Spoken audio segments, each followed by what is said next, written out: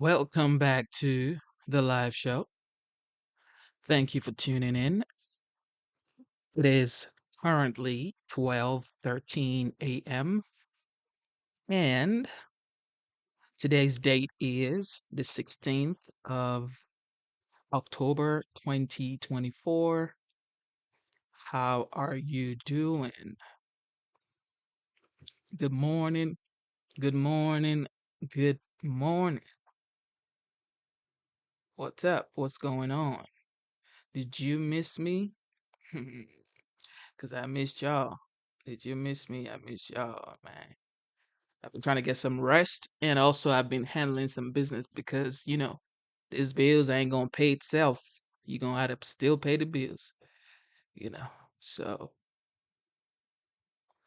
I had to handle business, make sure everybody's good back home, and get back to work on here because I enjoy doing this right here. Mm. I got me some warm water to clear my throat. Yes, yes, yes, y'all. How are you? I am back, man. I am back. It is your boy, Genesis. I am in the premises. What's going on, man? What's going on? All right. Without further delay, today's conversation is going to be about the belief that I have in the future. Okay. It's about the belief that I have in America,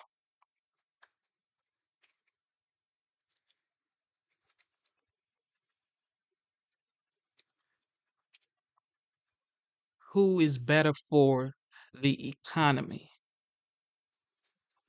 All right.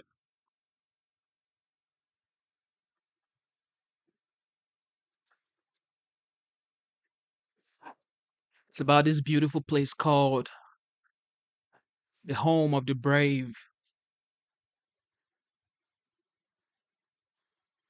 Okay. The home of the brave. They call this land America. They call this land the land of milk and honey. Call this land a fertile land, a land of liberty. Okay. And if you're joining me from anywhere across the United States, United Kingdom, Australia, wherever you're watching this live show right now, I just want to say thank you for tuning in. Double tap your screen, subscribe to the channel. All right. The title is I Believe in the Future. Okay. Do you believe in the future? Do you believe in the future? Because I believe in the future. Okay. I do. I 100% believe in the future. All right. Without further delay, you know what time it is. I am back. I am back. We are going to listen to the legendary, the 45th. Some people say he might be the 47th. The former President Donald J. Trump sits for a live interview from Bloomberg News, EIC at Chicago Economic Club. Are you ready for it? Are you ready for it? Are you ready for it? All right, let's get it.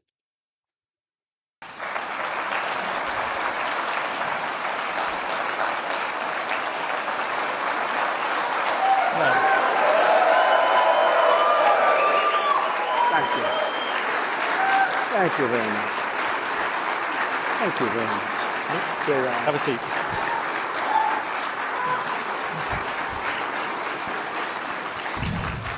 I like that crowd. That's a nice group of people.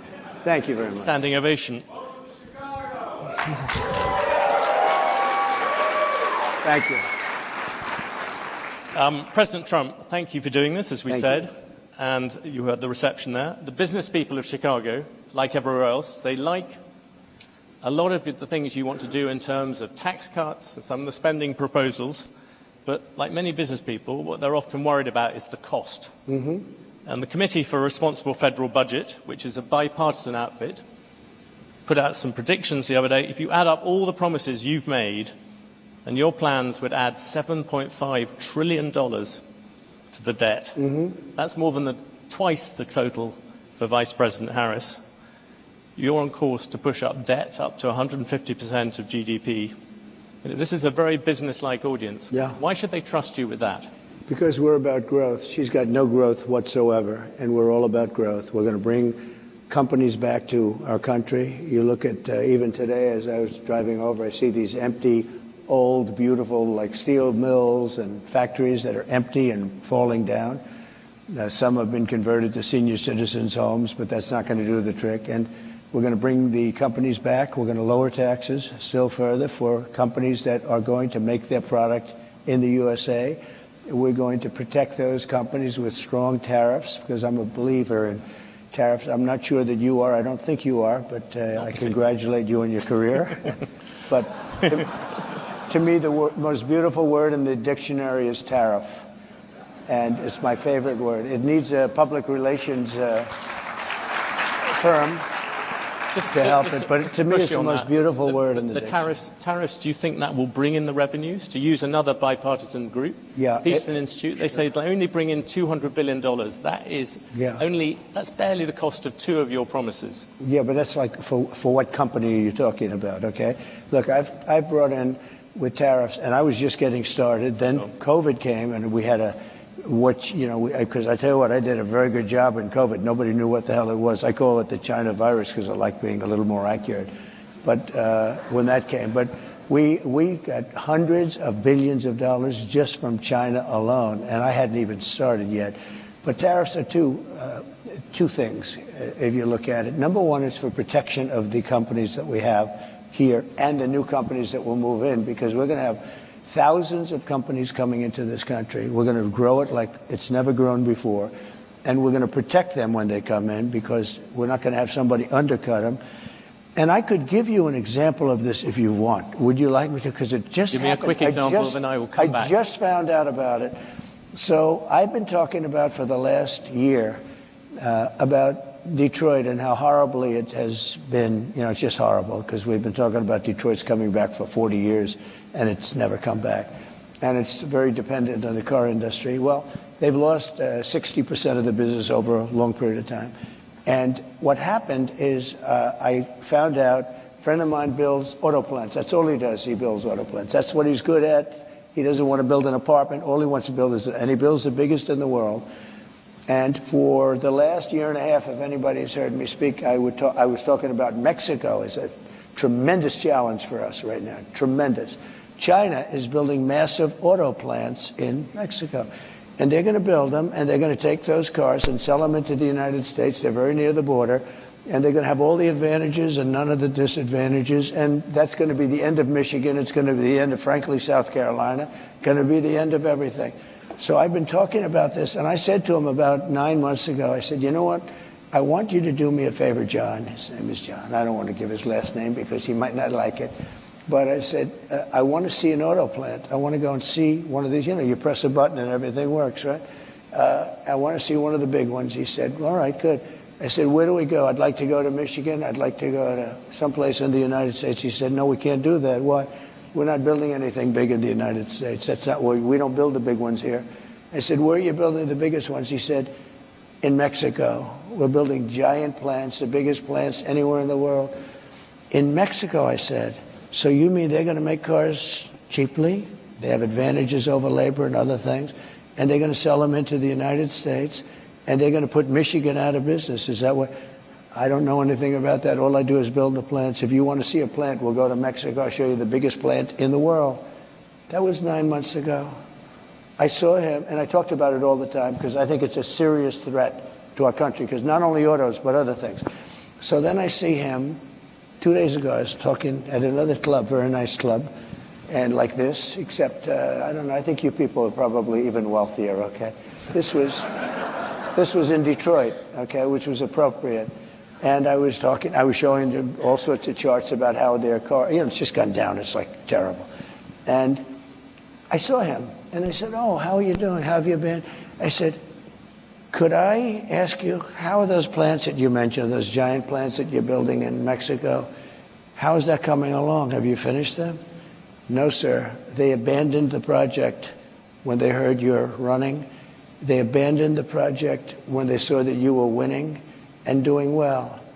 I said, "Wow, isn't that beautiful?" All the same. Because I told them, and I said it publicly, they're not going to sell one car into the United States. I said, if I run this country, if I'm going to be president of this country, I'm going to put a 100, 200, 2,000% tariff. They're not going to sell one car into the United States because we're not going to destroy our country because I know you're an anti-tariff guy, but I'm the exact opposite.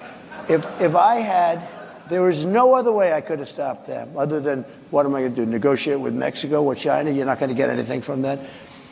I said I'm going to put a 100, 200, or 300. I'm going to put the highest tariff in history, meaning I'm going to stop them from ever selling a car into the United States. So I just see the guy by accident. I see him. He says, "Sir, they've abandoned and by the way, they built foundations. They were really rocking. They were going to do it. They thought that I was going to win, or maybe they're just holding off. I tell you this, if I don't win, those factories are going to wipe out this country. They're the biggest factories ever built for cars. They're going to wipe out our country. If she wins, and she doesn't know what the hell she's doing.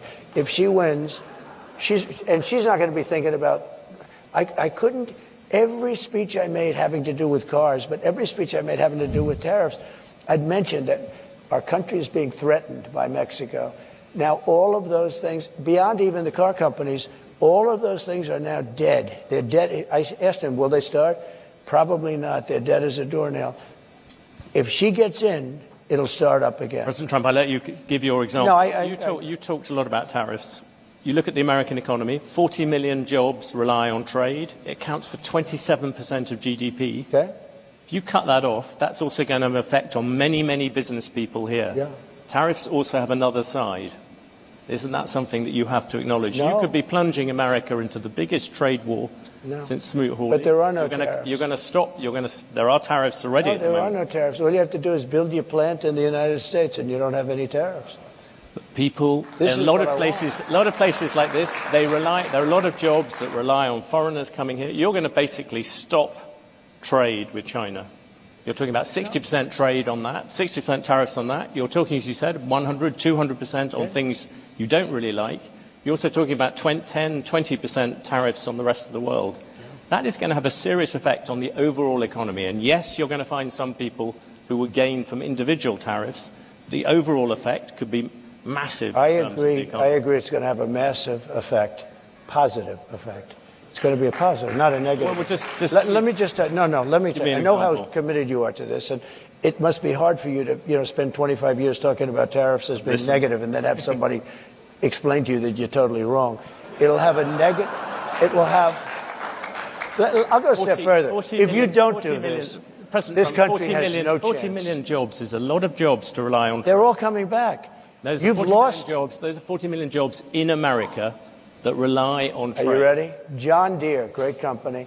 They announced about a year ago they're going to build big plants outside of the United States, right? They're going to build them in Mexico. And you threatened they're also going to build. They stopped. That's right. I said, if John Deere builds those plants and not selling anything into the United States, they just announced yesterday they're probably not going to build the plants, okay? I kept the jobs here, and I'll keep John Deere will stay here. And I'll tell John Deere, if you do build outside of the United States, you can if you want. For instance, India is a very tough country. It's not only China. China is the, I would say, probably the toughest. But there are a lot of tough. You know what's very tough? European Union. Our beautiful European countries, wonderful, wonderful. If you add them up, they're almost the size of us. They treat us so badly. We have a deficit. I said to Angela Merkel when she was there, she's not there anymore, I wonder why, but when she was there, I said, Angela, how many Chevrolets do we have in Berlin? Why, Donald, you have none. He said, that's right. How many Fords do we have in Frankfurt? I don't know, none. I said, that's right. You know how many cars we have? Mercedes-Benz, BMW, all of the different Volkswagen, millions and millions of cars. And then I said farm products. You know, they don't want our farm. They don't want anything from us. We have deficits that are crazy. And we're not going to have them anymore. We're going to put tariffs on them, and they're going to do, and you know what they can do? The Mercedes-Benz will start building in the United States. And they have a little bit, but you know what they really are? Assembly, like in South Carolina. But they build everything in Germany, and then they assemble it here. They get away with murder because they say, oh, yes, we're building cars. They don't build cars. They take them out of a box and they assemble them. We could have our child do it. Can we come back? Let's come back to the Europeans in a second. What about consumers? People out there. They're going to be the biggest beneficiaries. Yeah, critics say your tariffs will end up being like a national sales tax. Nope. The countries will pay. If you have America at the moment has $3 trillion worth of imports, you're going to add tariffs to every single one of them. That is going to push up the cost for all those people who want to buy foreign goods. Now, what's going to happen? It's simple mathematics, President Trump. It's not. Yeah, it is, but not the way you figure it. I was always very good at mathematics. Yes. Let me tell you, you're saying $3 trillion. Those companies, $3 trillion worth of and they don't have to pay. And the higher the tariff, the more likely it is to have them come into the country. The higher the tariff, the more you're going to put on the value of that piece, those goods, the higher people are going to pay in shops. Ready? The higher the tariff, the more likely it is that the company will come into the United States and build a factory in the United States so it doesn't have to pay the tariff. That will take many. No, it will go quickly. Years. In fact, I'll tell you, you know, there's another theory is that the tariff, you make it so high, so horrible, so obnoxious that they'll come right away. When I do the 10%, 10% is really, first of all, 10%, when you collect it, is hundreds of billions of dollars. The numbers that you're talking about, all reducing our deficit. But really, so there's two ways of looking at a tariff. You can do it as a money-making instrument, or you can do it as something to get the companies. Now, if you want the companies to come in, the tariff has to be a lot higher than 10%, because 10% is not enough. Guys, they're not going to do it for 10. But you make a 50% tariff, they're going to come in. Let me tell you the other thing about tariffs that's great. Our steel companies, as you know, 3-4 years ago, they were all when I was in office, I saw a man from a big steel company, and he was devastated. I knew him for a long time. And it's been a tough business. It was a great business many years ago. And I would not let U.S. steel be sold to Japanese, by the way. It's psychologically, I think it would be a That's the terrible Nippon thing. Steel, as you know. Yeah, I wouldn't let it be sold. But I would stop it if it hasn't been completed by the time I'm president, because I think it sets a horrible tone. But I had a lot to do with steel. We were going to lose all our steel companies because China, as you remember, was dumping steel at levels that nobody's ever seen before. And I put a 50% tax on that and tariff on that, all dumped steel. And it was also bad steel. It was what they call dirty steel. It wasn't good steel, which is a bad thing for structural components of buildings and planes and things like that. They were dumping crap into our country. And I put a 50% tariff. I started at 25. I raised it to 50 because the 25 didn't quite do it. I raised it to 50, and that did it. They stopped dumping steel. And I saved our steel mills by having that. We saved it. We saved our steel. Now, what was left, because we've lost so much, but there are certain companies you have to have. There are certain things you have to have. Steel, you have to have. If you go to war, you know, there's a possibility you go to war. I kept us out of war. I was the only president in 82 years that kept you out of a war, except I defeated ISIS, but I inherited that war. There's no wars.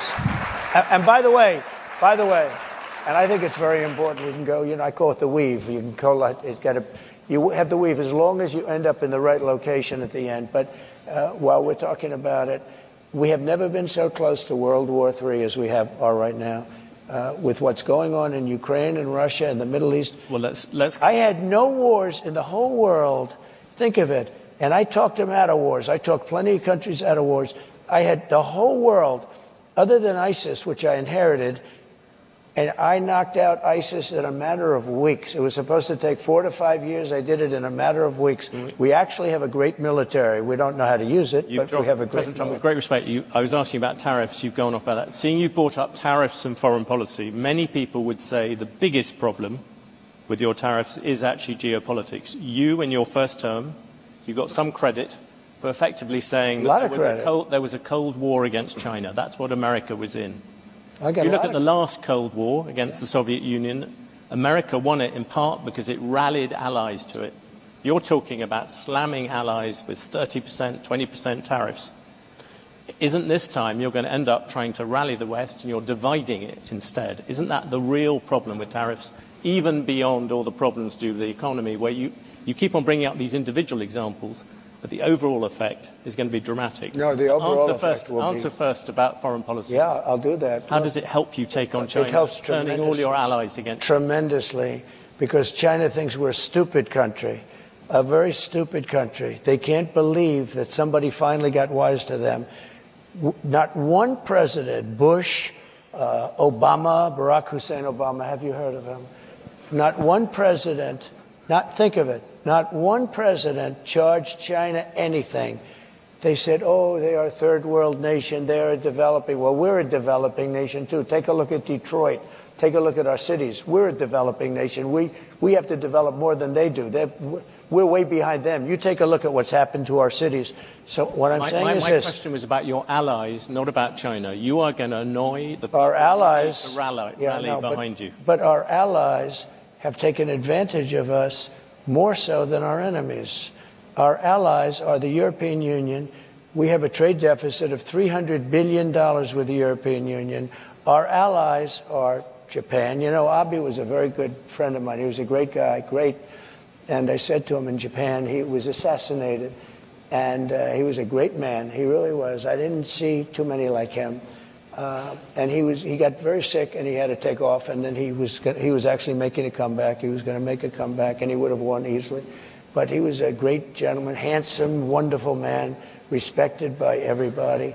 And I went to him and I said, Shinzo, we have to talk. What? Trade. And he goes, I'll never forget it. I know. I said, what do you know? I knew you'd come to me. Why do you say that? Because I can't believe, I wouldn't tell the story if he was alive, actually. I said, I can't believe how many years it's been that nobody even negotiated with us in America. I said, Shinzo, you have to pay for your cars. You're sending millions of cars. You don't accept a car from us. You don't have one car that you accept, and yet we're selling 3 million, 4 million of your cars.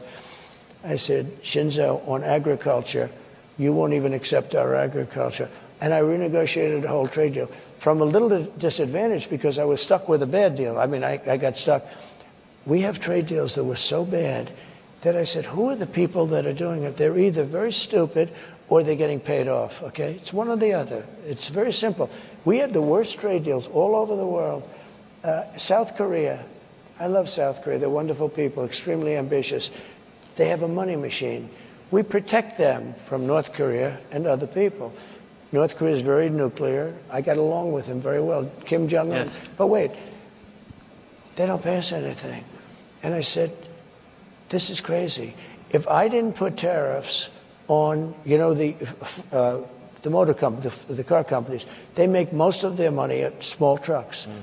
I put tariffs on China, but I put 27.5%. Otherwise, we'd be flooded with Chinese cars. And all of our factories would close. We'd have no jobs at all in the auto industry. That goes for electric, by the way, which is a killer, which I've explained, and I don't think I have to bore anybody by talking about it. But I put tariffs on South Korea because they were sending in trucks. And I put tariffs on, fairly substantial tariffs. Do you know that our car companies make almost all of their money with the small trucks, SUVs and small trucks? If I took those tariffs on, you would be inundated. Every car company would be out of business. And I got calls from Ford. I got calls from everybody saying, sir, I can't believe you're doing this for us. You saved our company. They make all their money with us. They make most of their money with the small truck and, you know, the SUVs. Many consumers ended up with more expensive cars. But let me just come at you on foreign policy. You wouldn't have a car company. You have said that Taiwan should pay for U.S. protection. Yeah. I ask because this morning you just mentioned North Korea. The Chinese army, literally as we speak, are engaged in rehearsals for a full naval blockade of Taiwan. So I suppose my question to you, if China invades Taiwan, would you send American troops to defend it? Well, the reason they're doing it now is they're not going to do it afterwards, okay? So they're doing it now. They want to do it China. Look, I had a very good relationship with President Xi, and a very good relationship with. Thank you for tuning into the live show. One thing I respect about this guy is he is willing to walk into any room and say exactly how he feels. Straight up. Man, double tap your screen, subscribe to the channel. Let's go. Putin, and a very good relationship with Kim Jong-un, who has a nuclear force that you won't even believe. And by the way, today it was announced for those that he just blew up the railroad going into South Korea. That means South Korea is now cut off from Russia and China and various other places. Cut off by rail. Mr. Trump, you just mentioned. No, but these are big things. I have to mention them. Yeah, you just mentioned Putin, though, and there's been this controversy the past week. Can you say yes or no whether you have talked to Vladimir Putin since you stopped being president? Well, I don't comment on that, but I will tell you that if I did, it's a smart thing. If I'm friendly with people, if I have a relationship with people, that's a good thing, not a bad thing, in terms of a country. He's got 2,000 nuclear weapons, and so do we. China has a lot less, but they'll catch us within 5 years. That sounds. If I have a relationship, I don't talk about that. I don't ever say it. But I can tell you what, Russia has never had a president that they respect so much. But more importantly, or less importantly, I guess, I went into Russia, and people said, "Oh, he likes Putin, and Putin likes him." Let me tell you, the first thing I did was terminated Nord Stream 2. Nobody ever heard of Nord Stream 2. It's a pipeline from Russia to Germany and all over Europe.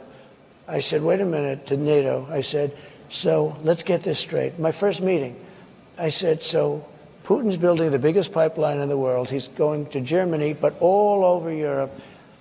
And you're paying him billions of dollars a year, or billions of dollars a month. Germany's paying billions of dollars a month. And we're supposed to protect you against the guy that you're paying all this money to. So is there something wrong with my thinking? So he's building a pipeline to Germany, and we're spending, and by the way, until I got there, we were spending almost 100% for NATO because we had all these delinquent countries. They weren't paying. When I got there, I said, you know what? And by the way, my biggest fan is Stoltenberg, just leaving, Secretary General of NATO. He said when Bush came in, he made a speech and left. When Obama came in, he made a speech and left. When Trump came in, he made a speech and he said, let me see your books. And I found out in the books that nobody was paying. There were only 7 countries that were paying. We were supporting NATO. They screw us on trade so bad, the European nations. And then on top of that, they were screwing us on the military. So they're taking a tremendous advantage of us, $350 billion deficit on trade. And we're then supporting them. In other words, it's not sustainable. You can't keep doing this. You can't have that, China, all of these countries. And stupid people made these deals. I saw trade deals that were so stupid that you'd have to be, that was so bad that you'd have to be an idiot to sign them. And we signed them for years. We had, I could tell you trade deals that I have never seen anything. I said, who would agree to this? They had to be corrupt. They had to be corrupt. To make those deals, they had to be corrupt because there is no way a rational human being, I always say either corrupt or extremely stupid, because there's no way a rational human being would ever sign the trade deals that this country signed. And I got out of many of those deals. I told South Korea, I'm sorry, you're going to have to pay for your military. We have 40,000 troops over there. You're going to have to pay. You become a very wealthy country. Just to finish, you become a very wealthy. They said, no, we will not pay. We will not. We haven't paid since the Korean War. I said, no, you got to pay. I said, would $5 billion a year to start off with? No, they went crazy. They agreed to 2. I got $2 billion for nothing. And I said, here's what we're going to do. They said, we can't agree to this because we have to go through Parliament. They have the Parliament or whatever their legislature is. I said, that's okay. I fully understand that. Make it $2 billion. But next year I'm going to talk to you again. And I was going to make it $5 billion. And they knew it was coming. The happiest people to see that it was Biden instead of Trump with them, South Korea. You know what they did? They cut off the deal that I made where they were paying us. They backed to nothing because they went back to Biden and they gave it to him for nothing. They were willing to pay. We have 40,000 troops in harm's way. Very serious, because you have North Korea is a very serious power. They have tremendous nuclear power. And I said to South Korea, you got to pay. And they agreed to do it. And Biden then cut it back, and it's a shame. And I could tell you 50 deals. And if I were there now, they'd be paying us $10 billion a year. And you know what? They'd be happy to do it. It's a money machine, South Korea. You're going to mention Taiwan. You wanted to mention Taiwan. You mentioned Taiwan. You said you would defend them. You also seemed to imply that Putin, you would not. Putin, you seemed to imply that you had talked to him without actually confirming. I said I don't comment on those things. What about? Can I ask you a particular thing about the dollar? You talked about wars at the New York Economic Club. You said that if you lost the dollar as a reserve currency, it would be like America losing a war. Yeah. You look at what you're going to do in terms of protectionism, drive countries to use the other currencies, and all that debt is also going to lessen the dollar's status as the world's reserve currency. If I'm you worry about the that. dollar is so secure, your reserve currency is the strongest it'll ever be. And no country. You said, President Trump, at the moment there is a thing called the Trump trade in the markets. Do you know what that is? The Trump trade is very simple. People are betting that your policies are going to drive up debt. They're going to drive up inflation, so they're going to drive up interest rates. Are the investors wrong? Yeah, I had 4 years no inflation. I had 4 years no inflation. But that was when you had much. I had 4 years. It's better than that. And Biden, who has no idea where the hell he is, okay? Biden went 2 years with no inflation because he inherited from me. And then they started spending money like drunken sailors. They spent so much money. It was so ridiculous, the money they were spending. They were spending on the Green New Scam. The Green New Deal. You know, it was conceived of by AOC plus 3. She never even studied the environment in college. She went to a nice college. She came out. She just said, the Green New Scam. She just named all these things. President Trump, the markets are looking at the fact you are making all these promises. Latest one was car loans. You're flooding the thing with giving giveaways. But we're going to grow. I was actually quite kind to you. I used 7 trillion. The upper estimate is 15 trillion. People like the Wall Street Journal, who's hardly a communist organization, yeah, but you don't know. They have criticized you on this as well. You are running up enormous debt. What does the Wall Street Journal know? I'm meeting with them tomorrow. What does the Wall Street Journal know? They've been wrong about everything. So have you, by the way. You've been wrong about it. You're trying to turn this. You've been wrong about it. No, you're trying to turn this into debate. There are business people. But you're wrong. You've been wrong. You've been wrong all your life on this stuff. You've been wrong. And let me tell you about currency. You're going jumping a lot of different subjects. The reserve currency. Let's stick to reserve currency. That's where you started, right? The reserve currency is under threat because you have Iran, you have Russia, you have China. China's the one that you have to worry about because they want it. Yeah. They want to have the yuan be the thing of power. So here's what I'm doing. Again, I hate to go back to it. If somebody says, and I know countries want to get out because they don't respect our leadership, they look at this guy, they say, you got to be kidding, and she's worse than him. By the way, I never thought I'd say this. She is not as smart as Biden, if you can believe it. This is not what, we had 4 years of this lunacy, and we can't have it anymore. We're not going to have a country left. Okay, currency. Very important. Yes. And if you want to go to third world status, lose your reserve currency. We have to have that. We cannot lose it. If you'll go to third world status in this country because you take a look at the way things are running. If a country tells me, sir, we like you very much, but we're going to no longer adhere to being in the reserve currency. We're not going to salute the dollar anymore. I'll say that's okay. And you're going to pay a 100% tariff on everything you sell into the United States. And we love your product. I hope you sell a lot of it into the United States, but you're going to pay 100% tariff. He will then follow it up by saying, sir, it would be an honor to stay with the reserve currency. I will be. That will be like just playing. That's not even chess. That's checkers. But you don't have other. Listen to this. You don't have other people that can talk that way. You know, a lot of people say we love Trump's policy, but we would like to have another messenger because we don't like him. He's a little bit crass. And then, actually, it was Lindsey Graham. I must say, he was a progressive, in all fairness. But Lindsey Graham said, "But Trump's policy doesn't work without Trump," and there's a lot of truth to that. Macron was going to, nice guy, Emmanuel. He's a wise guy, but he's for France, and we're for the USA. You know this story. He was going to tax American companies doing business in France, a very substantial tax. And I told my people, I didn't even like the companies, but I'm representing American companies. And so I said, call Macron and call his people and say, we're not going to stand for that. And I got Mnuchin and, a lot of guys, smart guys, if I can finish. Yeah. I'll go longer if you want, if it helps. Because you got to be able to you move too quick. No, you got to be able to finish a thought because it's very important. This is big stuff we're talking about. You can't go that quickly. You've gone from the dollar to So let me just tell you. So I said, no, I'm just telling you basic, it's called the weave. It's all these different things happen. Yeah. So let me just say. So I said to Mnuchin, call him up and say, no way. He did, and he came back to see me. He said, they won't do it, sir. It's too late. I said to somebody else, you call him. Then I said, let me do it. And I called him. And I said, Emmanuel, you're taxing American companies very substantially. You're not doing it with other companies. You must think we're stupid. It's not going to happen. But Donald, I cannot do anything. It's too late. Or it was approved by a legislature. I said, that's okay. Here's the story.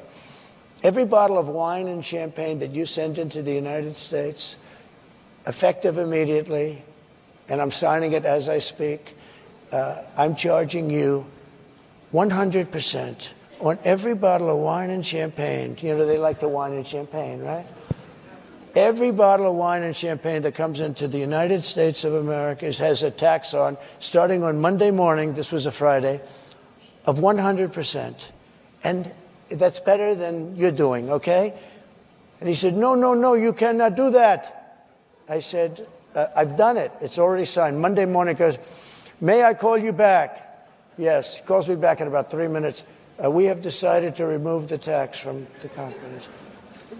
I did this all day long, but you don't have. You think Biden does that? I don't think so. Let me change. Let me ask you a very factual question. The Federal Reserve. Yeah. You say you don't want interest rates to go higher. You've gone backwards and forwards about whether you want to keep Jerome Powell as chair of the Federal Reserve. His term as chair runs on to May 2026. Would you seek to remove or demote him? Look, I think it's the greatest job in government. You show up to the office once a month and you say, let's see, flip a coin. And everybody talks about you like you're a god. Oh, what will he do? I mean, before, the guy used to walk into my office, he was like begging. Oh, he was fine. But you did talk about you talked about removing him once. I did, because he was keeping the rates too high. Yeah. And I was right. And you would do that again? In fact, he actually dropped them too much when I did this. Because I said I was threatening to terminate him. There was a question as to whether or not you could.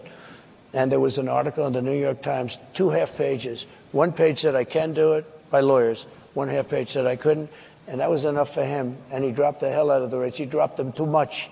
He dropped them actually too much. Okay. Here's the story. I think that if you're a very good president with good sense, you should be able to at least talk to him. I don't say make the decision at all, but I've been a very successful businessman. I've done really good, much better. Now people are understanding how good I've done because they're seeing it much better than the fake news wants to give me credit for. Just on really the issue good, of whether you would I think I have the right to say, as a very good businessman and somebody that's used a lot of sense, I think I have the right to say that, I think I'm better than he would be. I think I'm better than most people would be in that position. Yes, I think I have the right to say I think you should go up or down a little bit. I don't think I should be allowed to order it, but I think I have the right to put in comments as to whether or not interest rates should go up or down. When you looked at the Supreme Court, you came up with a list of people I did. who you thought of replacing, bringing in as Supreme Court justices. Yeah. Would you do that with the Federal Reserve? Well, I no longer need it. It was a great thing. In fact, a lot of people said I got elected because of that.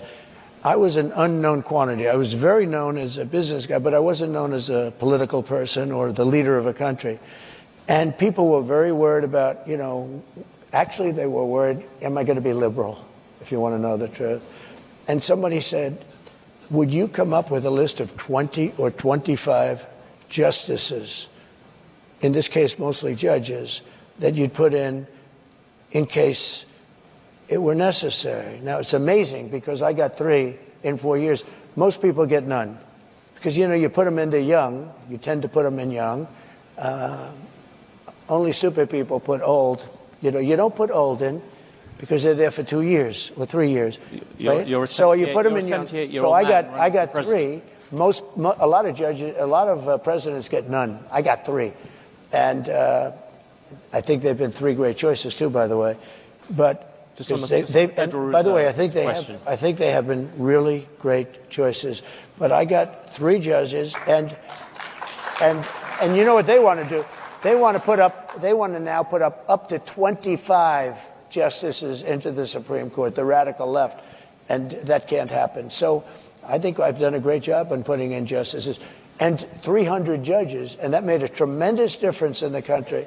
I was a little lucky because Barack Hussein Obama did not get his judges approved, a lot of them. So I ended up with 125 judges before I got there.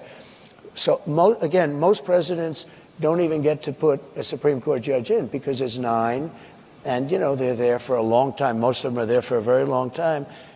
And I got 3, which is a very unusual situation. I got 3 in 4 years. Maybe we can change the subject to technology, seeing you wouldn't answer about the Federal Reserve. The US Justice Department is thinking about breaking up Alphabet, as Google likes to be known now. Should Google be broken up? I just haven't gotten over something the Justice Department did yesterday, where Virginia cleaned up its voter rolls and got rid of thousands and thousands of bad votes, and the Justice Department sued them that they should be allowed to put those bad votes and illegal votes back in and let the people vote. So I haven't gotten over that. A lot of people have seen that. They can't even believe it. The question is about Google, President Trump. Yeah, look, Google's got a lot of power. They're very bad to me, very, very bad to me. I mean, I can speak from that standpoint. They only have bad stories. In other words, if I have 20 good stories and 20 bad stories, and everyone's entitled to that, you'll only see the 20 bad stories. And I called the head of Google the other day, and I said, I'm getting a lot of good stories lately, but you don't find them in Google. I think it's a whole rigged deal. I think Google's rigged just like our government is rigged all over the place. You would break them up, in other words? I'd do something, but you have to have, look, I give them a lot of credit. They've become such a power. It's such a power, and you got to give them credit for that. How they became a power is, really the discussion. At the same time, it's a very dangerous thing because we want to have great companies. We don't want China to have these companies. Well, right now, China is afraid of Google. Right now, China is a very powerful, very smart group of people. I will tell you that from very personal experience. There's an example of a Chinese tech company at the moment, TikTok. Yeah. You initially wanted to ban TikTok. Now you like it, apparently for some reason to do with Facebook. Yeah. There is a decision coming up, if you became president, Yeah. its Chinese parent would have to sell it, I think it's by January the 19th. Would you force them to do that? So I originally had it all done, and then I said to Congress, your decision. I said, I'm not going to, pull any strings, nothing. Your decision. You make it. But I had it all done. And I said, you make it. And they decided not to make it. I didn't care if they made it or not, because to me it was a flip of a coin.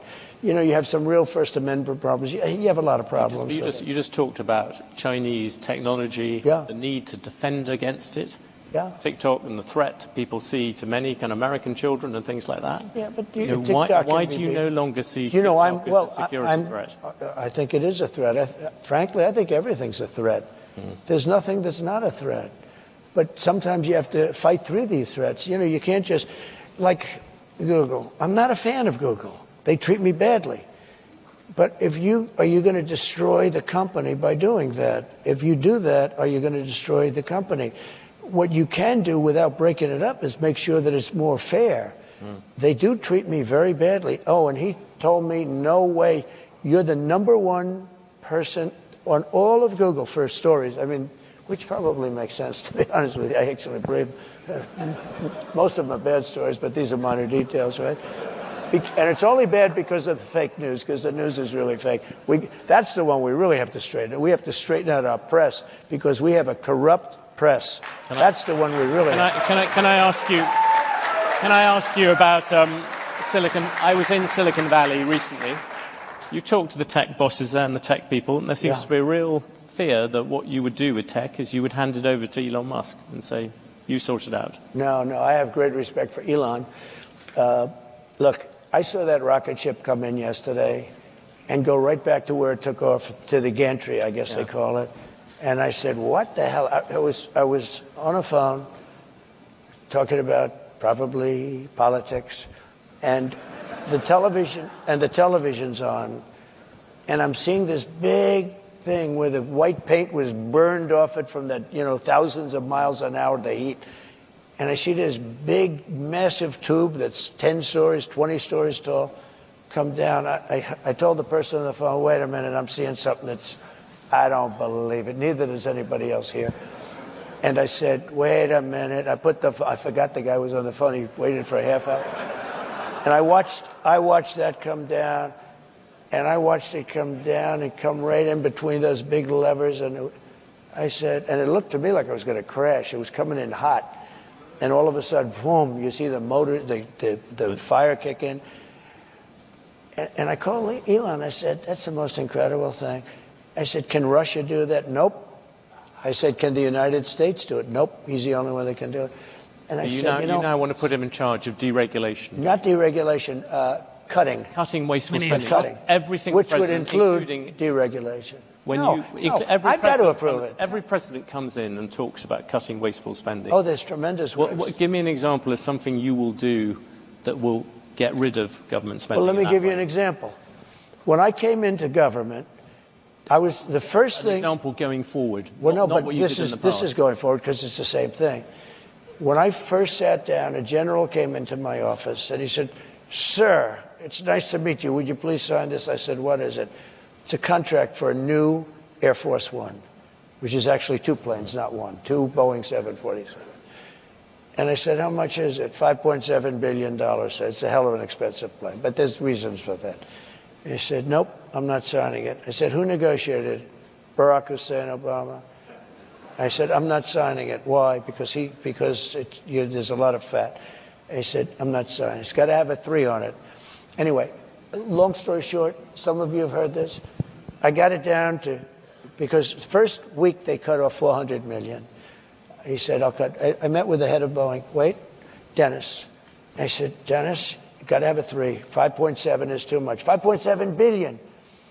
He said, "The most I'll take off is $400 million. I said, "Well, that's not bad for one conversation." So he got it down. I said, "Nope, I'm not accepting." Then he took off 2 more. Then he took off. Anyway, 2 months went by, 3 months went by. I thought we blew the deal, and it was okay with me. I didn't care. But we should have a new Air Force One. When we see these planes from Saudi Arabia, from different countries, brand new, and ours is like 32 years old, and it's a very different plane. It's a much smaller plane, the whole thing. The United States should have the best plane, I will tell you. Not for me, but we should have it. Let me just finish. Would you? So he said, he calls up after like 2-3 months. I didn't call him, which is the best way to buy something. Don't call back. And he goes, in fact, when he called me, I said, "I wonder what the hell he wants." That's a good way to negotiate, let me tell you. So he calls back, said, "Sir, $3,999,999,99 1 penny below $4 billion. So I said, "You got yourself a deal." Then I said to him, "Let me ask you a question. So you had a deal at $5.7 billion, and in a period of 2 months, I got $1.7 billion off. That means you're going to make $1.7 billion profit on an airplane. Did nobody ever negotiate with you? Well, not really, sir. This is the price. And they said, we'll take it. And I said, and then I learned, that was my first experience, from that. But then I learned everything is like that.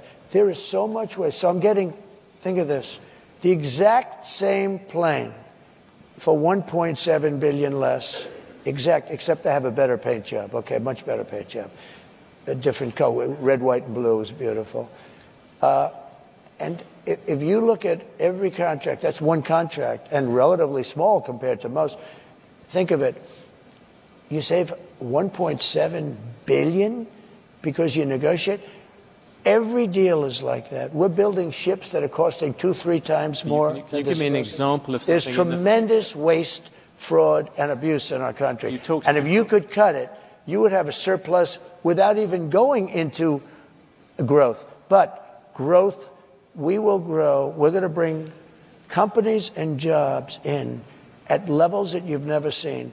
And you would never be able to do it because you're not a believer in tariffs. The only way, let me tell you, the only way you can do it is through the threat of tariffs. It's the only way you can do it. Can we come back to one thing on that? Deal making. You look out across this room, there's some big businesses, but a lot of small ones. By the way, you've given us a lot of examples of things where you've negotiated with the heads of big businesses. Right. Give you an example, when you put the tariffs on China, much smaller than you're planning to do at the moment, when you put them on, Apple came, you negotiated a difference for them. I did. That's much harder for small business people. Isn't the problem with the way that you do these kind of deals, you're bound to deal with the big companies, it's the small companies who get hit by all these different things and can't find exceptions. Oh, we have exceptions. No, we had an exception rule. I gave Apple an exception. Tim Cook is a great business. Apple is not a small company. And no. Please no, don't but here's what happened. The question is about small business. Yes, but I would make... What will you do for them? No, but we have a very talented group of people. Bob Lighthizer did a very good job. We had great people. We had central casting. These are great, and a large group of people. We made exceptions. In the case of Apple, they need an exception. You know why? Because of Samsung. He came to me and he said, Samsung makes a product similar to ours, very good product, the phones and other things. And because they're in South Korea, they don't have the tariffs. Because we're in China, we have the tariffs. I said, you happen to be right. You're not going to be able to compete. I said, look, I'm going to give you a 1-year break, but I want you to start building your factories in this country, whether it's Texas or any other place, anywhere in the country. And he said, what does that mean? I said, you have everything in China. I want you to move it from China back to our country. And he started doing that. And he built a factory, a big one in Texas. He built another one. And this was all a process. It was all happening. But I did give him an exception. And the reason was, he said, as soon as he said Samsung, I said, how is that product compared to yours? He said, it's a good product. I said, then you really can't compete. You can't have a 25 or a 50% tariff and compete, right? Yeah. And I said, I'm giving you an exception. And I did it for many companies. But what happens if small businesses come and see you? That was the question. But we do it for small businesses too. We do it for small business. I'll give you another example. We have a man who I didn't know, but he came to me. He was at a meeting, and he built kitchen cabinets. And he was, pretty big in the business. That's all he did is build kitchen cabinets. He said, sir, China and South Korea are building kitchen cabinets for 1/3 of what I can make them. I said, what's the quality?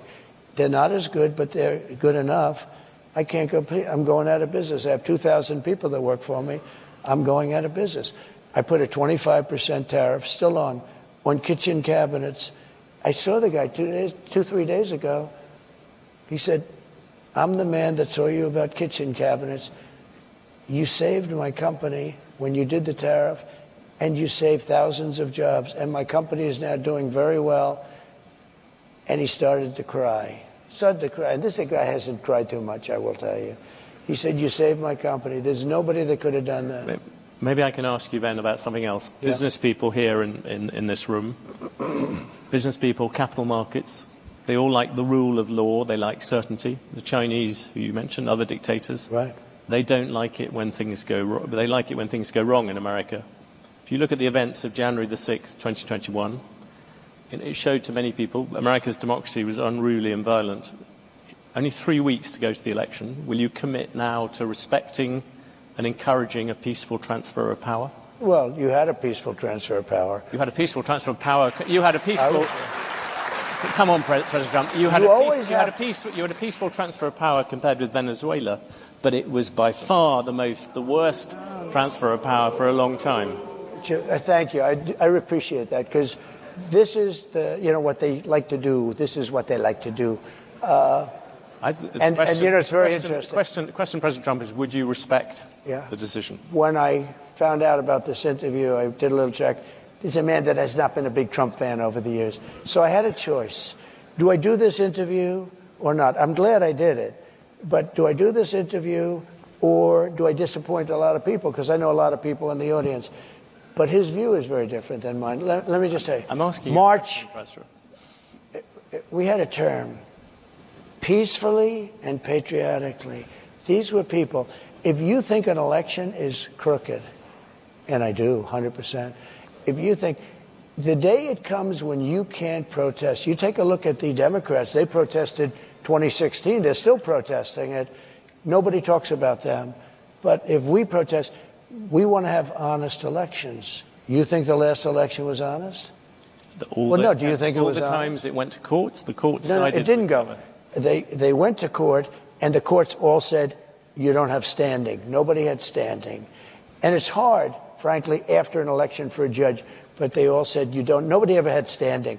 But the facts, if you take a look, I'd show you hundreds of pages of facts. People were angry. People went there. And I'll tell you what, they never show that. The primary scene in Washington was hundreds of thousands, the largest group of people I've ever spoken before, and I've spoken before. And it was love and peace. And some people went to the Capitol, and a lot of strange things happened there. A lot of strange things with people being waved into the Capitol by police, with people screaming, go in, that never got into trouble. I don't want to mention names, but you know who they are. A lot of strange things happened. But you had a peaceful, very peaceful. I left the morning that I was supposed to leave. I went to Florida, and you had a very peaceful transfer. This was not and I'll tell you what, those people that did go down, which was a tiny fraction of the people that went to Washington. I mean, you're talking about a very, very small, because hundreds of thousands of people, and I don't know what you had, 500, 600, 700 people go down to the Capitol. But those people, that was not one of those people had a gun.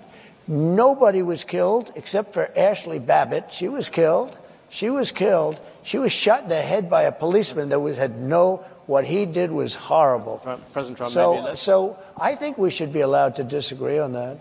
And obviously, you see by the reaction in this room, there's a lot of other people. Let's return to one other big subject that you bring up repeatedly, immigration. Yeah. I know it's a very emotive issue for you, but just from the point of view of business people here, you look at the full effect of taking a lot of people out of the workforce, removing a lot of people. The Congressional Budget Office is banking on the fact that there'll be $9 trillion added to the GDP of America over the next 10 years by immigrants. You want to stop that process. For all the people who run businesses in the audience, I'm just focusing on the economic thing, are you prepared to say, look, it's fine to have a slightly smaller economy in exchange for having the immigration controls you want? Simple answer. I want a lot of people to come into our country, but I want them to come in legally. I don't want to have murderers. That means you will have to deport. You are talking about deporting 11 million people. That is a lot of people to take out. It came out last week that 425,000 people are horrible criminals at the highest level. But it came out that 13,099 were let in during their administration. They tried to say it longer. Wrong. Over the last 3.5 years, 13,000 plus people came in, murderers. They're in jail for murder.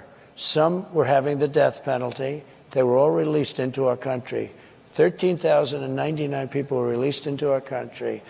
We had drug dealers released. We had street gangs released. Look at what's happening in Aurora. But now I don't have to go with Aurora anymore. Look at what happened last night in Times Square, where rough migrants from all over the place. You know, it's not just South America. We have people coming in from the Congo, large numbers from the Congo and Africa.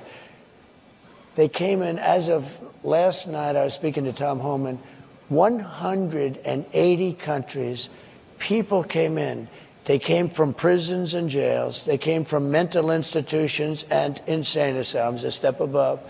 They came from the terrorists. We had large numbers of terrorists come in. When I was president, we had the strongest border in the history of our country. I built hundreds of miles of wall, and walls work, by the way. Hundreds of miles. We had the best numbers we've ever had. Now we have the worst numbers. And here's the problem. We have some of the worst criminals in the world coming in. Now, Venezuela, their crime has gone down at levels that nobody's ever seen before because they've taken their street gangs and their drug dealers and they've emptied their prisons, not fully because they can't get enough buses. They've emptied their prisons. They load up the buses and they drive them into the United States, and they're dropping their prisoners into our country. Their crime is down. Their numbers are crazy how low it's dropped. I heard 72, 74%. They've taken their gangs. They've taken their criminals off the street. They've taken their people out of mental institutions, which cost them a fortune, and they've taken them and dropped them into the United States of America. Those people have to be returned. We can't live with thousands of murderers and not. The issue I asked you about was the idea that if you reduce immigration, every economist will tell you, if you have fewer people, there is a smaller economy. I like immigration, but they've got to come in legally. Okay. Well, let's subscribe finish on to the channel. No, I want to make subscribe sure. to the channel. I don't want to have people Double that tap have killed your screen. 9 people and they're Subscribe a to sadistic, the channel. crazy nut job. We have to have people that can love our country, that will obey the laws, everything else. You have hundreds of thousands of criminals being dropped in, and Venezuela is one country. Look at what they have done, though, in Aurora. They've taken over apartment complexes. They've gone into the real estate business. See, they're like us, except they've done it with MK, whatever the hell they're called, right? I mean, they have weapons that are so sophisticated our military doesn't have them. They've taken over parts of cities. In Colorado, you have a place called beautiful Aurora. Take a look at what's happened to Springfield, Ohio, where they dropped 30,000 people into a community of 50,000 people, and it's total bedlam. The hospitals can't be used anymore by the residents. The schools can't be used by the children that were there last year because other people that don't even speak the language. The issue I asked you about, many companies here have a shortage of labor. Yeah, that's good. We'll take care of that. We're going to get people in here rapidly, and they're going to be people that want to be in here, and they're going to be people that can love our country and won't kill people because they don't like the way they look. These are killers. By the way, some of these killers are among the most evil killers. They will look at you down, the beautiful woman there, they'll look at you and they will kill you. These are seriously sick people. And no, I don't want them in our country. And they are in our country right now. And they're in there because Kamala Harris, who's our border czar, is an incompetent person. Trump, for the record, as you know, the crime rate is lower. Can I finish with 2 questions? The first, you just said it, you don't do old. You own and run businesses. Yeah. Would you appoint a CEO who was 78? You didn't give you a medical? Some of this, I would. Depends on this. I'd make people like Biden, who's in bad shape. I wouldn't appoint him. He's 81 or 82. He's 4 years older. But I'd appoint. I know some of the smartest people I know. I know a man that made all of his money from the time he was 80 to 90, and he was a failure all his life. He was in the drinks business, the different. Strangely, you didn't bring this up but you were running against Joe Biden. No, I never attacked him for his age. In fact, I used to defend him on his age. I attacked him for his lack of competence. I've asked you all these questions. No, I never did. By the way, just because I think it's important, and I know you do too, I know so many people in their 80s that are among, Bernie Marcus is 95, he founder of Home Depot. You have the conversation with him. He's just as sharp as he, mentally, he's just as sharp as he ever was. He's 95. I could tell you that in their 90s, I don't want to get into the 90s stuff, but you know what? I know many people in their 80s. I know guys in their 80s that won't leave the company, like family companies where they don't want the kids to take over, because they're much more competent than their kids. I know them both, right? So, no, I would have no problem. And you do have another factor. You know, we've had some of our great... On the Supreme Court, you just said... Some of our great world leaders are in the 80s. And if you look throughout history, some of our greatest world leaders were in their 80s. No, that would bother me. But... You know, I took 2 cognitive tests, Facts. and I aced them both. Facts. I think that, frankly, people, regardless, should take, if they're 50 or 40, or I think people should take cognitive tests, not because of the age, but because of something else. Now, here's the problem. They say it's unconstitutional, okay? But I would love to see cognitive tests. I don't think she could pass a cognitive test. I mean, I've watched. I don't think she could pass a cognitive test. President Trump, you've gone over many issues on this. We've covered a lot of territory. I asked you many questions about things. One thing I haven't asked at all about is the state of the race. Yeah. And I had a question for you. On election night, which state would you look at first? Which state do you think this race is going to be decided by? So they say Pennsylvania, I would say most. I think we're doing very well there. I think you look at Michigan, too, and I'm doing very well there. You know, we don't have to look necessarily. The votes are starting to come in now. So you look at polls, but you can also look at the votes that are being cast right now. People get a pretty good indication. And based, as we discussed backstage, you know, based on the votes that are coming in so far, we're doing very well. I mean, we're way up in Pennsylvania. We're way up in Michigan. We're doing very well in Arizona. I saw Arizona. In fact, somebody said they're going to pull the plug in Arizona. They're going to give it up because it looks like we're quite a ways ahead. I think we're doing well. Look, this is a party, the Republican Party, of common sense. Forget about conservative, liberal. We're, let's say conservative, but we're really a party of, we need borders. We need fair elections. We don't want men playing in women's sports. We don't want transgender operations without parental consent. You know, there's so many things, but it's 99.9% is common sense.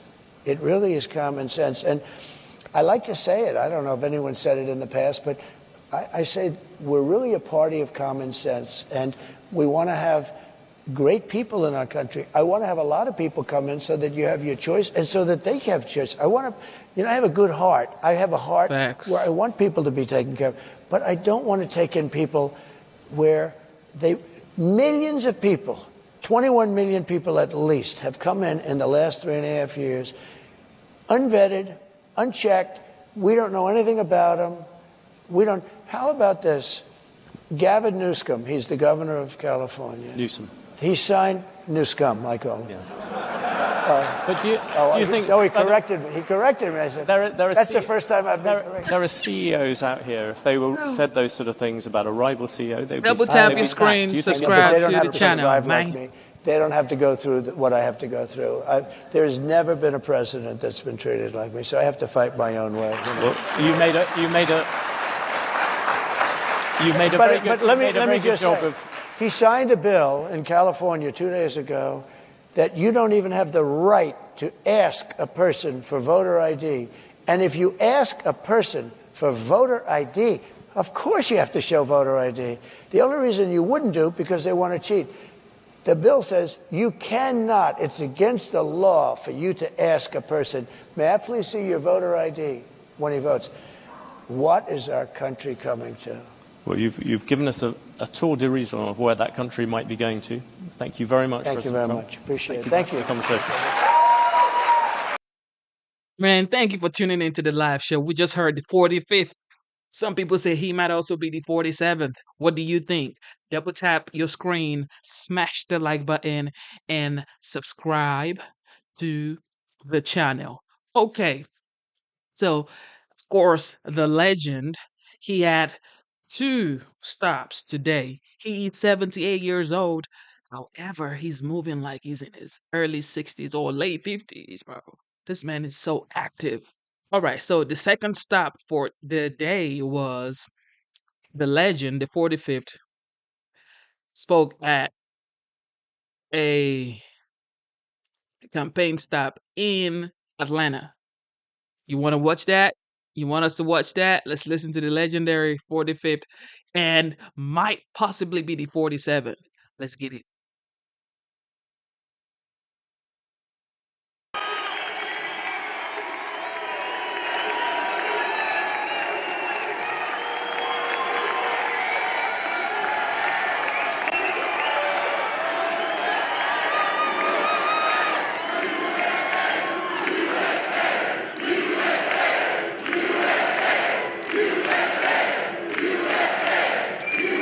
Oh, this is some crowd. This is what our group. I know so many of the people. Oh, these people.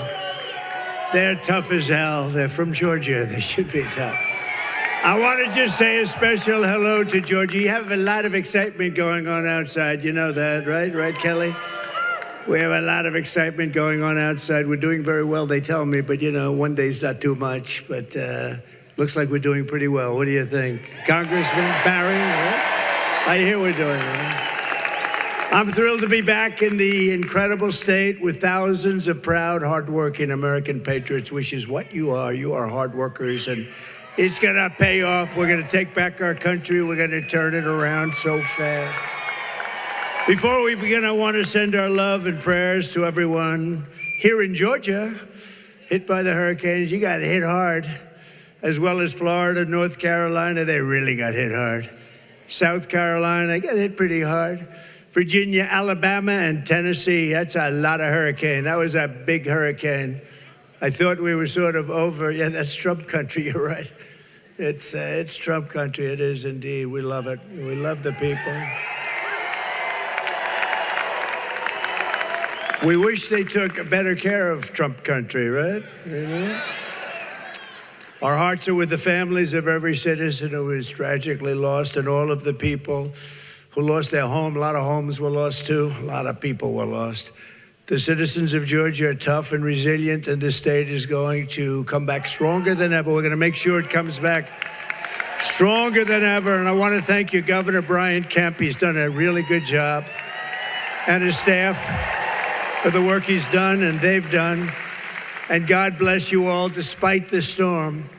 Early mail-in voting in your state is now underway, and early in-person is underway. But I'll tell you what, I'm hearing very good things now.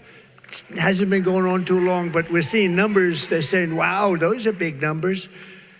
So, in fact, they set a record for the number of ballots today, right? A number, right? So if you have a ballot, return it immediately. If not, go tomorrow as soon as you can. Go to the polls and vote. Then, for the next 21 days, get everyone you know to get out and vote. We don't want to take a chance. We can't lose this country. We're going to lose our country. If we're not successful, we're going to lose our country. From the very beginning of this journey, I've been on a mission to rescue our nation from a failed and corrupt political establishment. And are they corrupt? $500,000 for a painting. That's not good, is it, huh? I said, well, that one they'll never get away with, Byron. I said, no way. How did Byron do? Did he do a good job of it? Great guy. Stand up, Byron. Big star. Barry, he's gonna be a big star, this guy. Do I have him right? He's gonna be a big, he already is a big star if you get right down to it. Thank you very much. Good job. I heard every word. I was taking pictures. I said, boy, that guy's doing a good job. And to give you back the country that you believe in, the country you were born in, and the country that you deserve. That's what you want. Everywhere you look, under Kamala Harris, the American standard of living is in a free fall. Nothing works. You ever notice nothing works? It's like everything they touch turns to, I won't say it. No, everything they touch, including their rescue plan, which they didn't even have a plan. You're working more hours for less money to afford smaller houses, worse cars, fewer groceries, with absolutely nothing left to save. Our schools don't teach. Our cities aren't safe. Illegal aliens are pouring in by the millions and millions and millions, and we're teetering on the brink of World War III. Other than that, I think we're doing quite well. Kelly's saying, man, this is really depressing. But exactly and look, we're down to the wire now when you think, huh?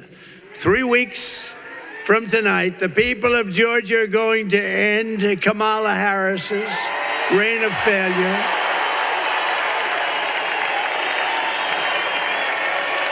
And we are going to launch a new golden age of American success for the citizens of every race, religion, color, and creed. Going to be a golden time. And I want to thank a man named Elon Musk because he did a big favor. He did. You know, when I was down here, early on, I was down and we were with the folks and they were going, sir, we need Starlink. I said, what the hell is Starlink? He said, do you know Elon Musk? It's the most incredible thing because especially in North Carolina, they had no communication whatsoever. They were just right there. They were just wiped out and they had no communication.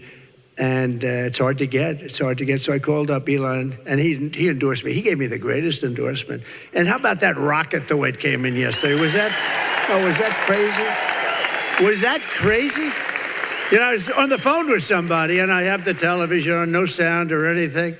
And I'm looking at the screen, but I'm talking to somebody. I guess couldn't have been that interesting a person, but I'm watching the screen, and this big monster, the thing's like 20 stories tall, and it's coming down, the fire's pouring out of it from all angles. And I say, I don't know, could you hold on a minute? There's something happening on television. I've never seen anything like this, Brandon. The great Brandon Beach. Does everybody know Brandon? Great. Thank you, Brandon. What a good patriot he is. But I said, I've never seen anything like this. So it's coming down, down, down. And I said, oh, man, it's going to be terrible. It's going to hit the gantry or whatever they call it. It's going to hit it. It's going to knock it over Marjorie Taylor Greene. It's going to knock it over. It's going to knock it on its ass like you knock your competitors on their ass, Marjorie. Right? And she does. She is highly respected, let me tell you. Smart. So it's coming down, and I didn't like the angle. I said, come on, baby. And then all of a sudden, you see that fire pouring from the right side. It straightens up. Boom. I mean, the thing. And I said, that was amazing. And I forgot the guy that was on the phone. He was, you know, they have a certain respect. We're leading everybody, so they hold on forever. You know, they would have held on for Doug. They would have held on for an hour, but I just totally forgot because I've never seen anything like this. So Elon, I said, Elon, could you do me a favor? Starlink, yes, what would you like about it? I said, they need hundreds of them in North Carolina and also in Georgia. They really want them in Georgia too because they lost their wires, they're down. And I'm talking to him, and as I'm talking, I get a call from somebody in North Carolina, thank you for the Starlink.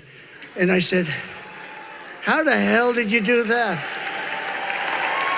Oh, it's true. Elon. He's different. No, he's different. And I said, Elon, I don't know what Starlink is, but they like it. They like it. But no, it was sort of funny because I'm on the phone and it's all done. And I'll tell you what, it got here and it was delayed once it got here. There was bad things happened, you know, that's happened with a lot of people, but ultimately they got it. And I said, how does it compare to the lines? They said it's better. And I mean, the guy just is a fantastic guy. So we want to thank him for his big endorsement, and he really does. You know where he is right now? He's in Pennsylvania campaigning for me. Is that great? He's in Pennsylvania campaigning. And we were in Butler, Pennsylvania, honoring Corey, the firefighter who lost his life. 2 other good guys, by the way, 2 other very good guys. but he lost his life. And Elon was there, and he wore the black hat. I did not know we had a black hat. It's black with black letters, okay? And he called it Dark MAGA. And he hasn't taken it off. He loves that hat. No, but we want to thank him. He's been really great. He's a great patriot. He's a brilliant guy, too. I mean, who could? I said, does anybody else do that with rockets? Because I've been watching this stuff for a long time. Byron, have you ever seen that before? I said, can the Russians do it? No. Can NASA do it? No. Can anybody do it? No, only me. I said, keep it going, man. That's pretty cool. It's the coolest thing I've seen in a long time. Pretty cool. You know, we got to protect our brilliant people. We got to remember that. There aren't too many brilliant people around. Not too many, right, Marjorie? Marjorie knows better than anybody. There aren't too many. Oh, your lieutenant governor's right there. Look at this. We have big power, huh? Thank you, Bert. With your vote, we will create millions of new, great-paying jobs. Wages will soar. Your taxes are going to fall. You saw that? Your net worth will skyrocket. America will be confident again. You know, America has lost its confidence. It's a terrible thing to say. I said it one time, and I said, you know, it's actually true, but it's going to come back very quickly. America will be respected again. The American people will be optimistic again, and you will be proud of the life and the future you are going to give and giving to your children. Our legacy will be nothing less than the rebirth of the American dream. You don't hear about the American dream anymore. You don't hear about we used to hear about the American dream. My father used to say, you want to live the American dream, son. And I said, what's the American dream, Dad? And I didn't quite make it. I wanted to make it. No, I could have the American dream. You know what? I had the American dream. Did I need this? But I wouldn't swap it. I wouldn't swap it, Byron. I was saying yesterday, I could be on the waters of Monte Carlo. I could be all over the world enjoying myself, but I'd much rather be right here with you. It's true, because we have a mission. We have a mission. And we don't have a choice, right? You know, we really don't have a choice.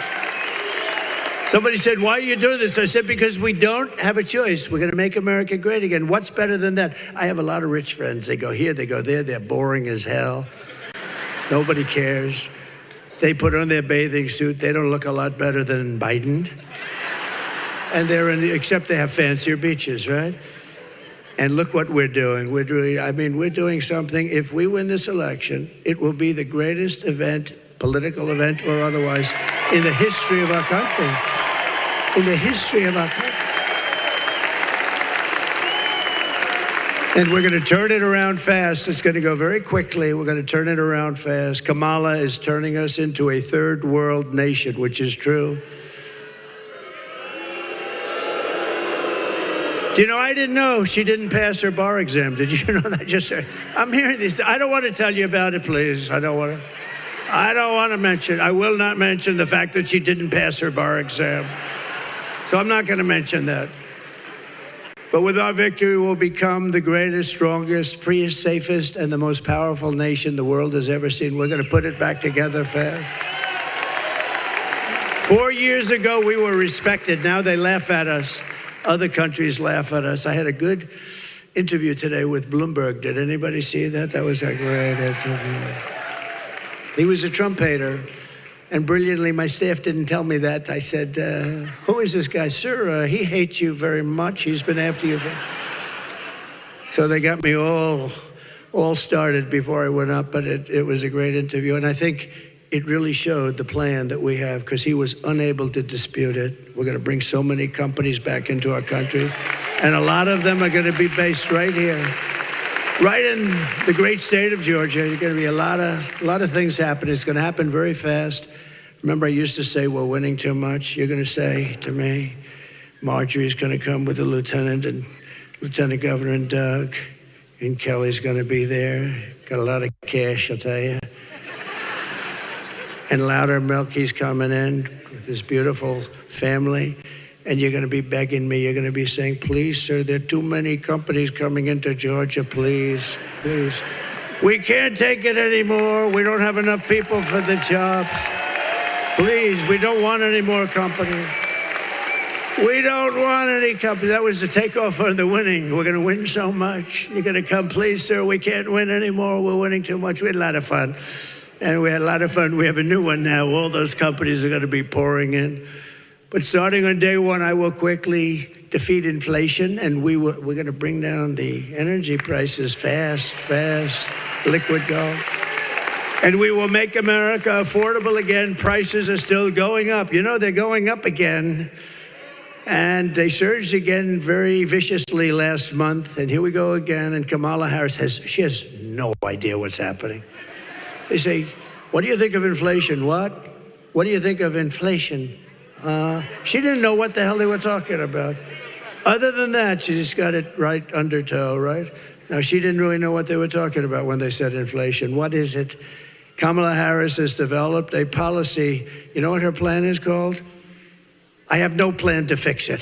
That's what she says. That I have no plan to fix it. She's changed 15 policies. You know, on occasion, somebody will run and change one, like they'll be for the death penalty or not for the. She's changed 15 policies. No fracking, no this. Every single thing she's changed. Go back a year and a half and take a look. 15 policies. I've never seen anyone get away with one major change. The whole thing is different. She loves Walz now. She loves Walz. She loves our police, but she was in charge of defund the police. Do you go from a defunder of the police? I don't think so, Lieutenant Governor. Do you go from a defunder? She was a leader of defund the police, and now she says, I love the police. In the meantime, I got every police group in the nation is supporting me.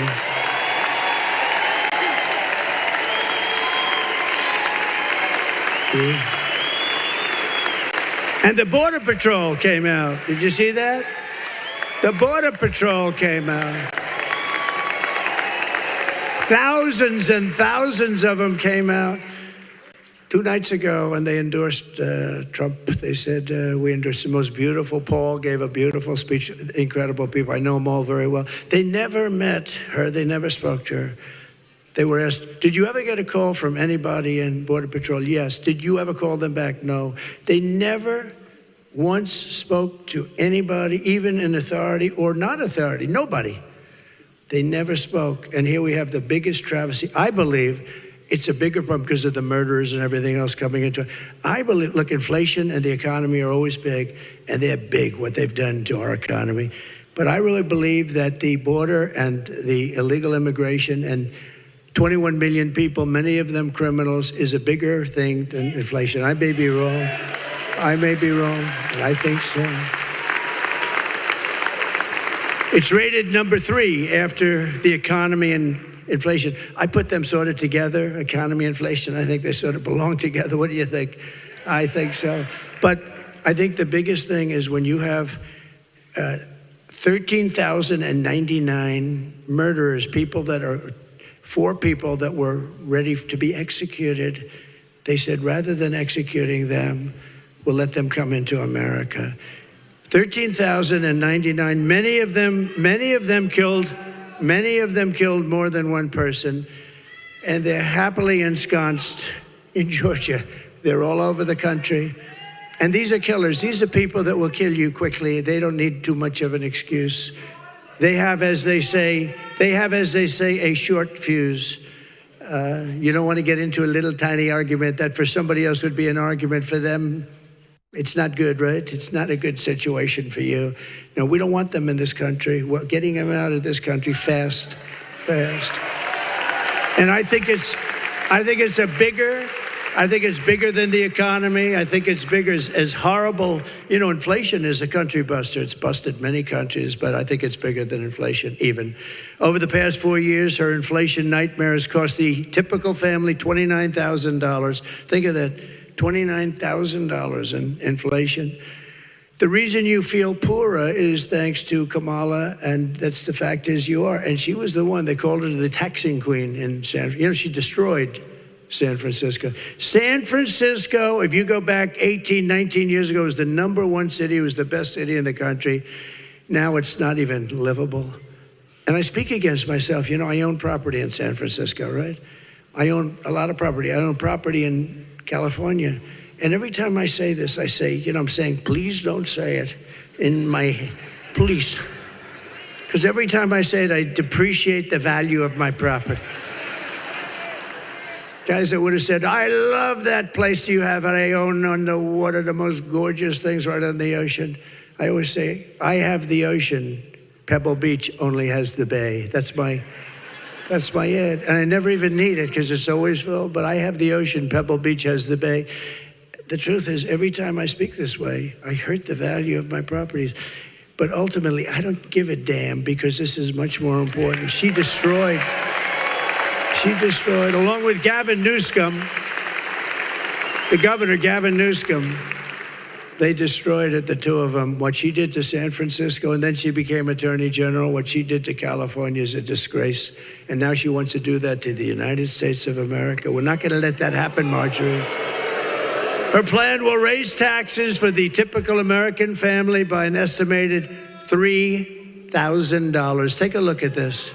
Joe Biden and I are about to get rid of that tax bill. Calling for a full repeal of President Trump's tax cuts. If Kamala Harris was elected president, there are many different tax policies which could cripple the economy. But the first thing she wants to do is allow these Trump tax cuts to expire. Even the New York Times admits that 85% of the middle class got a tax cut. Americans will face a hike. The Tax Foundation finding that a couple with 2 kids making $165,000 a year would have to pay over $2,400 more in taxes. And on day one, I will repeal that tax bill. Joe Biden and I are about to work to get rid of that tax cut. Joe and I are about to get rid of that tax bill. Joe Biden and I are about to get rid of that tax cut. Everything from a 70 to 80% tax rate. I think that's fantastic. We've got to increase the corporate tax rate. Part of that is going to be about repealing that tax bill that they just passed. And also looking at estate taxes are going to have to go up. We will tax capital gains, but we're going to have to raise corporate taxes. Taxing unrealized gains just doesn't seem fair in any sense of the word. When the value of your home goes up, you pay higher taxes even if you don't sell your home. Your value of your home never moves the way the stock moves to say, we're going to tax what you don't have. That's a sore point, and it's a big deal. Is that something you think she firmly believes in? I think it's part of the proposals of the campaign. Under my plan, there will also be a carbon fee. There has to be some connection between the fee and bad behaviors, and there has to be, in that we have to monitor whether it's going to be passed on to consumers. But I'm going to tell you that should never be the reason not to actually put a fee, and in particular, carbon fee. Don't let Kamala Harris fool you. Harris not only supports taxing service workers' tips, news reports confirm Biden and Harris have weaponized the IRS to confiscate your tip money. Harris and Biden have literally unleashed the IRS to harass workers who receive tips. And they just may be coming to your house next. Only President Trump has a plan that ends all taxes on service workers' tips. President Trump, he's on your side. I'm Donald J. Trump, and I approve this message.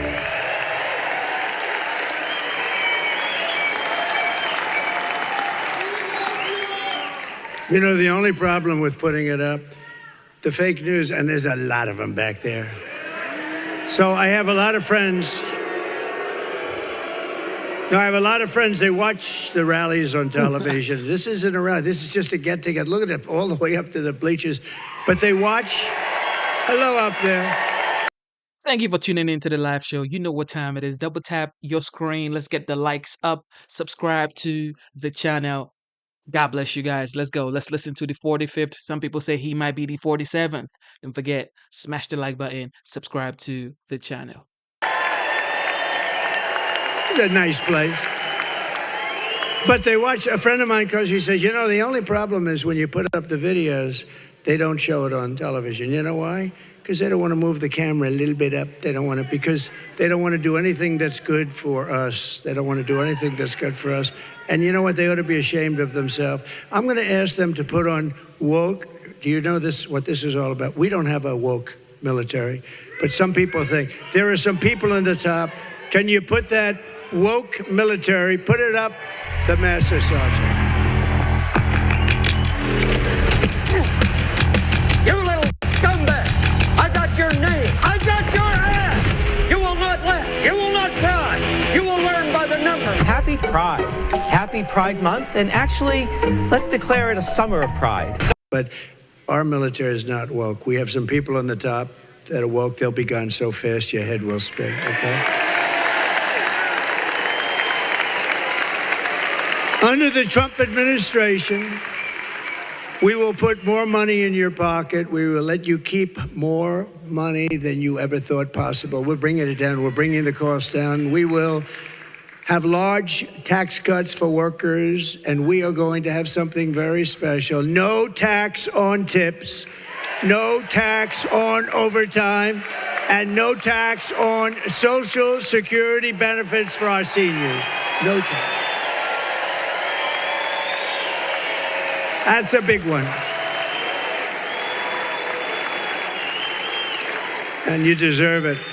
You know what? You put up with inflation for the last 2.5 years that shouldn't have ever been here, would have never been here. Think of it. We wouldn't have had the war with Russia and Ukraine. No way Russia would have done it. You wouldn't have had October 7th with Israel. You wouldn't have had inflation. You wouldn't have had that horrible, most embarrassing moment in the history of our country, Afghanistan, the way they withdrew. We were going to withdraw, but we were also going to keep Bagram, the biggest military base in the world. We gave it to China. You know who has it now? China has it. 1 hour away from where they make their nuclear weapons. And on that day, we lost 13 great soldiers, and many were obliterated. No arms, no legs. The face was just disastrous. What these people, nobody ever mentions them. But we had a lot of people badly, badly hurt. And what a shame to see what's happened to our country, the border, all of the things that we've suffered in the last almost 4 years. We're going to get it back so fast. We're going to be proud again. We're going to be very proud of our country.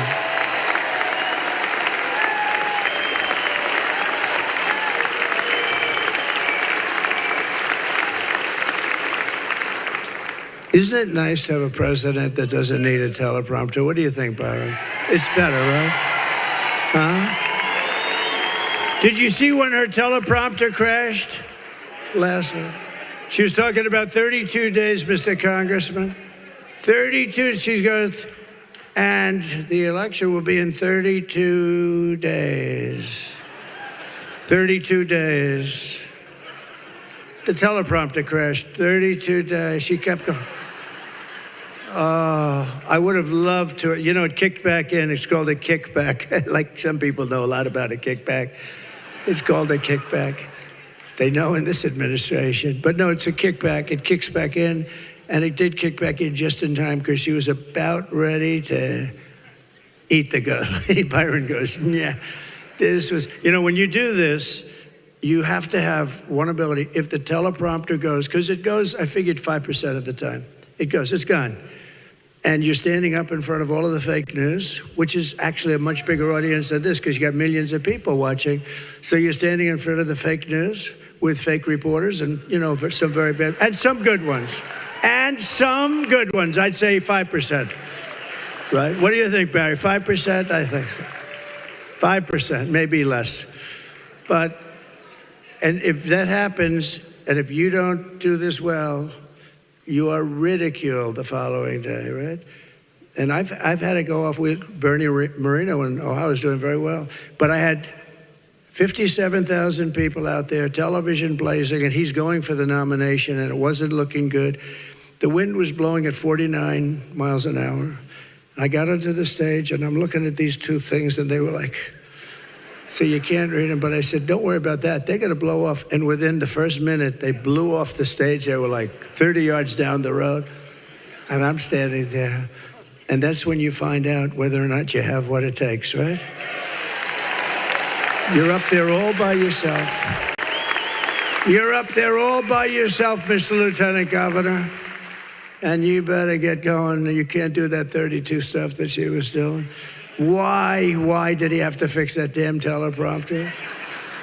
But it is true. I have a friend, he just wants to go into politics, but he's petrified of. He said, I have one phobia. He's a very smart guy, very rich guy. He wants so much to be in politics. I said, do you have any problems? Well, I have a problem with, I have a phobia against public speaking. I said, don't go into politics. If you have that phobia, I would not bother, right? What do you think, Byron? No good, right? He wouldn't come up and warm up the crowd like you did, would he? Stand here. Get me off. To crush inflation, we will quickly become energy independent, and we will frack, frack, frack, and drill, baby, drill. She won't frack. She's not going to frack. She's not going to frack. Pennsylvania, please, Pennsylvania, remember, she's not fracking. Her whole life is, we will not frack, we will not frack. She just go through a whole life like this. All of a sudden, oh, I look forward to fracking. No, it doesn't. I will cut your energy prices in half within 12 months. You're going to get them in half, 50% in 12 months. Because we have liquid gold, nobody else has it. We became number one with me, number one in the world in oil. We have oil and gas, number one. Russia was number two, Saudi Arabia was number one. We were number three or number four. When I left, we were so far above them, and we were going to be not only, we were energy independent, we were going to be energy dominant. We were going to sell to Asia, we were going to pay off a lot of debt. We were all set to go. And then we had a great election because we got millions more votes, but something happened a little bit. We can't let that happen again. We're not going to let that happen. Look what happens when bad things like that happen. I will cancel Kamala's insane electric vehicle mandate immediately. Everybody will drive an electric car, they say. And soon, the problem is they don't go far. They're very expensive. They're made in China. And they have some other things. Now, with that being said, I think they're phenomenal. They really are. I say that because of Elon. Elon, they are phenomenal, by the way, but, for certain whatever. And we're going to have hybrids. We're going to have gasoline-propelled cars. We're not going to have hydrogen cars. Hydrogen cars is the new thing, right? Do you know about that? Hydrogen is the new car. They say it's great. Has one problem. If it explodes, you're dead. If it explodes, they actually say if it explodes, you're unrecognizable. You call your wife over. They call up the wife, would you please come here and take a look and see whether or not this is your husband, because we cannot see. And she goes to the nearest tree, which is about 100 yards away, and she says, no, it's only blood. There's nothing there. She says, I can't tell. So hydrogen has one problem. It's extraordinarily dangerous. Other than that, the car works quite well, actually. I won't get near. I will never get. I don't care how good it becomes. No matter. And they'll probably say they're making it safe, but it'll never be safe enough for us congressmen, right? I also announced last week that we will make interest on car loans fully tax deductible. Because affording a car is essential to restoring the American dream. I got a call from a big guy on Wall Street, said, where the hell did you come up with that idea? Think of how simple that is. How great is that? Because now we're going to make more cars because of it, right? They said, where did you come up? When you think it's so simple. It was mentioned to me by somebody a week ago. I said, has nobody think a car loan deductible? Wouldn't that be nice? It's going to spur the industry, but what's really going to spur the industry is what we're doing with taxes and tariffs. Every company's going to come pouring back. But the interest deduction is so great. And I say it's like the paperclip. 125 years ago, a guy took a piece of metal and he started playing games with it, and he had the paperclip. And now, since then, everybody that's seen the paperclip says, shit, why didn't I think of that? It's so simple. That's like that for the car loans, right? It was so simple. Nobody thought. The biggest guy on Wall Street called me, the smartest guy. He's got like 183 IQ. He said, where the hell did you come up with that idea? That's pretty good. As we rebuild our economy, we will also restore our borders, if you don't mind. For 4 straight years, Kamala has imported an army of illegal alien gang members and migrant criminals from prisons and jails and insane asylums and the worst mental institutions anywhere in the world, not South America, all over the world. They come from Venezuela, they come from the Congo in Africa, and she has resettled them very nicely into our communities to prey upon our innocent American citizens, right? When I win on November 5th, the migrant invasion ends and the restoration of our country begins. It's going to be a restoration. One of the deadliest and most vicious migrant gangs, said nice people. The only thing nice about them, they make our criminals look like nice people. Because now we say, I thought those guys were tough. They're really not tough, not compared to these guys. Remember when she said, migrants coming in do not cause crime? Really? Check out the front page of the New York Post today. They've taken over Midtown Manhattan. But one of the deadliest and most vicious migrant gangs that Kamala has imported into our country is the savage Venezuelan prison gang known as Tren de Aragua. Have you heard of them? Tren de Aragua. In Aurora, Colorado, and communities in all 50 states, this gang is terrorizing law-abiding citizens, including taking over multiple apartment complexes, and they are really going, and they are vicious as hell. Take a look at it. Open borders, deadly consequences. Border crisis. Record high crossings are putting a strain on cities across America. It is a full-blown invasion. Armed Venezuelan gang members storming an apartment complex in Aurora, Colorado. When people talk about migrant crime, this is what they're talking about. Biden and Harris had created a program to bring them in under humanitarian parole. I am in favor of saying that we're not going to treat people who are undocumented across the border as criminals. More than 13,000 illegal immigrants convicted of murder have been released into the United States. My 20-year-old daughter, Kayla Hamilton, was murdered in her own room. Kayla's murderer was apprehended by Border Patrol crossing illegally into the U.S. Kayla's murderer had been improperly released into the United States. Abolish ICE. Yeah, we need to probably think about starting from scratch. An Afghan national is in custody today after being accused of plotting an election day terrorist attack. The suspect entered the U.S. on a special immigrant visa. More than a dozen people suspected of being Tren de Aragua gang members right here in San Antonio. The gang members had been terrorizing the apartment complex. New details in the murder of Laken Riley. The illegal immigrant suspect, who cops say committed the heinous murder, is a Venezuelan national. And was paroled and released into the country by the Biden administration. Two men investigators say are in the country illegally from Venezuela are charged with capital murder in the death of Jocelyn Nungaray. Court documents suggest a group of men arrested for beating and robbing a Dallas woman last month are members of a Venezuelan street gang. Manuel Hernandez was booked by Colleyville police just 2 days earlier and released the day before the robbery.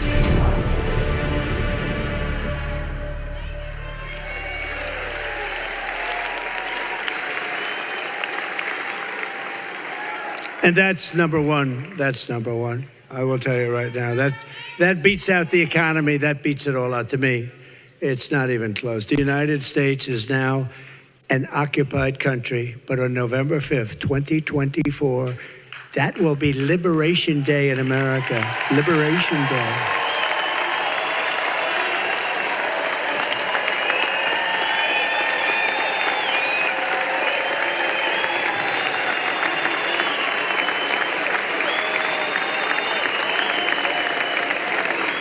Thank you. So sad. This is what you call an unforced error, what they've done to this country. And to think that she's running for the president of the United States is a disgrace. And she's allowed millions of these people into our country, destroying our country. And it's not easy to fix either. We'll get some and we'll get them out, then they'll get somebody else who has a nice look and a child. And it'll be the poster, it'll be, oh, how horrible are we? It's a very tough thing to fix, but we're going to fix it because we have no choice. But we're going to start with these horrible criminals, and there are lots of them. 425,000 illegal aliens convicted of crimes are now free to roam in our country, including all of those murderers and all of those drug dealers and all of the human traffickers in women.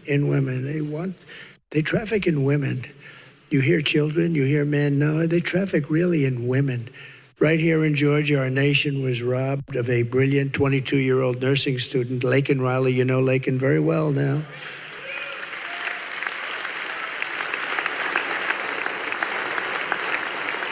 And after months of prodding him, Biden couldn't pronounce her name. He said Lincoln Riley, and Lincoln Riley is the football coach, or the coach. And this was in Congress, couldn't even get the name right. Laken was a brilliant young student, top in her class. going to be a great nursing student. Everybody admired her. She was killed viciously while out on a jog. She was assaulted, beaten, and horrifically murdered by an illegal alien. You saw the picture from Venezuela. The savage monster who murdered Laken was let in and released into our country by Kamala Harris. She came in through open borders. Nobody even checked him. Come right in. Come right in. His brother was also in Georgia illegally. He's suspected of viciously murdering someone also in the Venezuelan gang. He's in that gang. In September, an illegal alien who Kamala imported through her open border process was arrested in Tennessee for strangling a 25-year-old girl to death and leaving her body covered in blankets for days. Her parents, all of these parents, they'll never be the same. He had a prior arrest record in the United States, was shielded for deportation by the horrible, horrible laws, rules, and regulations of Kamala. I can't believe how they allowed this country to become like this. This country is not, it can't go on like this. And they're getting worse. You look at little towns, villages, cities, and even the big cities, they're petrified that this is going to happen to them. The governor of Colorado is a radical left Democrat, but he just doesn't know what to do. He doesn't know what to do. Springfield, Ohio. We love Ohio. We won Ohio every time by a lot. We're leading now by a lot. And I know Springfield, beautiful little place, 50,000 people. They've just deposited 32,000 illegal migrants into the town. They don't speak English, but they've taken up the schools. They don't speak English. What they're looking for is interpreters because they have no idea what they're going to do. Nobody speaks, very few of them speak English. So they're looking all over for interpreters. That's what they want to find. When you go to the hospital, you can't get into the hospital because the hospital's all occupied. And they want to be so nice and they want to be politically correct. And the mayor seems like a nice person. He's saying, well, we'll figure out how to make it work. But you can never figure it out. It can never work. Think of it. 50,000 people, all of a sudden they have 32,000. They've almost doubled the size with people that came from a rough country, really a rough country. Immediately upon taking the oath of office, I will launch the largest deportation program in American history.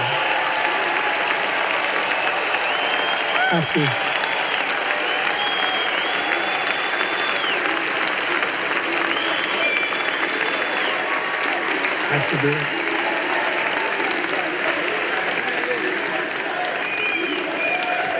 I will rescue every town across America that has been invaded and conquered. They've conquered our country. This is an invasion of a military force. They have weapons that are on par with our U.S. military.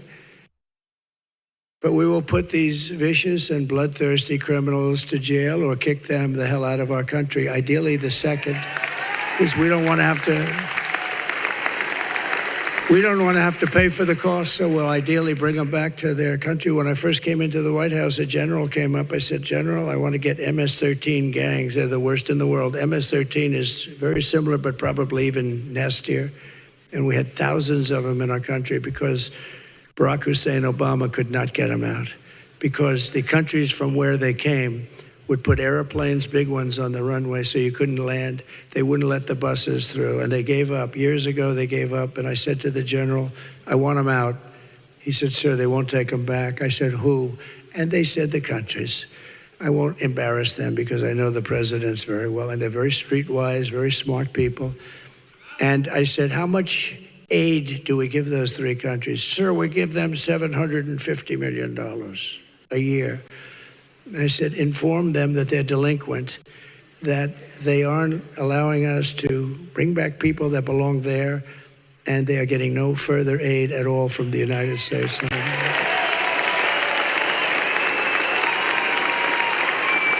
And the following day, early in the morning, I got calls from all three separately, all three. Sir, there seems to be a misunderstanding. And I said, no, there isn't. You sent them over in a caravan. The caravan, I made up that name too. I'm good at names, you know the names? I can't use those names too much because many of them were for Republicans. We had some beauties, but we can use Pocahontas and other people. But I said, listen, I said, you wouldn't take them back. Sir, there seems to be a misunderstanding. We would love to take them back. We love MS-13 so much, sir. Please, please let us take them back, sir. Please. And we sent them back, and they took them like nothing. Like nothing. So we send them out of our country, and if they come back into our country, it's an automatic 10 years in jail with no possibility of parole. That way they're not coming back. That way they're not coming back. And you don't hear these ideas from anyone else, I can tell you, and I'm not proud of them, but you also have to wage a little bit of common sense, don't you? Because we're the party of common sense. And I'm hereby calling for the death penalty for any migrant that kills an American citizen or a law enforcement officer.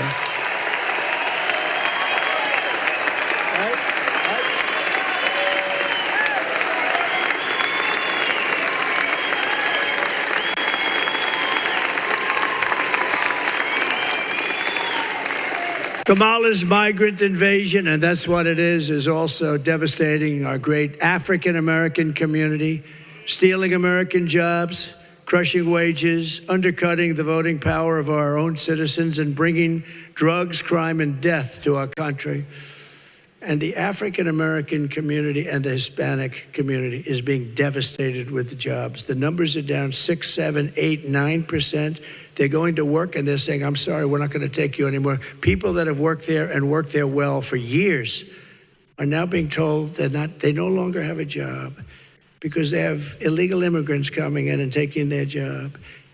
And I'll tell you what, any African-American or Hispanic, and you know how well I'm doing there, that votes for Kamala, you got to have your head examined because they are really screwing you. They are really screwing you, right? It's happening in numbers. You're going to hear about it. It's a big story. It's a big story. You're going to start hearing about it in a little while. I mean, it's a big story. It's a real, it's terrible. It's terrible. People that have been here for years, they've done a good job. They've got their family. And now all of a sudden, one day, they don't have a job anymore. Kamala's open border policy is a complete and total betrayal of African-American communities and Hispanic-American communities, and unions are next. Oh, they're going to take on the unions, you watch. Virtually 100% of all of the jobs created in the last year have gone to migrants. I don't know if anybody knows that. The jobs that were created, first of all, the jobs that they got, which made their numbers look better, but they don't count really. They're bounce-back jobs. Those are jobs that we had. We had the greatest economy in history. We had to take a pause for the pandemic. We did a good job on that. And then the people, they call it bounce-back. It's standard, a very standard phrase, but they call it bounce-back. They bounce back. But think of it, of the jobs created, almost every one of those jobs was taken by a migrant. Under Trump, Americans will always come first. Take a look.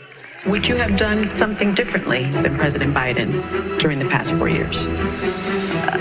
There is not a thing that comes to mind. I stood there on the tarmac watching you check your watch. The chaotic and deadly U.S. evacuation from Afghanistan stunned Americans and the world and cost the lives of 13 U.S. soldiers. Would you have done something differently? There is not a thing that comes to mind. More than 13,000 illegal immigrants convicted of murder have been caught at the border and then released into the United States. An Afghan national is in custody today after being accused of plotting an election day terrorist attack. The suspect entered the U.S. on a special immigrant visa. Gut-wrenching new details in the murder of Georgia nursing student Laken Riley. The illegal immigrant suspect, who cops say committed the heinous murder, is a Venezuelan national who crossed the unsecured southern border back in 2022. Two men investigators say are in the country illegally from Venezuela are charged with capital murder in the death of Jocelyn Nungaray. A fifth illegal immigrant accused of attacking two New York City police officers over the weekend showed no remorse or regret. Would you have done something something differently. There is not a thing that comes to mind. Only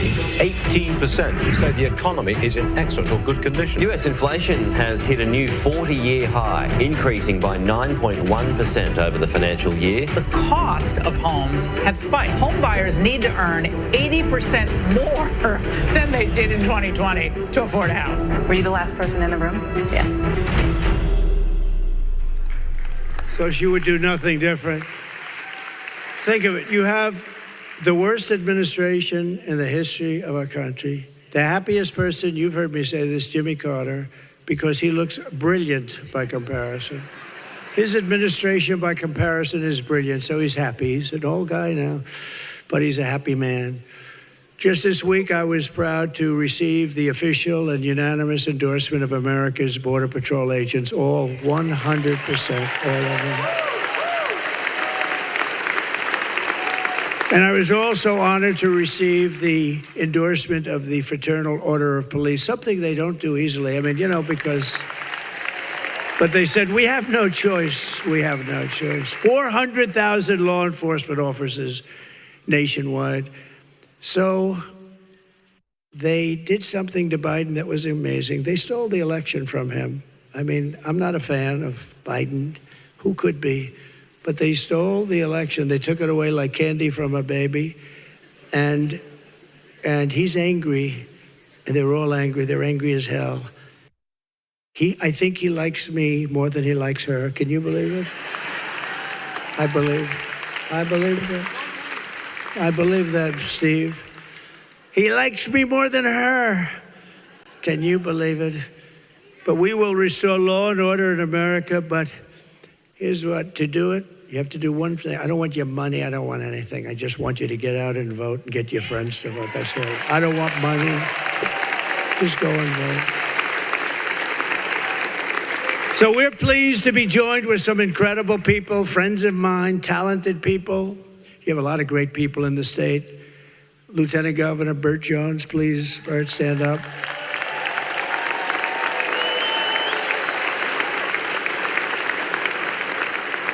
Members of Congress, Mike Collins. Mike, great guy, tough guy. We're not playing, you don't play games. He said, oh, put me in that committee. I want to be in that committee to cut costs. He'll do a better job. Nobody could do like that. Thanks, Mike. Somebody that's been unbelievable at searching out really bad, sick politicians on the other side. He was accused of, he walked in with a couple of young constituents to show him the Capitol, as I remember it, and they accused him of showing in Russia's, what? And he became, instead of most people, they say, oh, please, he became the opposite. Indignant and wild, and he has done some job on the committee.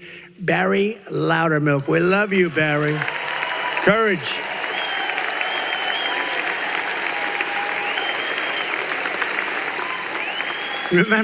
I remember that. It's what they have pictures of walking around with two kids from the area, and the parents, they were Russian.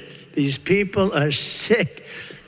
And all it did is made him angry, and you have done some job, so we appreciate it. A man that we've said hello to, that you've experienced. He's got a big future. He's a fantastic guy and a friend of mine, Byron Donalds. Byron, thank you.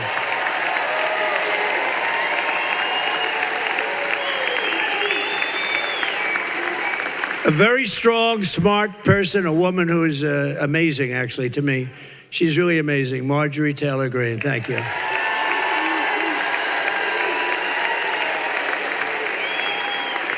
And another warrior who's always been with us, Rich McCormick. Where's Rich? Thank you. Thank you, Rich. And a really good guy, a former congressman, so respected by everybody, Doug Collins. Thank you, Doug.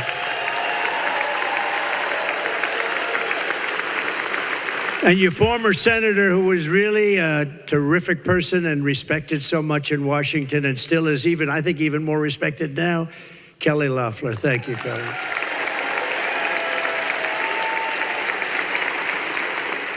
Good job. The next congressman from Georgia's 3rd Congressional District, he's worked with me since like 2015, before 16. And everybody, after they got to know him, they said, could we use him too? There was nobody like him. He's going to be a congressman. I think he always wanted to be a congressman. And when the seat came up in his district where he grew up, I said, go ahead. And did he win? Man, did he win, Bert. What's going on with him? He's making us all look bad. He got so many votes. Brian Jack. Where's Brian Jack? Thank you. There he is. There he is. Is he a natural or what? Everybody loves this guy. I love this guy. It's not my thing either, but I love him. He is a special character, that one. Are you enjoying it, Brian? Good. See, he's got the word. He got the whole deal. He's good. He's going to be good for a long time. Your Insurance and Safety Fire Commissioner, John King. Thank you, John, very much. Thank you, John. Thank you, John. Public Service Commissioner, Bubba McDonald. Bubba. What a man. A very special state senator. I just met his daughter. You know, believe it or not, I was at another place 2 hours ago. I've been doing this for 42 days straight without a rest. Can you believe it? 42. But 2.5 hours ago, I was in another little different part of your state, and this beautiful young woman said, my father is Brandon Beach. And I'm much more impressed with him now than I was 2.5. This guy is such a great patriot. State Senator Brandon Beach, thank you. And your daughter is fantastic. She was so proud of you. I said, he's that good, isn't he, right? She said, he's even better than that. You got a good daughter. So it's great to meet her. Georgia GOP Chairman Josh McCoon, and he is good. He is good. So Josh, stand up for how the hell, are we doing well? Are we doing as well as I'm hearing? All right, that's what I'm hearing. And we're no longer in poll territory, right? We're in territory of like votes coming in. You know, we're not really looking so much at polls anymore. The votes are coming in, and they're coming in at a nice level for us, right? He's done a fantastic job. Thank you, Josh. I appreciate it. A woman who I've known for a long time, and she's always been there for us. She's a special woman, very religious person. Every time she sees me, she prays. And I say, from you, I accept that, and I will always accept it. Alveda King. Thank you, Alveda. Thank you. Good genes. She's got very good genes. Beautiful genes. And a friend of mine, one of the most successful business people in the country, a great, great developer from Florida, New York, and a lot of other places, but just a terrific person. And he's become, I think he loves politics, but he wants to just make sure we all do well. That's all he wants. Mr. Steve Witkoff. Steve? Thank you, Steve. Great. Thanks, Steve. So here are the facts. Kamala Harris is a radical left Marxist, rated even worse than Bernie Sanders or Elizabeth Warren. That's Pocahontas.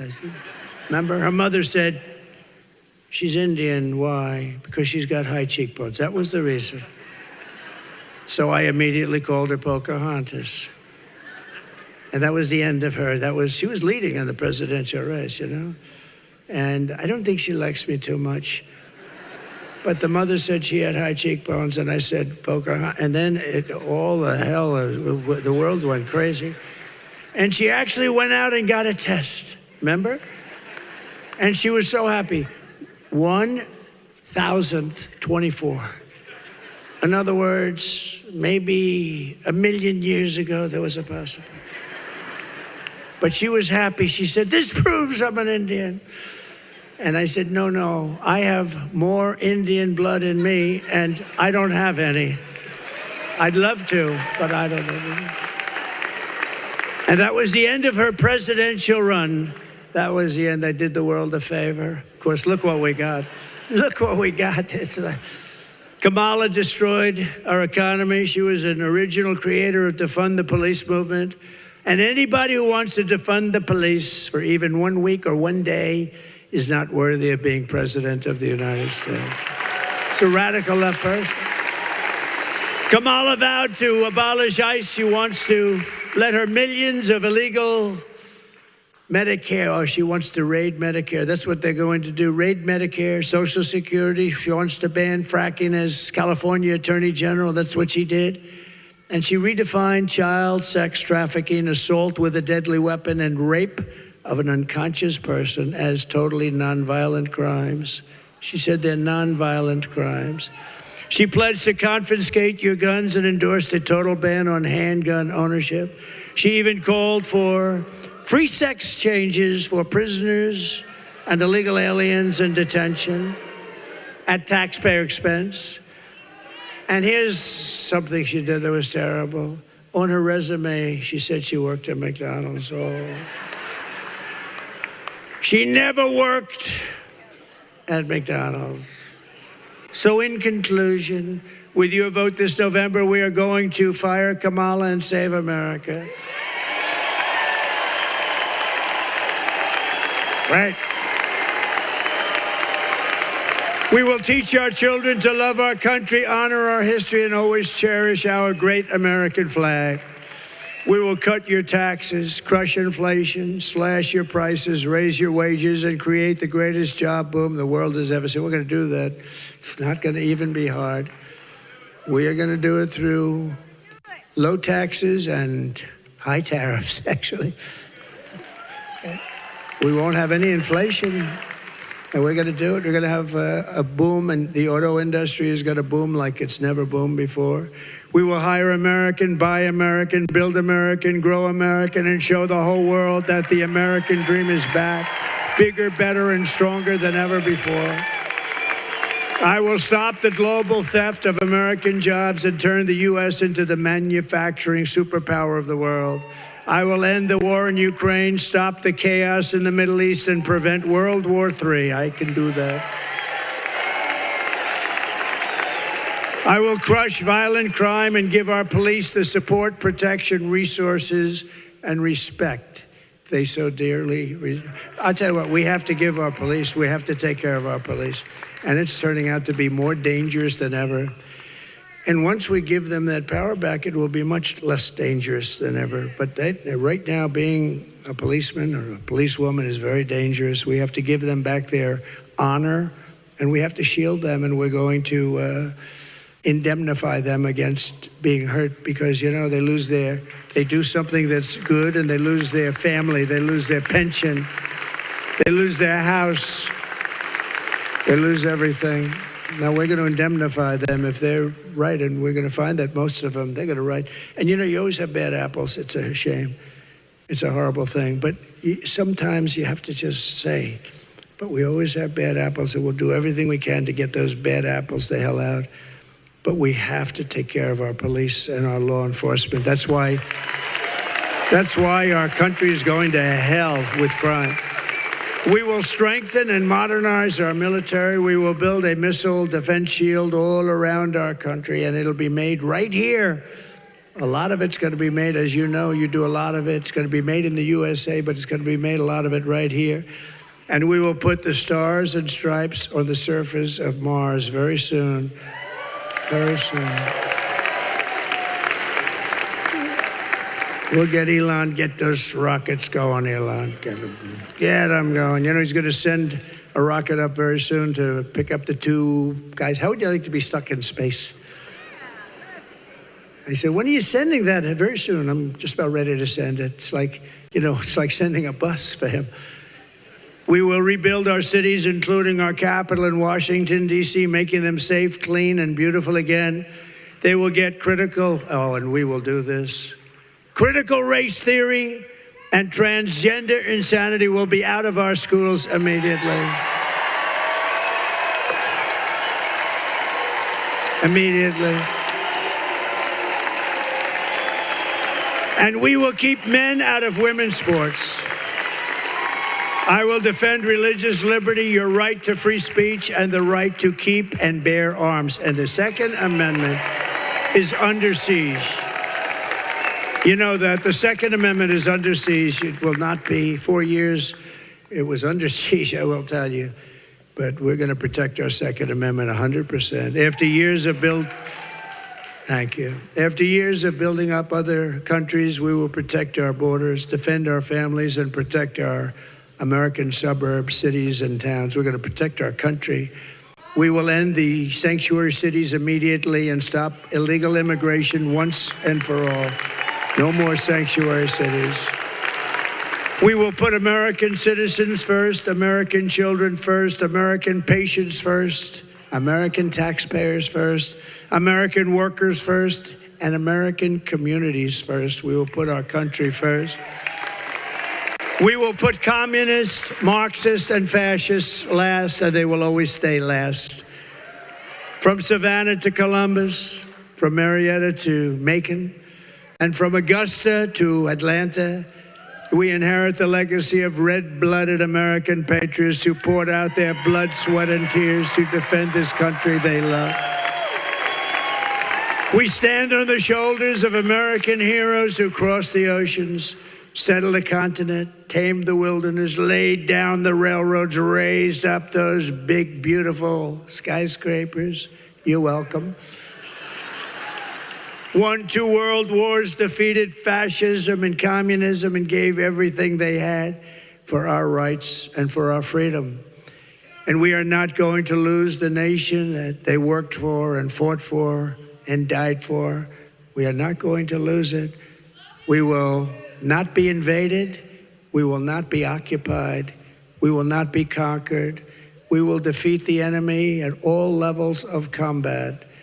We will defend our civilization, reclaim our sovereignty, and we will be a strong, proud, and free nation once again.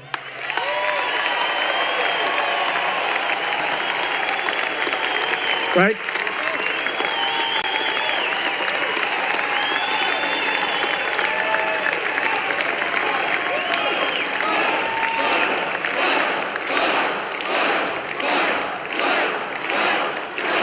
Thank you.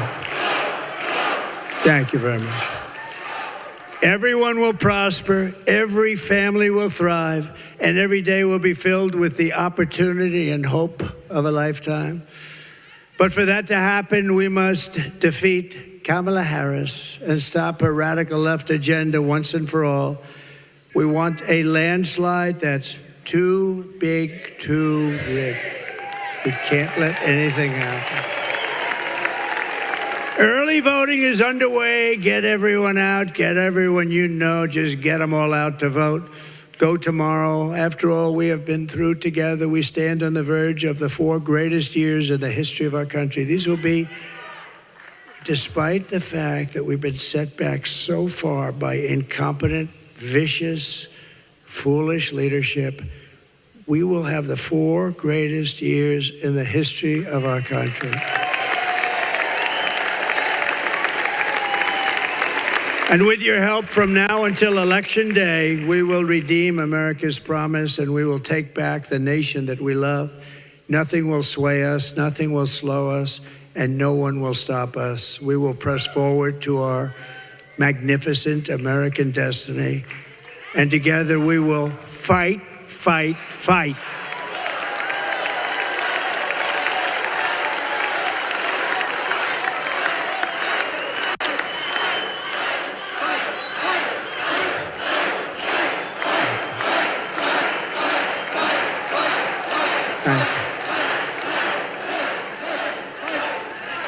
We have to get out and vote. We have to win, win, win. We got to win, win, win. If you don't win, win, win, we've all had a good time, but it's not going to matter, right?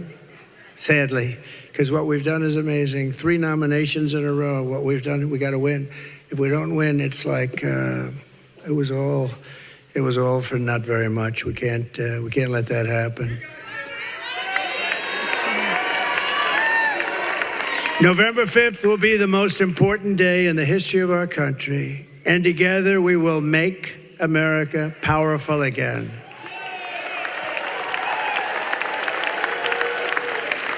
We will make America wealthy again. We will make America healthy again. We will make America strong again. We will make America proud again.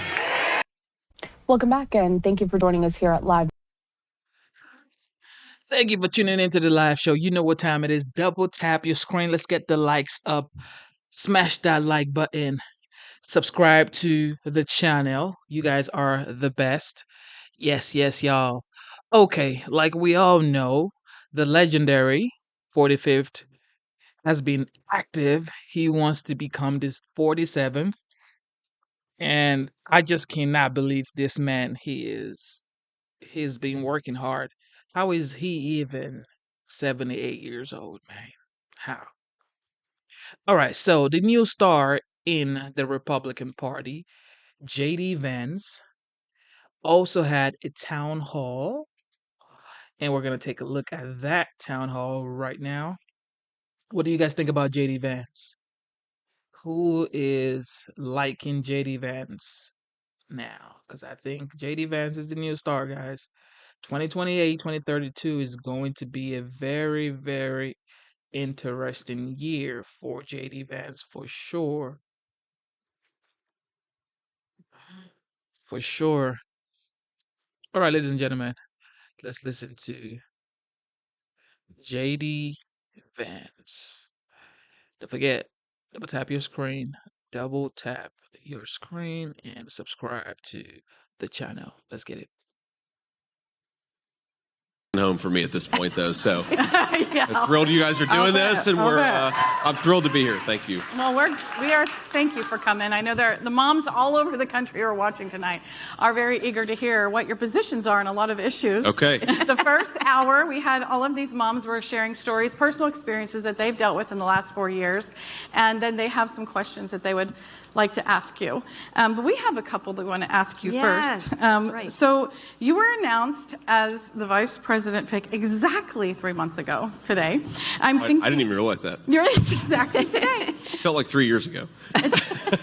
It does seem like that because we were there. In a political campaign, the days are short, but the weeks are really long. So it's like Marine Corps boot camp. You're going so fast, you don't realize that it's passing you by, and then you wake up and here we are. So what are the major differences that have happened in the last 3 months since being announced as Senator? Yeah, what has that been like, huh?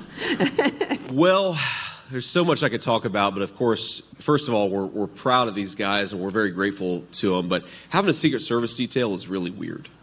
And I haven't driven a car in 3 months, which my wife is probably happy about because I have a bit of a lead foot. And I think all the moms on the roads out there are probably happy that J.D. Vance has not been on the road the last few months.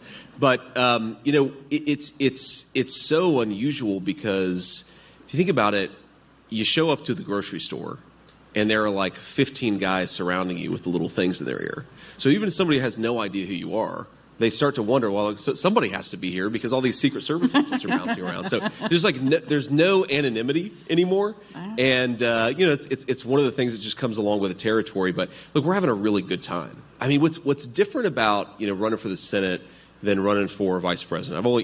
I ran for the Senate for the first time a couple of years ago, is, I joke that when I was running for the Senate, you ride around the back of a used Subaru that was owned by one of my staff members, and now I ride around a 737, right? So it's it's a little more comfortable than it was, but it's also what's really cool, and this is partially just because, life happens, and we had our third baby about 4 months before the Republican primary when I was running for Senate.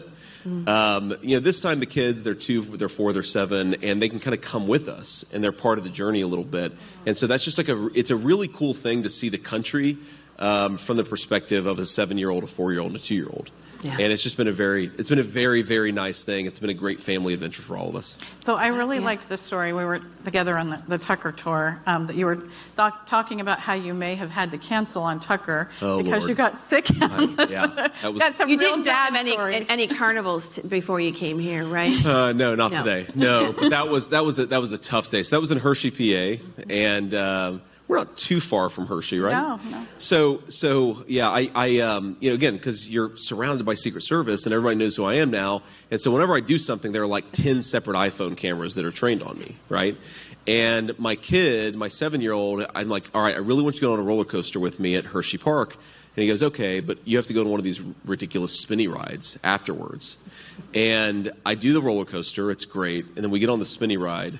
And I just, about 2 seconds in, I think to myself, I'm going to throw up all over myself. And it was like going so fast that, and I could see these iPhone cameras from people in the, outside of the ride. I'm thinking to myself, this is going to look, when I throw up, it's gonna look like one of these old sprinklers, chook, chook, chook, chook, chook. And it's gonna be captured on camera for the entire internet to see. And luckily, I held it together. I think the Secret Service may have actually stopped the ride a few seconds early because they could see that I was really not doing well.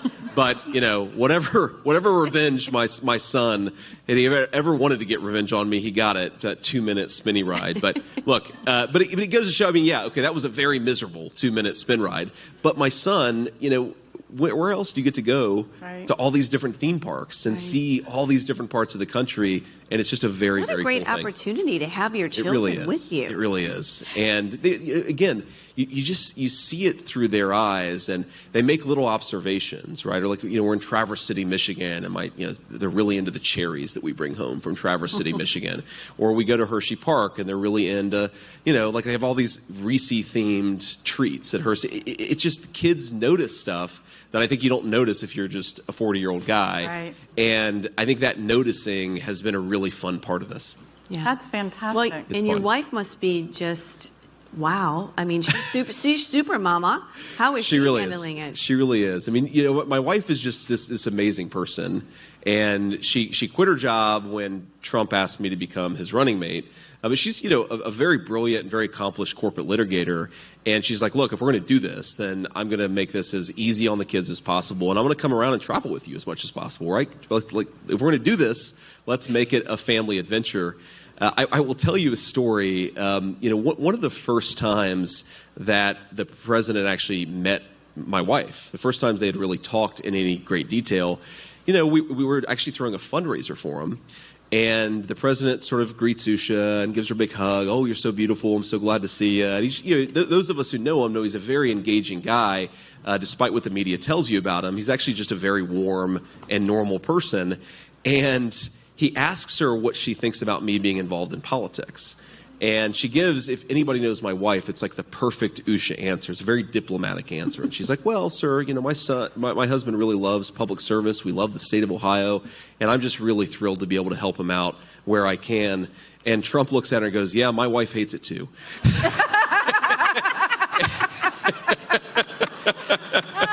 I'm so glad you brought up President honesty. But that's what I love about Trump. Like, Trump finds the real truth in something, and whether you want him to say it or not, he just points his finger right at it. So I'm glad you brought him up, because a lot of people have brought up the fact that you are not a big fan of President Trump. Sure. And Trust that you are me. very vocal very well. about it. So, the big thing I think that moms would like to know is, what changed? Yeah, well, a lot changed. One, I become a father, right? So my first was born in 2017, and then our second a couple years later, our third a couple years after that. And I think you think about the country a little bit differently, I think, at least I did when I became a father. I took a slightly different perspective, maybe a little bit more protective, a little bit more worried about the future than I had been, even though life was going very well for us. I just think that, sure, becoming a dad changes your perspective like that. But I think really importantly is, there were a lot of predictions that were made about Donald Trump's 4 years in office. And I think for swing voters, people who are on the fence, there are a lot of predictions right now being made about Donald Trump. If he gets in office, all of these bad things will happen, right? That's what the media says. That's what the Democrats say. And a part of me, and I'm ashamed to admit it, but it's more important to be honest, I think, is I kind of bought into some of the lies in 2016. Well, and then he was president, and take-home pay was going up faster than it had in 40 years. Inflation was low, the border was secure, and remember, they all said Donald Trump was going to start World War III, and yet we had more peace around the globe than we had had in a generation in this country. And you sort of like, okay. And I really, politics is sort of, I think the incentives are all messed up in politics because, people don't want to admit that they changed their mind. They don't want to admit that they're wrong. And so there's this thing where you try to pretend, even though it's obvious that you screwed something up, you never want to admit it. I think it'd be much better if we had political leaders say, you know what, I thought this was going to happen. Something else actually happened. I was wrong. Like, it's okay to be humble and say I screwed something up. And I again, for a lot of voters who are still on the fence, I'd say the very same thing they're saying about Trump now, they said in 2015 and 2016. That's right. And I actually think that we're going to have an even bigger and even better presidential term because we've got, frankly, so many more big problems to solve now than we did even in 2016. So, look, basically, he did a hell of a job, and it's important to say I was wrong. Yeah, I think I do too. Right. I want to be able to get to our moms. They have a lot of questions, and every one of their questions relates to this personal experience that they had. So, Debbie, if you want to get us started on that. So, Senator, they all shared very moving stories that have personally affected them, and now they have a question for you regarding that. And I wish I could have seen them. I'm sorry I'm a little late here, but it's the nature of a presidential campaign. You don't always control your schedule perfectly, but thank you. Yes. Okay. So the first one I have here is we have Donica Hudson. She is from North Carolina, so she has a question for you. Okay, Senator Vance. My family and I were trapped for 5 days living the nightmare of Hurricane Helene. Oh, wow. I'm so sorry. Thank you. Appreciate it. FEMA was nowhere to be found the first week and has done almost nothing. So my question is, what will the Trump-Vance administration do to restructure FEMA and to rebuild Western North Carolina? Yes, ma'am. First of all, I'm sorry that it happened, and I'm sorry, most importantly, that your government didn't do its job in response to it. Because what part of? I guess you're from the western part of North Carolina. So one of the things that if you grew up in the Appalachian part of our country, whether in North Carolina, Pennsylvania, Ohio, anywhere else, is you often feel like your government doesn't care about you. And unfortunately, after the hurricane, I think that region of the world was really neglected and really left behind by the people who should have done the most to look out for these innocent victims. And I hate to say it, but I actually think that there would have been less loss of life if the government had responded more quickly. And what do we need to do to restructure FEMA? I actually think this one is pretty straightforward. You've just got to fire the present leadership and tell FEMA to focus on American citizens and not the illegal migrant issue. But I think there's a second part of this, and it goes to the rebuilding effort. And first of all, I promise, I look you in the eye and I promise you that if we win, and I think we're going to win, by the way, I think we're going to win Pennsylvania, we're going to win the whole country. But I promise you, I'll never forget where I came from, and I'll never forget that we have a responsibility to help you all rebuild. And I'd love to learn a little bit more about your story, though I understand I'm not going to get the full picture up here. But the other thing is, when you have a crisis like this, there are some things that FEMA is just not equipped for. And so I criticize FEMA for focusing too much on the illegal immigrant problem, not enough on American citizens. But let's be honest, this was really a Biden and Kamala Harris shortcoming when as soon as the rivers started to swell like they did, the 82nd Airborne should have been in Western North Carolina the next minute. That is what really screwed up. And if you think about all the bureaucracy of the federal government, right, you've got 8 different agencies that are supposed to do 8 different things. You need somebody who is in control, whose only job is to save as many lives as possible. And the fact that it took us 6-7 days before that was really possible or that was happening in North Carolina, I hate to say it, I think that there was a lot of loss of life that wouldn't have otherwise happened and just a lot of human suffering that we've got to do a better job of preventing next time. Right. God bless you. Thank you. Thank you. Next, we have Madeline Brame. She is from New York, and she has a specific question for you regarding her son. Hello. Yes, ma'am. Vice President J.D. Vance. Knock on wood. She's claiming it. That's good. You actually heard my story at the RNC. I spoke about my son. Of course. Okay. Of course. Yes. Yes, ma'am. What I want to know, what my question is what will a Trump-Vance administration do to strengthen and protect the rights for families of homicide victims legislatively? Yes, ma'am. Well, first of all, again, I'm sorry that your government failed you, and I promise you that when we're in office, we're going to try to make sure that your government doesn't fail the next person who's dealing with what you're dealing with. And here's the basic issue. The progressives, and I don't think this is true of most Democrats, by the way, but the leadership of the Democratic Party has gotten in their mind that law enforcement is inherently racist. And I think that's a real disgrace. It's led us to, frankly, dismiss a lot of good cops, and it's meant that we don't empower people to go after the truly bad guys. And what I find so crazy about all this is, if you look at the statistics, ma'am, it is a very, very small number of people who commit the gross majority of the violent crime in our communities, right? This is not the gross majority of our citizens, whether they're white, black, or whatever, are law-abiding people. There is a very narrow slice of our country that commits chronic violent crime. And the thing that we have to do is change the laws, but most importantly, empower law enforcement to go after the bad guys, lock them up, so they're not hurting more kids like yours. That is fundamentally what you have to do. And what I think is so, I just can't believe that one half of our political leadership has gotten in their head that if you lock up criminals, that's somehow a bad thing. Locking up violent criminals is one of the core functions of government, right? And you don't have to lock that many people up. Just lock up the violent criminals, and we could do so much better. And part of this is legislative too. And I've sponsored legislation to this effect. Is we're getting to a point where we've got a major law enforcement crisis in our country. We've got a lot of great police officers that aren't re-upping. You've got a lot of great young men and women who don't want to become police officers because they think it's too hard of a job. We are going to have to really fix the pay and benefits for our local law enforcement so that they get the pay they deserve, but most importantly, so that we get the right people serving as police officers. Because if you think it's bad now, and unfortunately the crime rates are not in a good place right now, it's going to be a lot worse in 5 years if we don't get better people coming into law enforcement, because you've got a lot of very good people who are getting out of law enforcement right now. Right. Thank you, ma'am. All right. So we have an online question.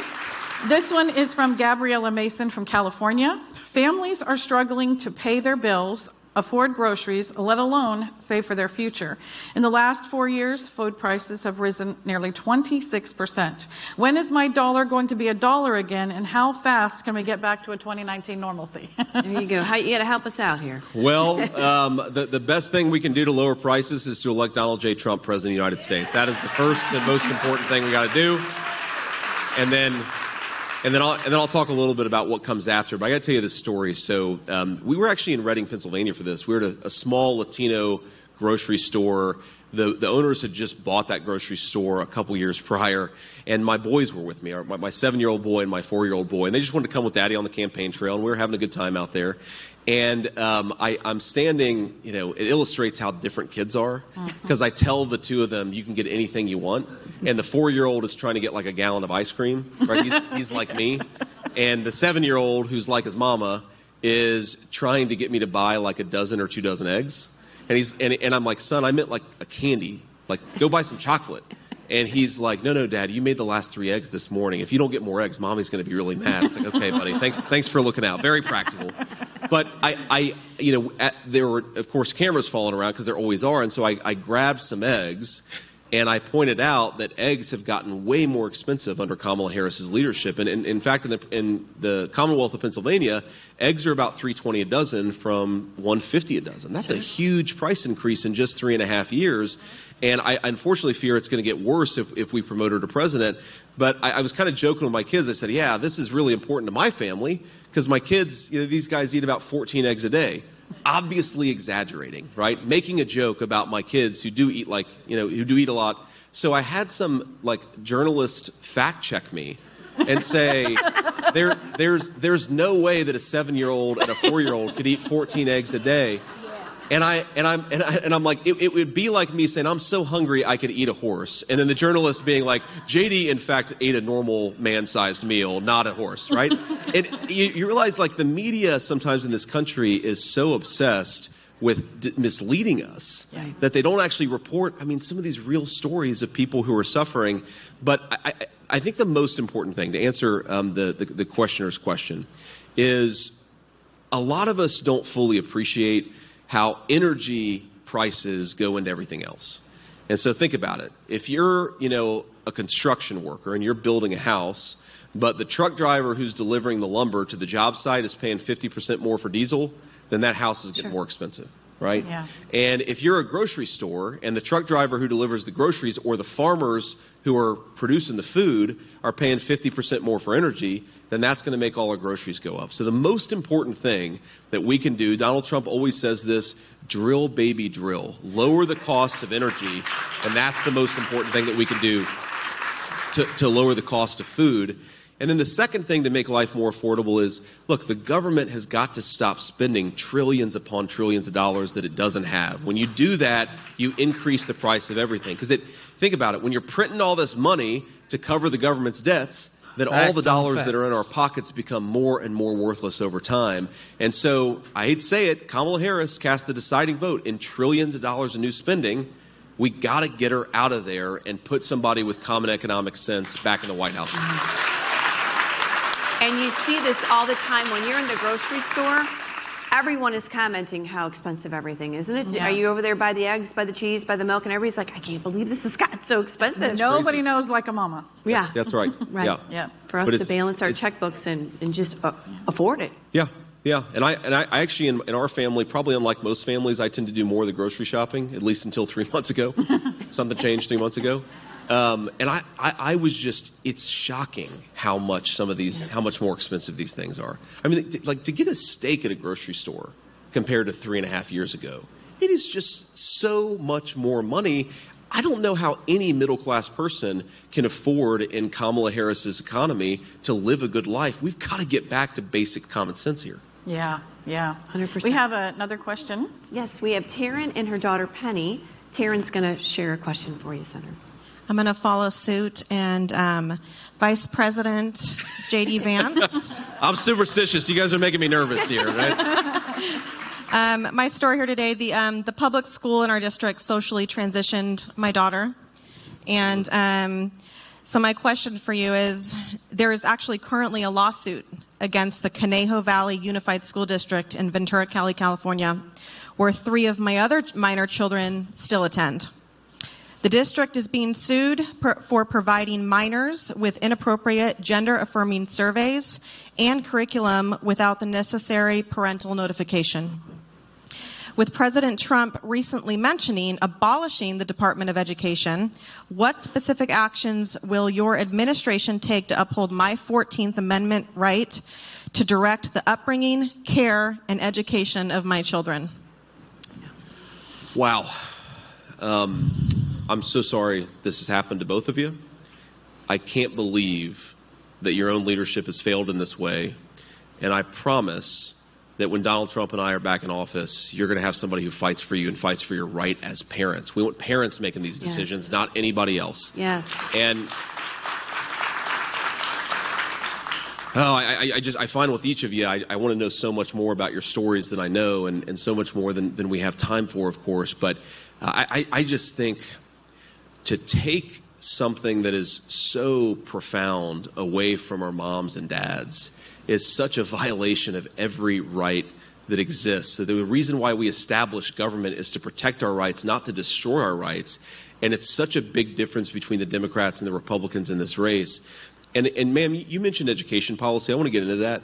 But let's be honest about something. One of the reasons why we have this incredible pressure. I mean, look, being a 14-year-old kid, being a 12-year-old kid, we know it's hard, right? Kids have all kinds of tough things going on when they're teenagers, when they're pre-teenagers. And I think, unfortunately, in the era of social media, sometimes we take normal adolescent insecurities and we tell, especially our young girls, well, that's not an insecurity. That's because something's wrong with you. And remember, we used to live in a country that recognized, no, that there's nothing wrong with you. We just have to teach people how to be comfortable with themselves and to be comfortable with who they are. And the fact that we've gotten away from that, I think, is really profound, and it's very damaging. But we ask ourselves, why have we gotten away from it? And I think we have to ask ourselves, who's getting rich from what we're pushing down the throats of parents and children? And the answer is there is $1 billion industry in cross-sex hormones, in gender transition, and I think that we have to go to the heart of the money and stop telling these pharmaceutical companies that they can make money by experimenting off of our children. It has to stop, and it will stop when Donald Trump is president. You actually answered the next question we were going to do online, so we won't do that online question. Right. Sure. We're going to jump to. But just on education policy, ma'am, I want to say that we don't even realize how much of our tax dollars, how much money of the people in this room goes into funding very radical curriculum. And we ask, how have the schools gotten away from teaching reading, writing, arithmetic and towards the more, crazy stuff that we're seeing the schools teach? And the answer is, often we're paying for it. And what President Trump and I are going to do is make sure our tax dollars go to educating our children and not to indoctrinating them. Stop the flow of money, and that's how you stop this craziness. Thank you. Thank you. We'll go over here to Vanessa. Vanessa is from Florida.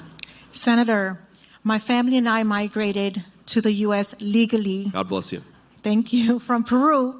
It was a very daunting, complex process. It took us 7 years to make it into the country. How can we make the process easier for those who want to follow the law and come into the country legally?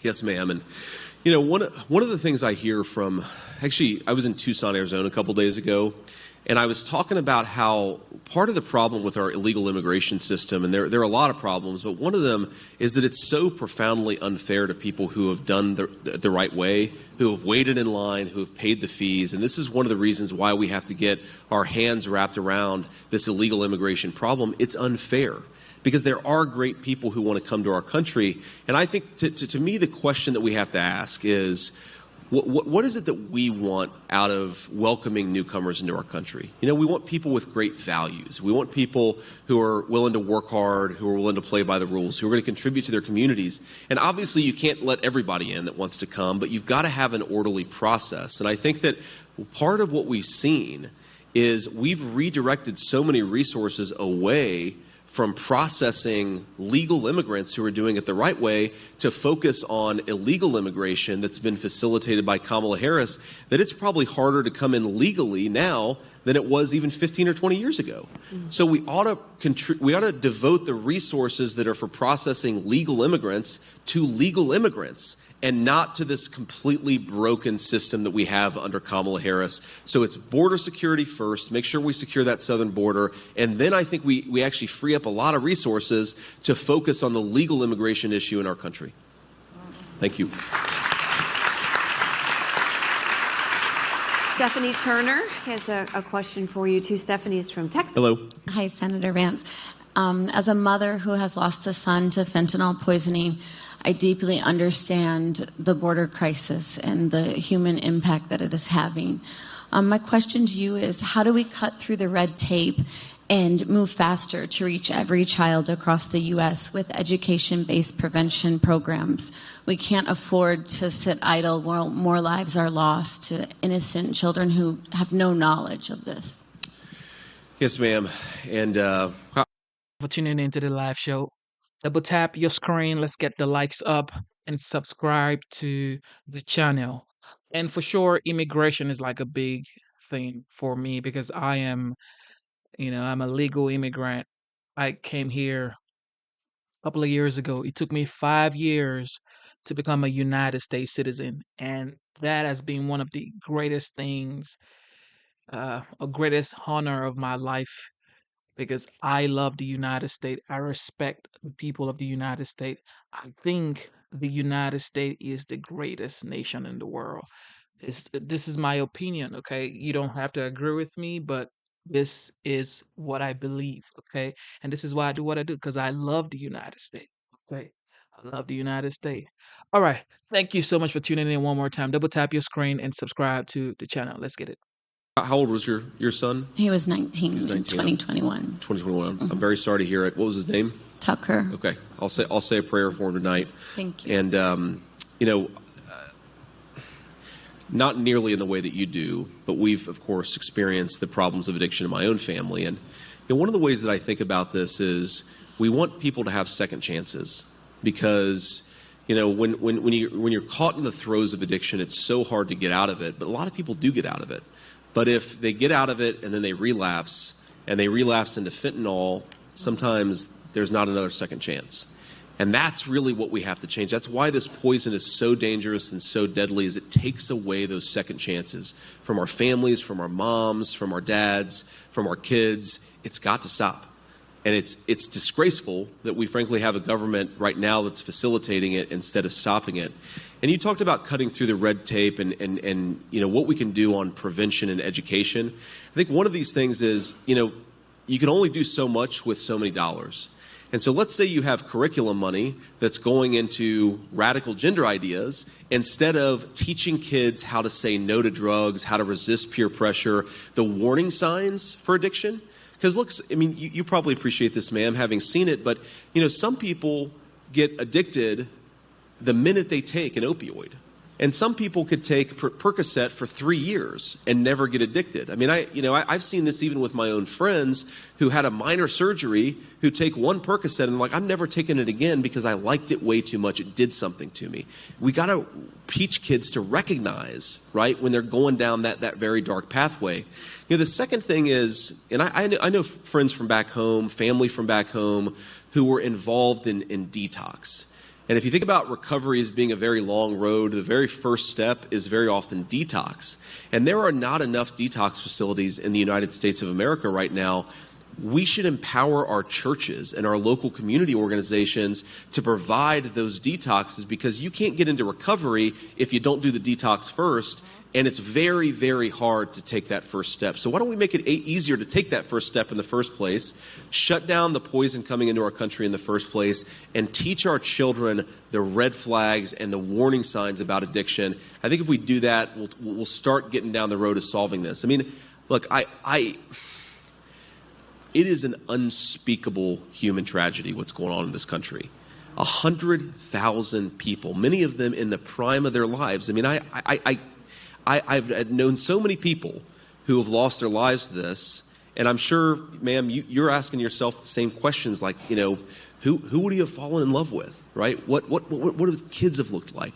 The human tragedy that we're allowing to happen in this country, it has got to stop. President Trump and I will fight to stop it, I promise you.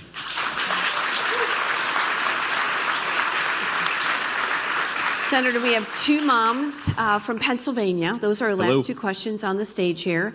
If we have time, we'll go to the online questions with Kimberly. But we have Stephanie Carr from Pennsylvania. Caitlin Carr. Caitlin Carr, not Stephanie. Okay. Sorry, Caitlin. There's a lot of people. First of all, Senator, I just want to say thank you for you and your family for the sacrifice you're making to make America great again. I appreciate it, and so does my family. As an OBGYN nurse, my coworkers and I are experiencing an overwhelming number of illegal immigrant pregnant mothers seeking and receiving free care. Between the volume of patients and the language barrier, insured Americans are not getting the quality care they pay for and deserve. How would a Trump-Vance presidency address this escalating problem? Wow. Well, first of all, not that this is necessarily the most important issue today, but I think it was a very important issue a few years ago, is maybe our nurses would be less overwhelmed if we didn't have a federal government that was firing people for not taking the COVID shot a few years ago.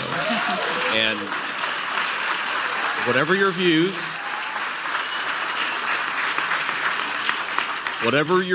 I think it was smart to let individual nurses and moms and dads make these decisions, not try to force a one-size-fits-all approach from the federal government. And ma'am, unfortunately, the answer to your question is, if you've got 25 million, 20 million, whatever the number is of illegal aliens in your country, we're compassionate people. We're not going to let people just expire on the streets, nor should we. So the compassionate thing for our own citizens, but I also believe for illegal aliens too, is to stop the open border and stop people coming into this country in the first place. There's no way to solve the problem without re-implementing some strong border policies. And, you know, if you look in the state of Pennsylvania, I believe the last time that I checked, but, you know, I'm sure the media fact checkers will double check my information here, but the average hospital emergency room wait time in the state of Pennsylvania is around 3 hours, right? So you go to the emergency room and you're not getting the care that you need because we diverted so many resources from caring for people who ought to be here to focus on people who have no right to be here. We have to recognize that there are sometimes trade-offs. And the compassionate thing is not to open your border and allow Mexican drug cartels to sex traffic little kids into our communities. The compassionate thing for our own citizens, and I think for everybody else, is to secure the border and focus on some basic common sense law enforcement. That's what we have to do. Oh, Thank you. We have another question from Pennsylvania. Yeah, Angelina? I'm superstitious too, so Senator Vance. Call me JD, please. All right. Our children's schools are teaching them that they are victims based on race. Sure. Family values are being mocked, and our country is being constantly disrespected. How will a Trump-Vance administration address CRT, DEI, and SEL in the public schools and support parent advocates without fear of government reprisals? Yes, ma'am. Another big and important question, and I obviously don't know the backgrounds of all of you entirely, at least. I don't know the backgrounds of a lot of folks in the room, but, you know, I'm 40 years old, and so I'm very much a child of the 90s. And my wife is 38, though she's probably going to get pissed off for saying that publicly. Can't take it back now. But, you know, so her parents are legal immigrants from South India, okay? And she was born and raised in San Diego, but I think because we grew up in the 90s, and I'm not saying things were perfect, don't mistake me, but we grew up in a country where we were taught to think about people as people and not as whatever artificial, superficial skin color they had. And I think because both of us grew up with that attitude, you know, we met, we fell in love, we started a family, and we never thought anything of it. Right? I mean, there was never, you know, the only funny and slightly awkward comment that anybody ever made is when my mom asked, you know, what ethnicity Usha was, and I said she was Indian. She said, which tribe? I said, well, you know, slightly off, Mom, slightly off. But like she actually, my mom made this point to me, and I think it's, you know, Mom is so smart. She's just one of the smartest people I've ever met. And she said, you know, I get really mad at all these people talking about your biracial children and, you know, whether they're white or whether they're Indian or what their background is. She's like, they're just our babies, right? And I want us to think about all of our kids, whatever the color of their skin, they're just our babies. They're American babies, and that is what matters. And so I think one thing that we have to do is do better as leaders. Talking about, yes, of course, we've got, you know, differences, and yes, of course, there are things that happen in America's history that aren't perfect. I'm not saying we ignore that, but we talk about it as a way to getting to a point where we see each other as Americans first and foremost. That's the most important thing. That's what we have to get back to. And then we also have to be honest, and this goes back to one of the earlier questions, that a lot of this crap is not something that anybody, black, white, you know, Latino, anything, would teach their kids. They're learning it from very radical curriculums that are being planted in our schools by money coming from American taxpayers. And so I think the first thing that we have to do is defund CRT and all of the radical curricula that's going into our schools. That's really important. But ma'am, I think the leadership part of this is really important too. For some reason, we got it into our heads that in a country as big and diverse and different as ours is, we needed to emphasize our differences.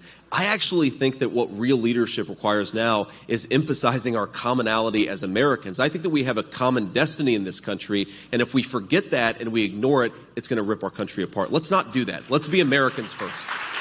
Thank you. Thank you. I think we can ask him for a final comment. Yeah. So we have, you have had a very busy day. You need to get. I've had a fun day. I've had a fun It's been a good day. Well, so we have thousands and thousands of moms watching this, yes. And so we'd just like to know what would be your final comments to the moms who are watching.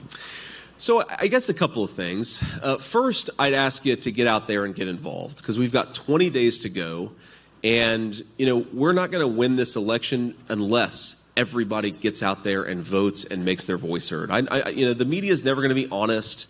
The Democrats are never going to be honest. But if you want to take your country back, if you want to teach your kids your own values, if you want to save your children from unsafe neighborhoods, if you don't want your kids taught racial hatred disguised as diversity, then we have to get out there and we have to elect Donald Trump. And there's a lot that we can do to make that happen just in 20 days. Do you have friends or family that you think would probably vote the right way, but they haven't gone to the polls yet? Maybe they have an absentee ballot they haven't mailed in yet. Maybe you just want to post on social media like, hey, I saw J.D. Vance and he's not nearly as bad as the media says that he is, right?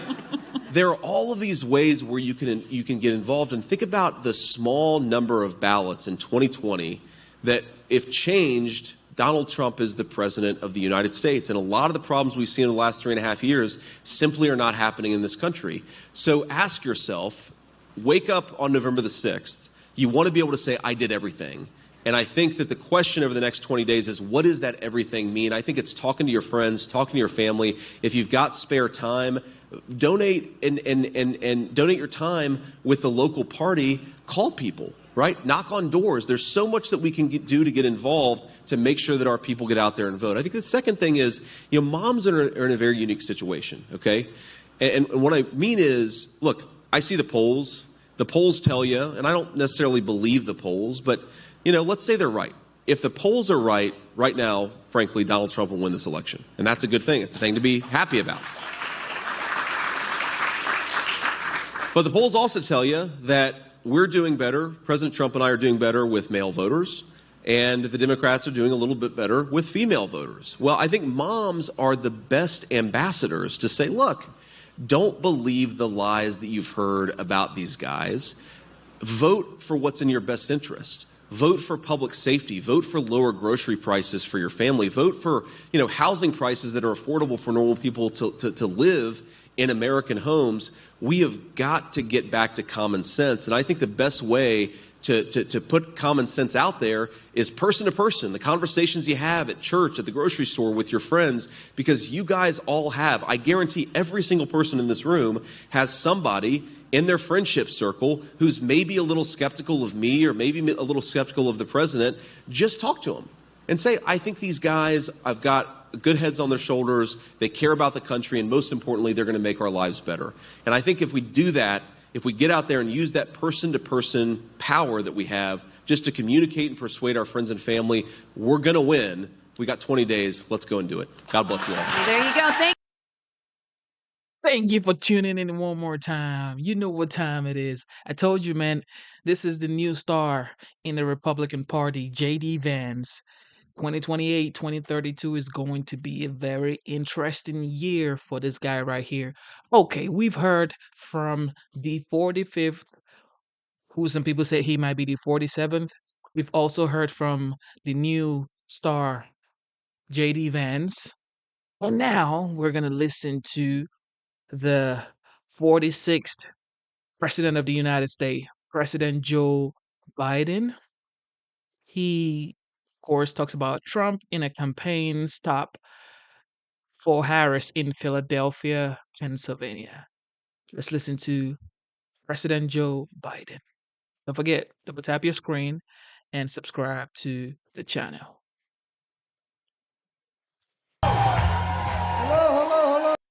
Hello.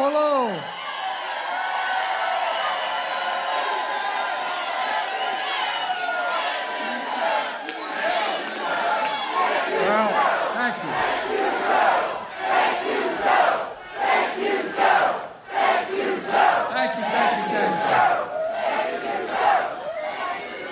Look, folks,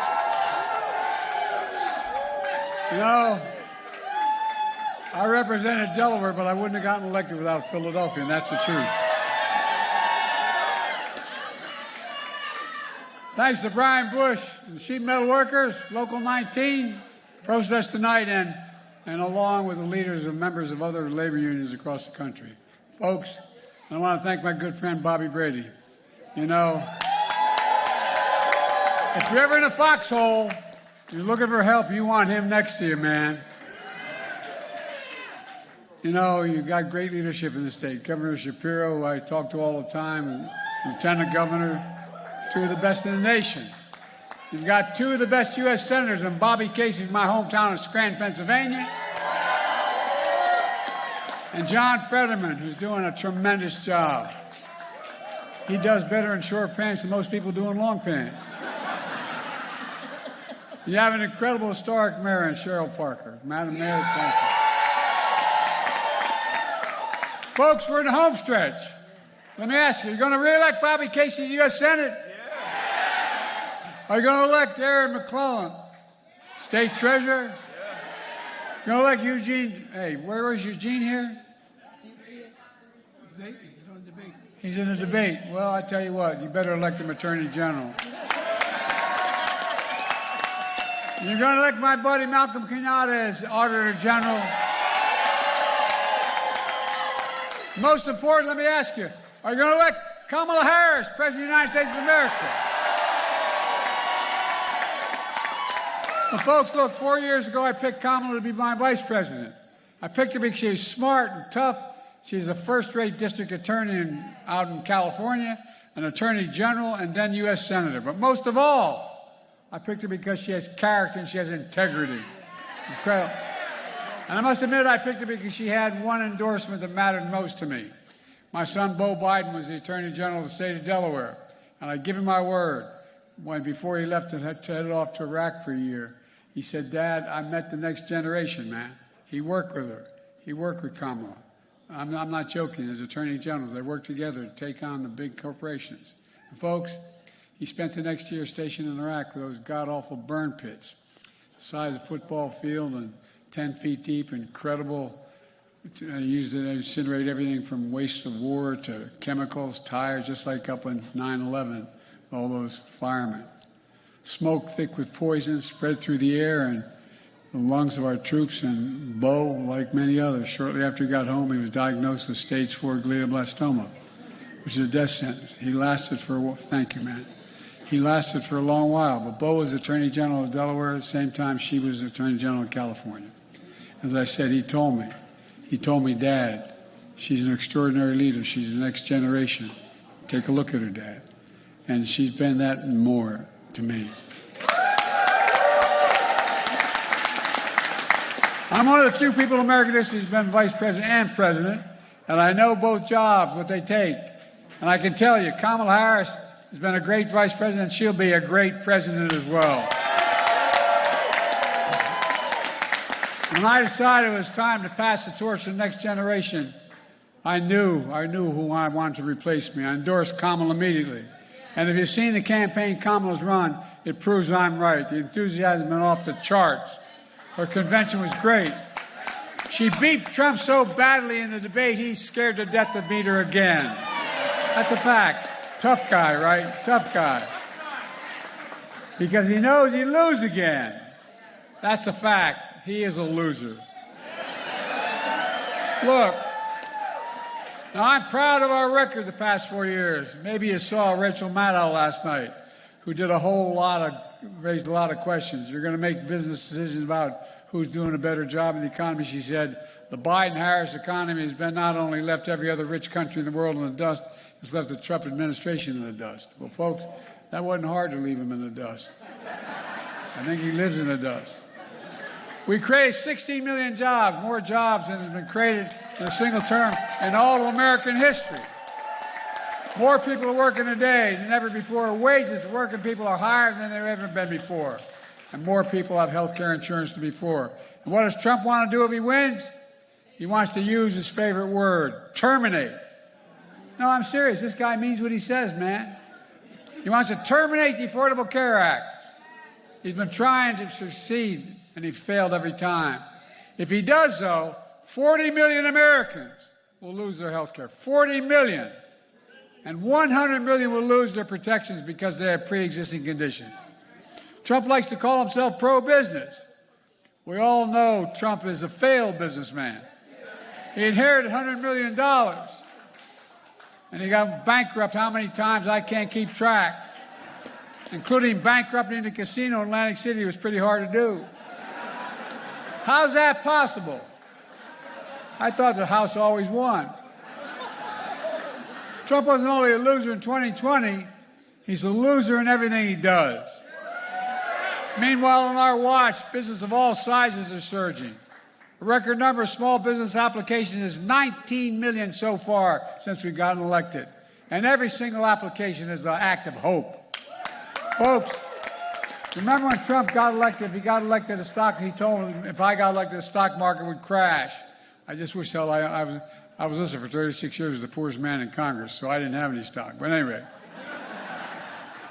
But if he means the stock market crashed through record highs, he was actually right. It's highest it's ever been in American history.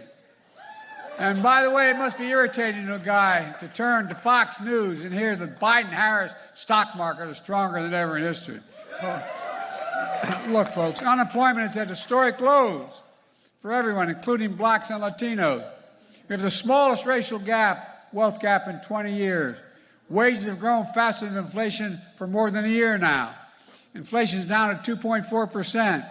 In fact, it's now back to pre-pandemic levels and still going down, not up, down. Along with it, interest rates are beginning to drop. The data shows the benefits of economic recovery are benefiting working and middle-class folks more than the top. New data from the National Labor Relations Board shows the number of workers filing for union representation has doubled since I became president. Doubled. You got it, man.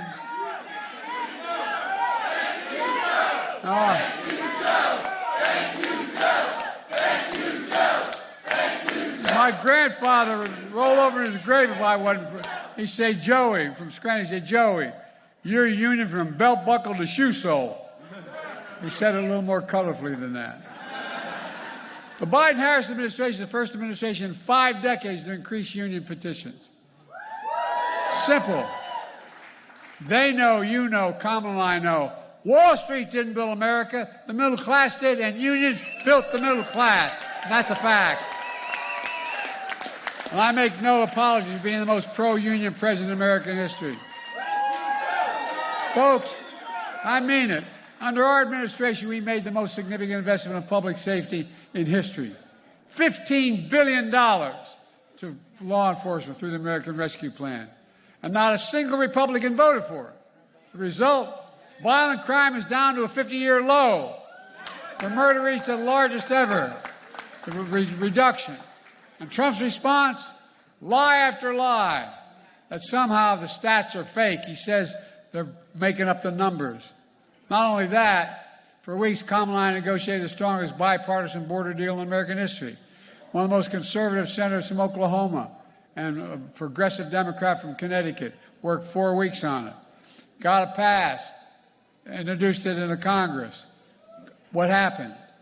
It funded more agents, judges, high-tech machinery, and all the like. But Trump knew it was a good deal. So he got on the phone and started calling Republicans. Say, quote, you can't vote for this because it will help Biden and hurt me. He's a great American, isn't he? So Trump and the Republicans killed the deal. But Kamala and I didn't stop. We surged resources, increased enforcement. We took executive action. We worked with Mexico, and despite all of Trump's friends say, there are fewer border crossings today than the day he left office, right now. But let me say it again. There are fewer people coming to this country legally as I stand right now than the day he left office. We're going to, look, I got to say, Kamala will say, she's going to do more for comprehensive reform. That's one of the main things that got to get done. So let's set the record straight. More people are working today in America than any time since Trump left office. That's just a fact. More people have health insurance than when Trump was president. More people are earning higher wages.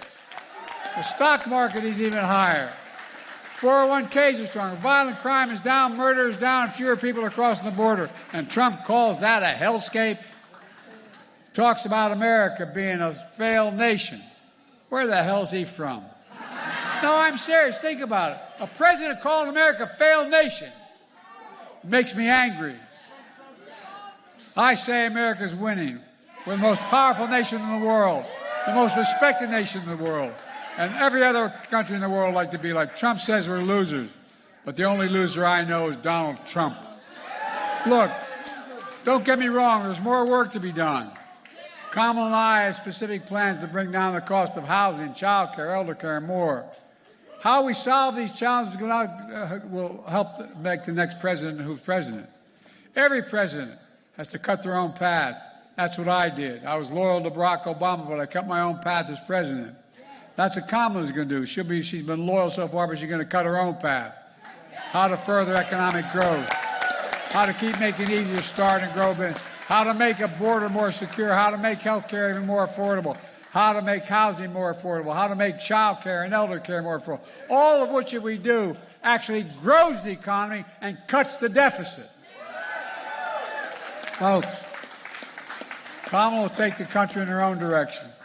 And that's one of the most important differences in this election. Kamala's perspective on our problems will be fresh and new.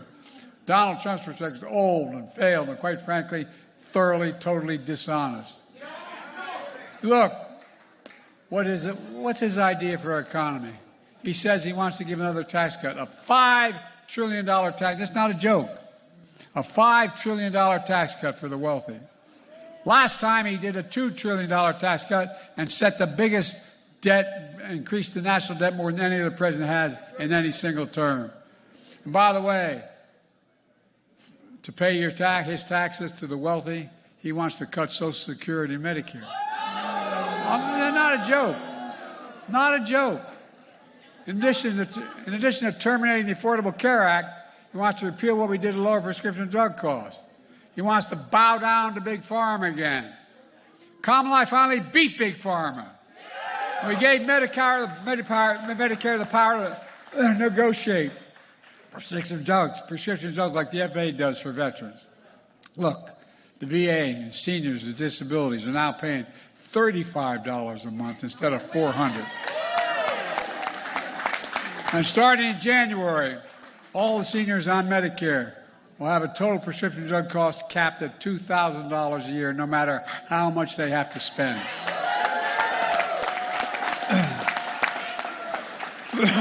Cancer drugs. Excuse me. We ain't going back.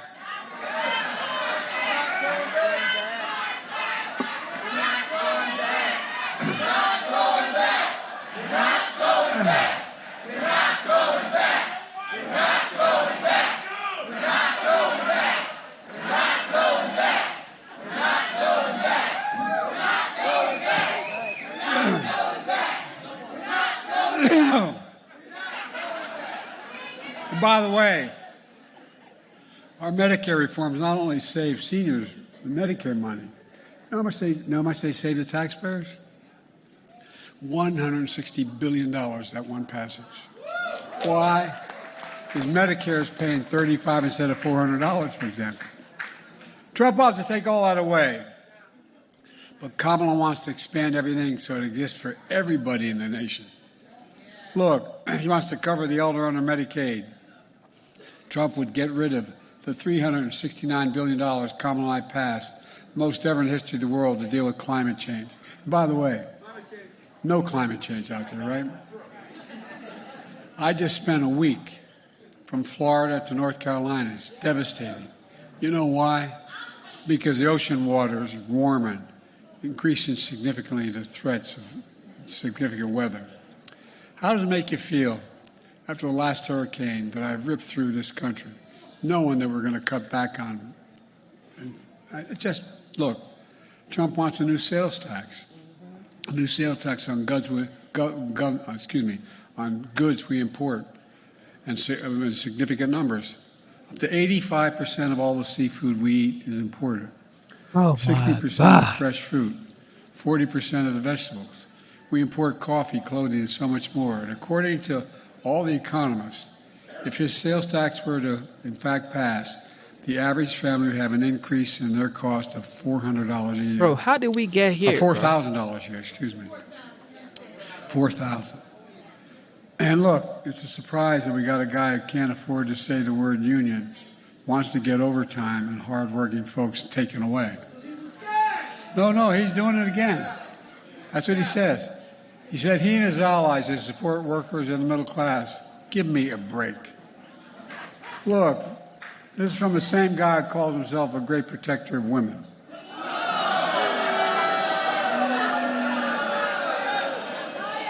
Come on.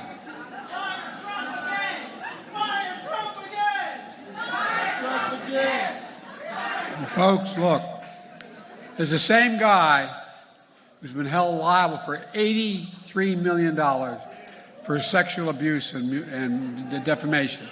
Same guy for getting rid of Roe v. Wade. The same guy who has 3 other major cases waiting for him when he loses. And by the way, 34 felonies. And so far, he hadn't got sentenced. He got the sentence kicked back, but I want to watch that sentence. Look, Donald Trump's not running for you. He's running for himself. I think he's running to stay out of jail. What's he got left? Trump's whole come down to demonizing immigrants, call immigrants animals, saying they don't have good genes, saying they poison the blood of our country. It's sick. You know, it's designed to prey on our worst fears. It's un-American. Think about it. Trump hides all his racism, he used to, but now it's just out front. He has the same ideas on race as the 1930s. Trump's ideas in the economy are from the 20s. Trump's ideas in women are from the 50s. And folks, this is 2024. We can't go back. We made too much progress. We have to keep moving forward. And folks, for all the talk about issues and policies is all important. The real measure of a president is character, integrity, judgment, temperament. Because here's what I can tell you. Every president is confronted with crises no one saw coming. And in that moment, what matters about a president is the president. Does he have integrity? Does she have integrity? A code of honor that they live by? What belief system guides their decisions? How do they handle pressure? How do they respond when things don't go their way? Will they uphold their oath and honor the Constitution? With Donald Trump, we know the answer. Just ask yourself, how did Donald Trump handle COVID crisis when he saw it coming? How we know from Bob Woodward's book how Trump lacks character and can't be trusted? Trump deliberately led the American people to believe that it wasn't a dangerous thing, COVID. I remember how he told us to inject bleach. Remember that? Bless me, Father. In the middle of the COVID crisis, this guy gave Putin, we came out recently, he gave Vladimir Putin COVID tests that were desperately needed by Americans at home, and he gave it to Putin. Trump cares more about kissing up to Putin than he cares about your sons and daughters. You know, we lost over 1 million people in COVID. Think about how many we could have saved if it wasn't for his pure incompetence and selfishness. Think about the 2020 election Trump lost. Kamala beat him by 7 million votes, but Trump couldn't accept it, despite the rulings of more than 60 courts, including the Supreme Court. He embraced the big lie that threatened the lives of elected officials and poll workers. He sent violent mobs to the U.S. Capitol on January 6th to stop a peaceful transfer of power. He sat in the dining room off of my President's office, the Oval Office, and did nothing for 3 hours as police were being attacked and killed. Lawmakers were forced to hide for their lives. According to the report, when Trump told the mob was looking for Mike Pence to hang him, you know what Trump's response was? So what? Let me tell you something. You can't be pro-insurrection and pro-American. If you can't denounce January 6th, you have no business being president. And look, Trump hasn't changed. I would argue he's gotten worse. Clearly, he lost the election in 2020. He snapped. No, I mean it. He's become unhinged. Look at his rallies. Last night, his rallies stopped taking questions because someone got hurt. And guess what? He stood on the stage for 30 minutes and danced. I'm serious. What's wrong with this guy? Listen to him, how he's going to, after the institution of democracy, if Trump is elected again, he says he'll use the Justice Department to attack his political enemies. He says he'll fire 500,000 civil servants to replace them with Trump loyalists. He just said he could use the U.S. military to go after U.S. citizens he disagrees with. He said it. He still refuses to accept the results of 2020. and is refusing to accept the results of the 2024 election if he loses again. Look, folks, every generation faces a moment where democracy has to be defended. This is our moment. I believe in my core. When we beat Trump in 2020, we saved American democracy. Now we have to do it again in 2024. Folks, let me close with this. More than anything in this election, we have to decide who we want, what we want America to be. Who is America? Kamala will be president who believes in an America that still stands for the core proposition that stated in this nation, started this nation, right here in Philly, where the Declaration of Independence was signed, where the Constitution was written, where we determine the power of our institutions of government are determined by the power of the people. The power-based, the very idea of America, we're all created equal, deserve to be treated equal through our lives. We've never fully lived up to it. Unlike Trump, we've never walked away from it. And I'll be damned if we'll walk away from it now. Folks, we've got a lot of work to do, especially here in Pennsylvania, especially in Philadelphia. How you go and what you turn out is going to determine the outcome of this election. We have to talk to our friends, our families, our neighbors, our coworkers. We have to beat back the lies with truth. And most of all, we have to vote and get out to vote. Philadelphia, are you ready? Well, let's get this done. Let's remember who we are. We're the United States of America. Thank you, Mr. President. We've heard from the President of the United States. Thank you for tuning into the live show. Double tap your screen, subscribe to the channel. Most of what I heard, I didn't even hear, but hopefully you guys heard it. Hopefully you heard it. Okay, we've heard from the 46th. Now it is time to hear from the vice presidential nominee for the Democratic Party, Tim Walz.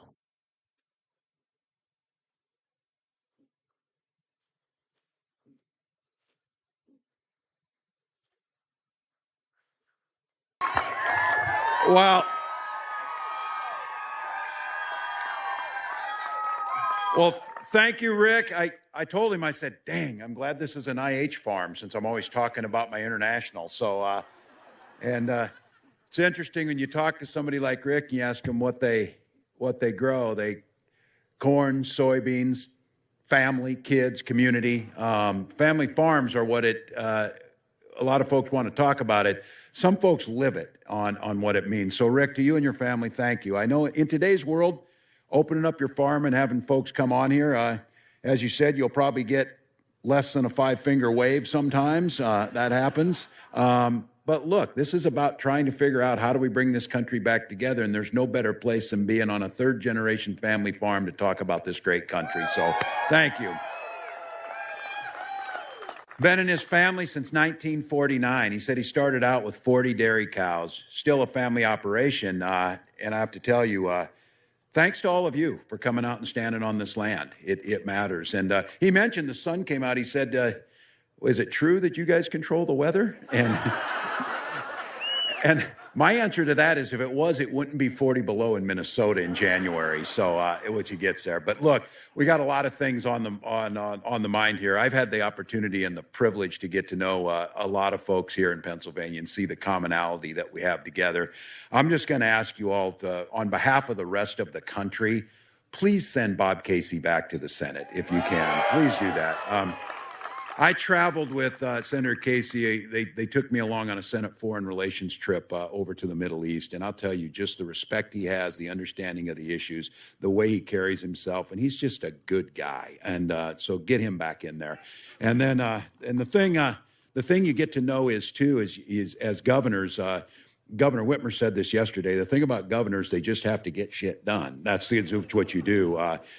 Your governor here knows something about that in Governor Shapiro. He taught all of us that we can do a lot better building bridges if we put our mind to it. And you can get them up in a hurry and you can get people back to work. We watched that happen. And so I'm really grateful for that. Look, family farms, we share a proud tradition, history of feeding and fueling this country. Rural neighbors, foundational to America's success. And I promise you this, Vice President Harris and I when we win this election, we will have rural America's back just like they've had our back. So I talked to the vice president about this, understanding what rural community needs. In the Senate, she was there and she represented. This is what people forget.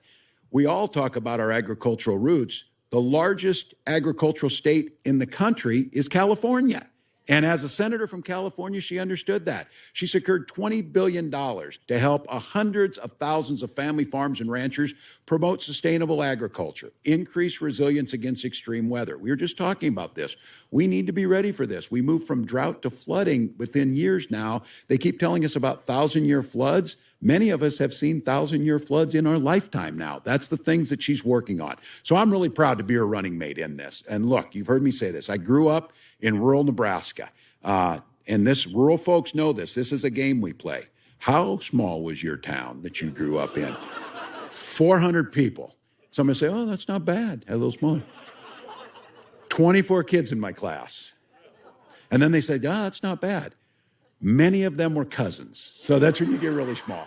But look, that's how it is. You grew up understanding that. You grew up in communities that you help one another. This new phenomenon of being each other's throats and talking about politics all the time, that's not what we did. We helped one another. You got through. And when somebody was sick, the families were there to help them, delivering food or helping with the farms, whatever it might be. So look, I learned a lot of things on those family farms, learned about what responsibility looks like. We were talking about this. We also learned to drive when we were 10, and that's probably probably not what you. I learned how to tune a 79 International Harvester Scout pretty well. That's still running, been in my family for a while. So look, my warmest and some of the things that I remember most about those memories of growing up was being on the land and understanding what it meant. And I'll have to tell you, this is one of those things too. Growing up with my dad and my late younger brother, just this last weekend in Minnesota was the opening of pheasant season. And some of you, if you never hunt pheasants, I'm telling you, you need to get into this. It's early in the morning. A lot of times there's frost. It was warm this year, but I can still remember it like it was yesterday. Coffee's brewing. My dad, my brother, and I, you're going out there. The dogs are in the field. You're on the land that's been in your family for a long time, and you're getting to participate in something that we all love so much, being with family, being on that land, and hunting. So look, these are the things that I do and the things I did last weekend that are part of who we are. And when Kamala Harris is talking to rural America, that's the things that we're talking about. And I have to tell you, they let me last weekend on Friday night go back to my old high school where I coached football to go to a football game. And they let me Saturday morning hunt. I have not been happier in the last 3 months than I was then. So came in pretty handy. But I say this too about this because I want to be clear how they try and divide us on this. Just be very clear. As a veteran and as a hunter and a gun owner, I do know something about guns. I know a little bit about them. And I tell people this. I was out shooting sporting clays with a guy who was like a fixture in Minnesota of outdoor life, whatever. And I'm watching these clays go up, and I'm like, damn, they kind of cross together. And I said, well, I don't need 2 shots. I can get them in 1. And I got it with plenty of witnesses. So I took that to Congress, too, and it's hard to believe that maybe they still don't do it. I don't know. I left Congress a few years ago. But we used to have a congressional trap shoot Democrats versus Republicans, not each other. We can shoot each other. So I have to be careful about the shotgun jokes as running for vice president. I think many of you know. But we'd go out there, and it was camaraderie, and we would shoot. And year after year, I would end up out shooting the vast majority of them. I said, I got the trophies to prove it. Look, this is not about this idea. Kamala Harris, she's a gun owner, too. I think this is true. I think this might be the first Democratic ticket where both the president and the vice president are gun owners this time. So that's something. Yeah, it's something. And I say this to you because we're not going to allow them to make this about the Second Amendment. We certainly believe in the Second Amendment, and you're right to own this. But our first responsibility is to make sure we're protecting our children and our communities from gun violence. So that is not a hard concept. So when the vice president is talking about things like, well, we'll see this idea about background checks. Vice President, I can pass them. On the other side of the ticket, you know the 34 felonies? You can't pass a background check. So look, don't let your neighbors and let's not allow this to happen to divide us. This is not the issues they want it to be. We will protect. Nobody's coming for your guns. But we are going to make sure that your kids can go to school without being shot dead in their classroom. That's what we can do. So look, we've got a responsibility to work for the common good. The job should not be to try and divide us. And the perspective I brought with me to Congress was I represented a rural district for 12 years where I worked across the aisle and was responsible for helping write 3 farm bills, expanding support for farmers and ranchers, expanding veterans' access to crop insurance and job training. That's what we did. Today, I lead a state that is one of the largest agricultural powerhouses in the country. Just so you know, I tell people this, corn, soybeans, everything else. But as we're getting ready to approach Thanksgiving, we are the #1 turkey producing state in the country, and we're very proud of that. So we produce, dairy, pork, and turkeys. Those are the 3 food groups in Minnesota. So I've got a 20-something daughter who I'm trying to say, this vegetarian thing is a phase, so move back or whatever. You come to our state fair, though, go over to Farmers Union booth, and you'll get some of the best, most innovative food locally grown and produced right in Minnesota. And the same thing happens here in Pennsylvania. That's what family farms mean. That's what means coming together and growing together. And in Minnesota, able to enact tax credits and loan programs for equipment, making sure that we were doing down payment assistance to folks, because we all know if you want to get into farming, access to capital is the biggest thing. Vice President Harris knows that. She knows that our rural neighbors, that look, when things are hard and difficult, that's when we do it the best. And we owe them our full support to make sure that they can find an opportunity right now in their hometowns. This idea that you got to get bigger or get out is nonsense. It is nonsense. We can continue to make sure we invest in rural communities, invest in family farms to make a difference. So look, I also want you to know, because you've seen this, doing this work, many of you here know this, been a lot of talk about outsiders coming into rural communities, stealing our jobs, making life worse for the people who are living there. Those outsiders have names. They're Donald Trump and J.D. Vance. No one was asking for what they were bringing, but they brought it to their very states they represent and told lies.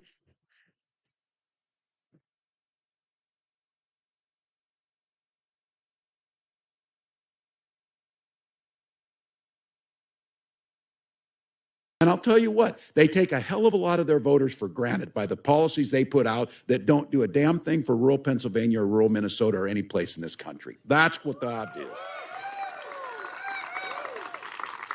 Now, I appreciate folks who did this, and I am proud where I grew up. I wouldn't trade that for anything. And Senator Vance, he became a media darling. He wrote a book about the place he grew up, but the premise was trashing that place where he grew up rather than lifting it up. This guy's a venture capitalist cosplaying like he's a cowboy or something. I don't even know what a venture capitalist does most of the time, because folks who go to work every day, they're the ones that are saying, what are you going to do with the policies to make my life a little better? These guys see your communities as commodities to trade and move around. They see your house as something to buy up and sell to make a profit on. They don't see it as a place where you raise your kids. This guy's, JD's still got an app, lets users, foreign investors, corporations, speculate on short-term investments in farmland, trying to squeeze every dollar out of soil that they'll never work or never step foot in. That's not right. That makes it difficult for your kids to buy the land. That's why an acre of land costs $10,000, and it's impossible for young people to get in, because these guys are speculating on it with no intention of ever farming that land or doing a damn thing with us. That's the policies that we have to push back on. Look, our economy's getting better. Prices are coming down, but Trump's mismanagement of COVID destroyed our supply chains, and farmers are still digging out of that hole from that and his damn tariffs that he put on. It didn't do a damn thing for rural America. Now, Rick and I were having this conversation about prices, and folks out here know this. Corn was, I think, trading today $4.10, $4.08 a bushel. Soybeans right under $10 a bushel. Look, that's not even enough to break even. But what the people out there, and Donald Trump shows up and tells them that prices are higher. Well, you were making $4.10 for corn and $10 for soybeans when prices were 25% lower at the grocery store. Where the hell is the money going?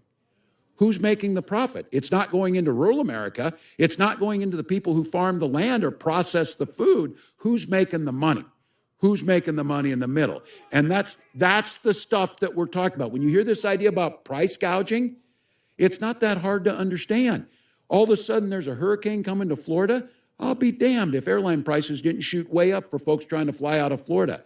That's not capitalism. That's price gouging, and it's simply unethical. Those are the things we're talking about to make prices more affordable. So I did see this. Donald Trump wandered into a grocery store here a while ago. I'll have to tell you this. Yeah. You know he hasn't been in one since 1985. I keep making this case. I keep trying to say these things. You know, Kamala worked in a McDonald's. I said, can you picture that guy running the McFlurry machine? But he walks into this grocery store, and he hands a $100 bill to a lady to pay for his groceries. Did you see this? So I'm like thinking, I wonder what he's doing there. And then I got to thinking, I think it's just natural. Any woman he sees, he pays off because he did something on there. I don't know. But this is the one that caught my eye. I know I shouldn't be. Yes, I am not going to be generous at times because the pain that Donald Trump has brought, and I think we know what 4 more years would look like. But this one really got me going. He was talking about groceries, and he started rambling about groceries. I don't know if some of you saw. I'm going to give this one. Here's what he said. I had to put this on here so I don't misquote it. I have more complaints on grocery. The word grocery. You know, it's sort of a simple word, but it sort of means like everything you eat. The stomach is speaking. It always does. Now, I don't know if you saw last night, we were having a town hall and he got asked about health care and child care and didn't answer those. And then he spent 30 minutes standing on stage listening to music in front of this. So I'm going to be the first to say this. It is pretty funny stuff if he didn't want to be president of the United States. It's pretty funny stuff if he weren't going to try and deny women their reproductive rights. It's pretty funny stuff if he wasn't going to try and rip health care away from all of us with the ACA, or if he wasn't threatening us in different ways. So look, here in Pennsylvania, I know you know this, this idea about, well, it was better under Donald Trump. For God's sakes, our neighbors were dying by tens of thousands because this guy's telling us to inject bleach and is not dealing with COVID. As a governor, I was part of this. We were in Hunger Games with other governors just to get basic things in healthcare to take care of our people.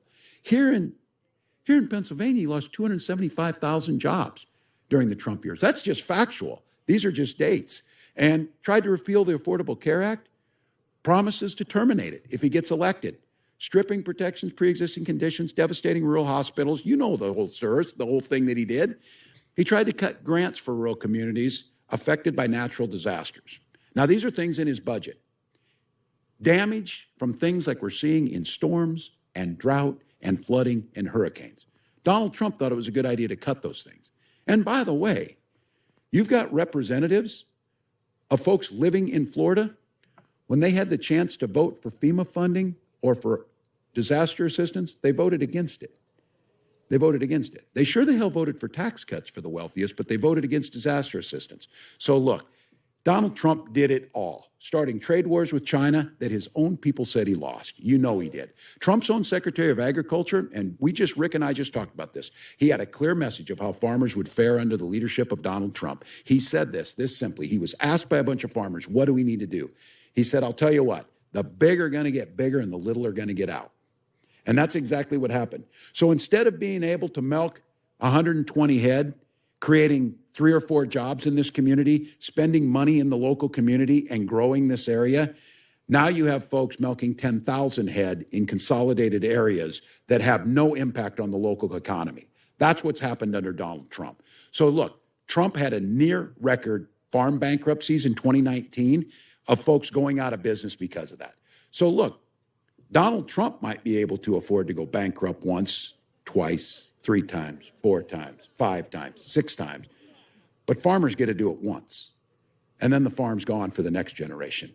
And then the community's lost another family. And sure enough, the businesses downtown start to close. So if you want to know what's happening to rural America, as I said, the folks coming in here and taking the jobs and destroying the area, they've got names. They've got names. Trump and Vance right now happen to be those, and the folks who back them. The venture capitalists who don't give one damn about walking this land, but are more than happy to take the profit off it. So look, we owe you something here. We owe you something. Under Kamala Harris's leadership, farm bankruptcies are down to a record low this year. And since she took office, Pennsylvania has created more than 500,000 jobs. If Trump returns to power, his Trump sales tax costs rural families nearly $4,000 a year. Cut Social Security, cut Medicare, gut the Affordable Care Act, give tax breaks to billionaires and big corporations. That's it, folks. When you want to talk to your neighbors about what this election is about, I don't know, I don't really like Donald Trump, but I like his policies. Which ones? Which ones are those? But look, that's not enough. We can complain about him, which I do, and just cap on cap. Right? And I'm tired of it. I got to tell you that. I'm tired of complaining about this guy. I am tired about it. I just want to wake up and not see him on TV and not see this stuff out there.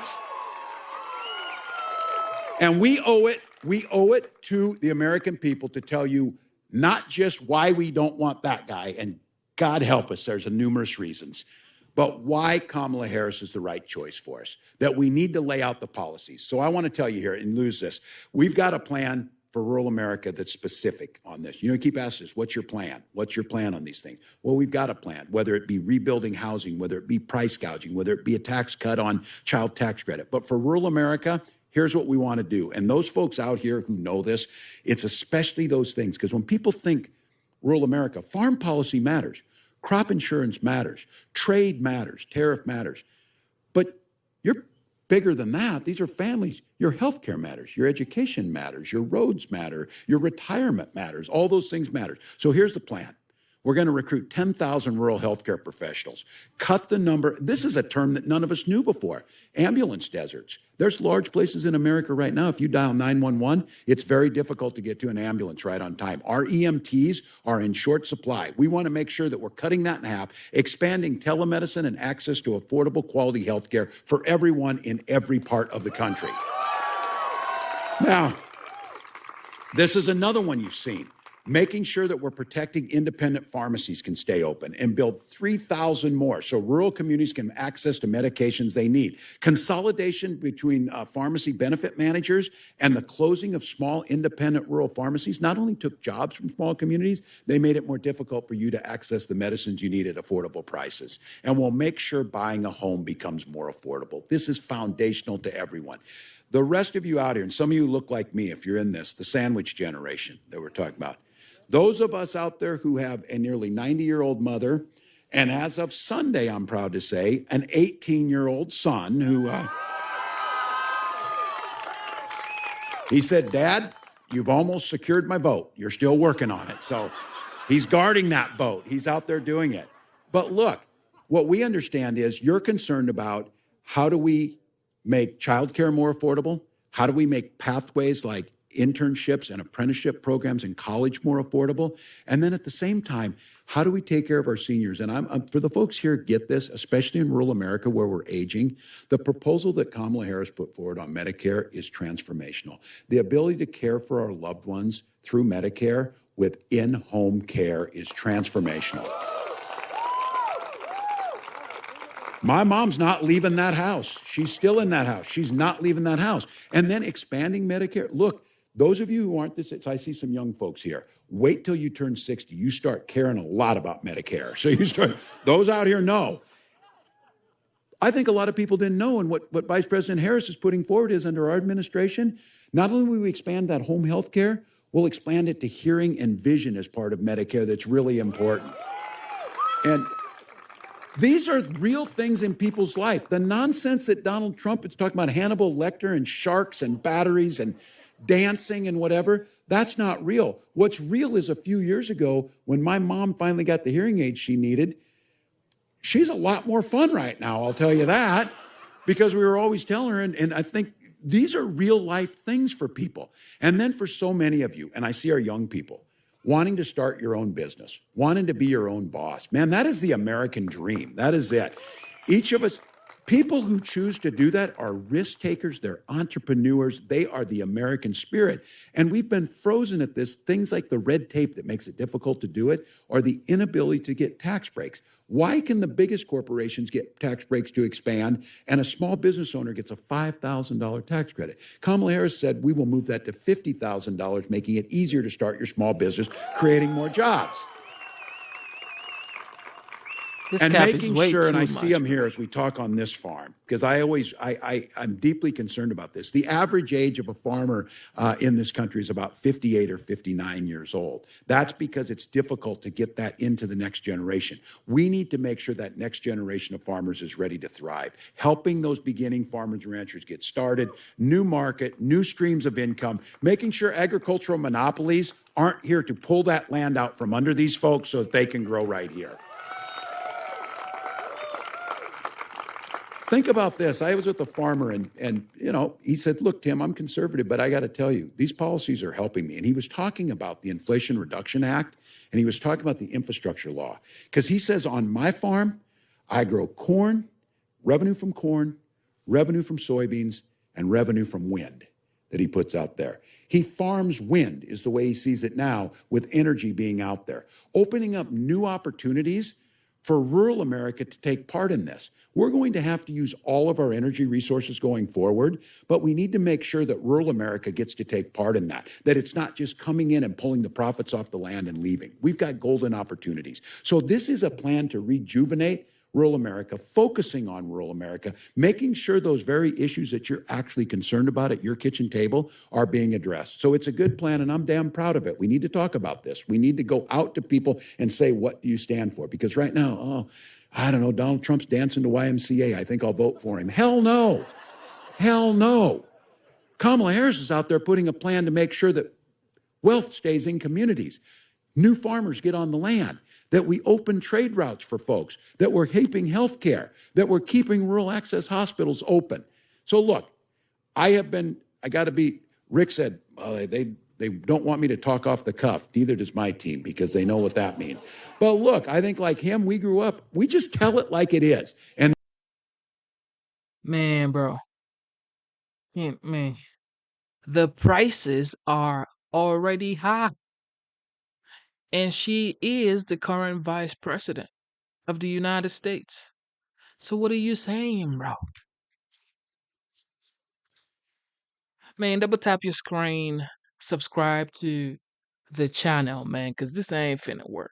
This right here ain't finna work. But I'm gonna play for y'all to listen to, though. Just talk to people about what it is. And I did say this, and I was wrong. I said they don't have a plan. Donald Trump doesn't have a plan. He said he had a concept of a plan, but he didn't have a plan. They do have a plan.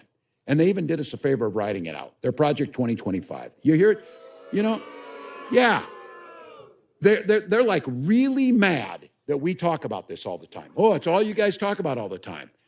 Yes, it is what we talk about, because we know, and I said this, as a football coach, I know this, you don't draw up a playbook if you're not going to run the plays. You're going to run the plays, and they're going to run the plays in there. So let me give you a few of these things that's in there. I know you've heard them, but I think it's important to keep focusing on it. They're canceling $65 billion that we got. And in Minnesota, this is transformational. I know it's true in Pennsylvania. They're going to pull back the money for broadband investments that are connecting communities. How many of you are satisfied with your broadband connection as it stands right now? Right. And you don't think in the future that the bandwidth needs are going to get even bigger? So for America to thrive, for you to start a farm, this farm needs to be connected to know commodity prices and trade and all the things, to buy fertilizer, everything else that goes on. Not to mention, if we really want to do telemedicine, which we know that works, you can't transfer data if you don't have the connections to do it. They want to pull those things back. Now, the folks here who farm will get this one. They want to eliminate the agricultural risk and price loss coverage programs, protect farmers from major price drops. Look, we got that through in 14. We got it through in 18. And I just want to be clear about this. when we had leadership in the House of Representatives that could actually get things done rather than sitting around with stupid things that they do all day that don't improve us. They've not passed a farm bill for 2 years. They've not passed the Defense Appropriations Act that pays our soldiers. They've not even passed a damn budget. They do a continuing resolution, and then they want to sit around and complain about everything that they're investigating on that is basically just politicizing every damn thing that gets nothing done for you. So this piece of legislation that we put in, make sure that there's a floor on there so that you don't go bankrupt, and making it harder for you to get FSA loans. These are things for folks. Look, this is policy stuff. Donald Trump doesn't want to talk about this. Look, everyone here knows he doesn't know a damn thing about foreign policy. He doesn't know what the FSA is. He doesn't know the risk loss coverage proposal. He doesn't know crop insurance. That's all true. But the people behind him do. And they're the folks that are concerned about one thing: tax cuts for the wealthy at the top, make sure corporations can get bigger. That doesn't help rural America. So look, hindering natural disasters, ending SBA direct lending program, all the things that help farmers rebuild. And we're seeing more and more need for this. We had this year, for the first time in Minnesota, we had a snow emergency that had to be declared. And you're like thinking, don't you get those all the time? Yes, but this year it was a snow emergency because we didn't get any. Businesses who went out of business because we had no snow. We had a shortage of this, and then when we know what happens to groundwater and everything else that happens on this, those are things that we're going to have to be prepared to take to deal with. But this week, as we watched Hurricane Helene and Milton devastate Americans, folks in the Trump administration, when he served, came out and told us that when Donald Trump was president, he would ask them before he would authorize emergency aid, did they vote for me or not?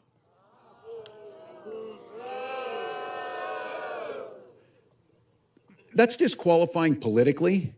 It's disqualifying as a human being, because these are our neighbors. And not once would they ever ask. Not one. I served with presidents of both parties. And when we were flooding, George Bush was in Minnesota, and he was there to provide us the support we needed to repair what we needed to be done. That's the way this country's supposed to work. I can disagree with George Bush, but he was there to do that. This is the first time in American history you've got a president that is willing to let Americans suffer during a tragedy rather than providing them the aid they need. So look, as a teacher, I'm going to have to tell you this, and I just want to, I'm going to leave you with the final Project 2025.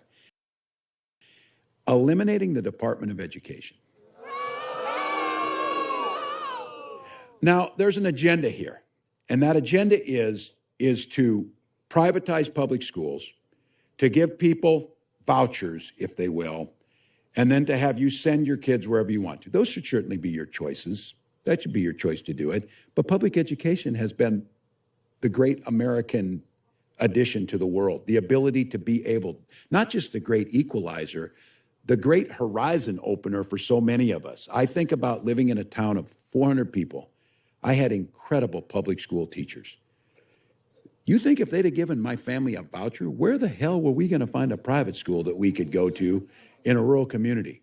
And where were they going to find the teachers who would do it for the little money that those public school teachers were doing it for and the effort that they were giving? It goes back to this idea that communities come together. This country invests together. So what Kamala Harris is laying out, what we're talking about doing is, we're talking about investing in those communities. These guys, when they talk about schools, they're talking about banning books in schools. You know what we did in Minnesota? We gave every kid breakfast and lunch for free. We're banishing hunger in those schools.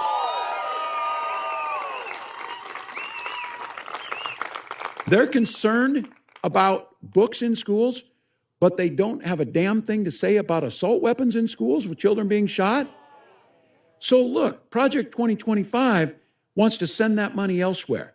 Hell, Project 2025 wants to privatize weather forecasting at one time. Think about that. Remember when he took his Sharpie to draw around the hurricane?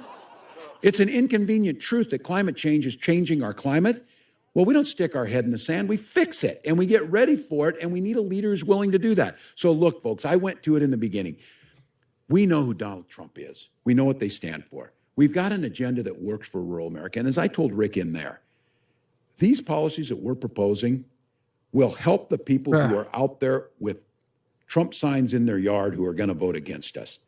And that's That's just perfectly fine with me. It's perfectly fine with Kamala Harris. She wants to be a president for all Americans. That is perfectly fine. So we get an opportunity to turn the page on these guys. A new generation of leadership, a new way forward. And I want you to think about this. We got 21 days to make a difference, not just for the next 4 years, but for the next 40 years. We got 21 days to do what billions of people around the world could only dream of, determining how we want our country to go and how we want to live. We've got 21 days to protect women's reproductive rights. 21 days to protect our children and do something about gun violence. 21 days to deal with climate change. 21 days to bring manufacturing back to America and make sure we own the future on the new technologies. All of these things are within our grasp. And the bonus on this is, and I'm going to go back to it again, can you imagine how great it's going to be to never have to see him on TV again? To never have to hear it, to never see the division, to never see the just tearing people down. Because as Kamala Harris said, this is the thing. Leadership is not by who you can tear down, it's who you can lift up. And leadership is not to pick winners and losers. It's to lift all of us in a way. We got a saying in Minnesota, we all do better when we all do better. It's not that difficult. We also have a saying that says, mind your own damn business on things, which is true too. What we're asking for, and you know it, the party of Reagan would never stand with this guy because what they're asking for. So you've got neighbors, you've got friends, you've got folks out there. On October 21st, last day to register to vote here in Pennsylvania. I would suggest you change that to same-day registration, but that's for the people of Pennsylvania to decide because it's a good damn thing. But get folks registered. You can start early voting on the 22nd, and then we get the opportunity in these next 21 days to take a message out there of a unified country, a president for all of us. And they want to poo-poo this or whatever. I saw the Wall Street Journal said, joyfulness isn't a plan or anything. Well, no one said it was a plan, but it's a hell of a lot better to be joyful than to be angry and terrible like they're doing on the other side. So we are not a hateful country. We are not a divisive country. We care about our neighbors. We lift those up in a time of need, and we know that we are better than they're telling us. He goes across this country and tells us how bad our cities are, how bad places are, how bad states are. He has no solutions because he wants to run on the problems. So here's the deal. 21 days to elect a leader who cares about this country. 21 days to elect someone who is ready to lead and has done it her whole life. 21 days to make the rest of the world say, gosh, dang it, America's back, and they're back in a good way. So for all of you, Rick and the family, thanks for coming out to this farm. Don't believe in every single vote in every single county, in every single precinct counts. This thing is going to be razor close to the end, but I have to tell you, decency, goodness, joy, and hopefulness wins every time. So let's get out there and make it happen. Let's go.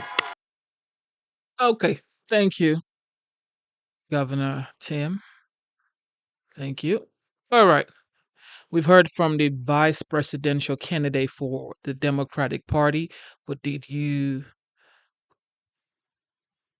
hear and what do you think about that? Okay, ladies and gentlemen, let's go to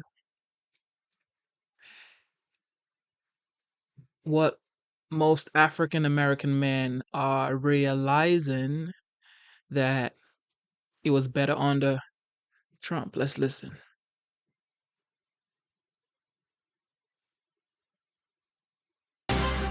So the question is, why are young men deserting the Democratic Party? That includes young black men. Joining us now, the great Texas Congressman Wesley Hunt. Mr. Hunt, Wesley Hunt, welcome back, sir, as always. I tell you one thing for sure. Kamala Harris, I mean, putting everything aside, politics aside and the rest of it, forgiving government loans on a specific basis, almost a color of your skin basis, and suggesting that smoking pot is a good idea is not a good idea. I mean, right there, just making pot legal, really? That's her solution to what ails young men, black men, brown men, whatever men? That's the stupidest thing I ever heard. I just say it out loud. Stupid, stupid, stupid.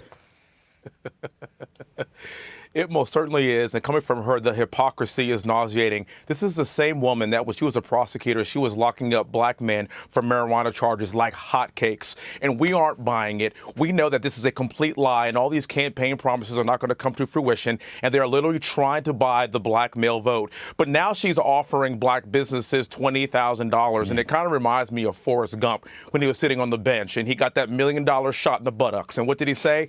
I didn't see a nickel of that money. I can assure you that these black businesses are not going to see a nickel of that money because she is lying to us yet again. And every 4 years they show up with empty promises to try to steal our vote. And black men are hip to the game.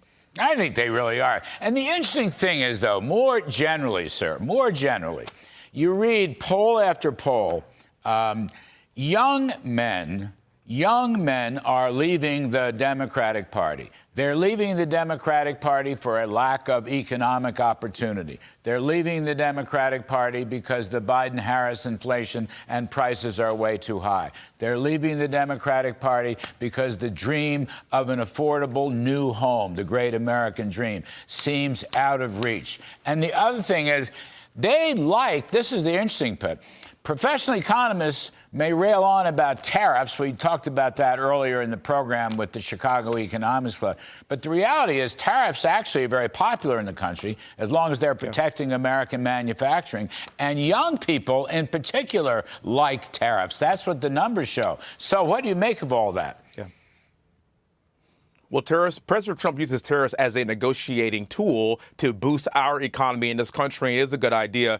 But young men and young black men and young men across America are getting hip to the game. And what I saw that was very interesting was just last week when Barack Obama descended from Martha's Vineyard to then wag his finger at black men and blame them for not voting for Kamala Harris because she's a woman. I think that's absolutely insulting to people like me. This is not about identity politics. This is about voting for the right person that's going to help out your pocketbook, not about voting for them because of the color of their skin. And what black men now realize is that it was better under President Trump than it is under Kamala Harris. And people like Barack Obama that spends his time mostly around the white Hollywood liberal elites have absolutely no idea what it's like to buy groceries and put gas in his car and live in an economy like this. So therefore, they get to come down and wag their finger at us, but we aren't paying attention to that anymore because we have to live with the disaster that we've seen for the past 4 years. And furthermore, Larry, I don't want anybody voting for anybody based on the color of their skin. I am a congressman in a white majority district. They're not voting for me because I'm black. They're voting for me because of my conservative values and how I feel about this country,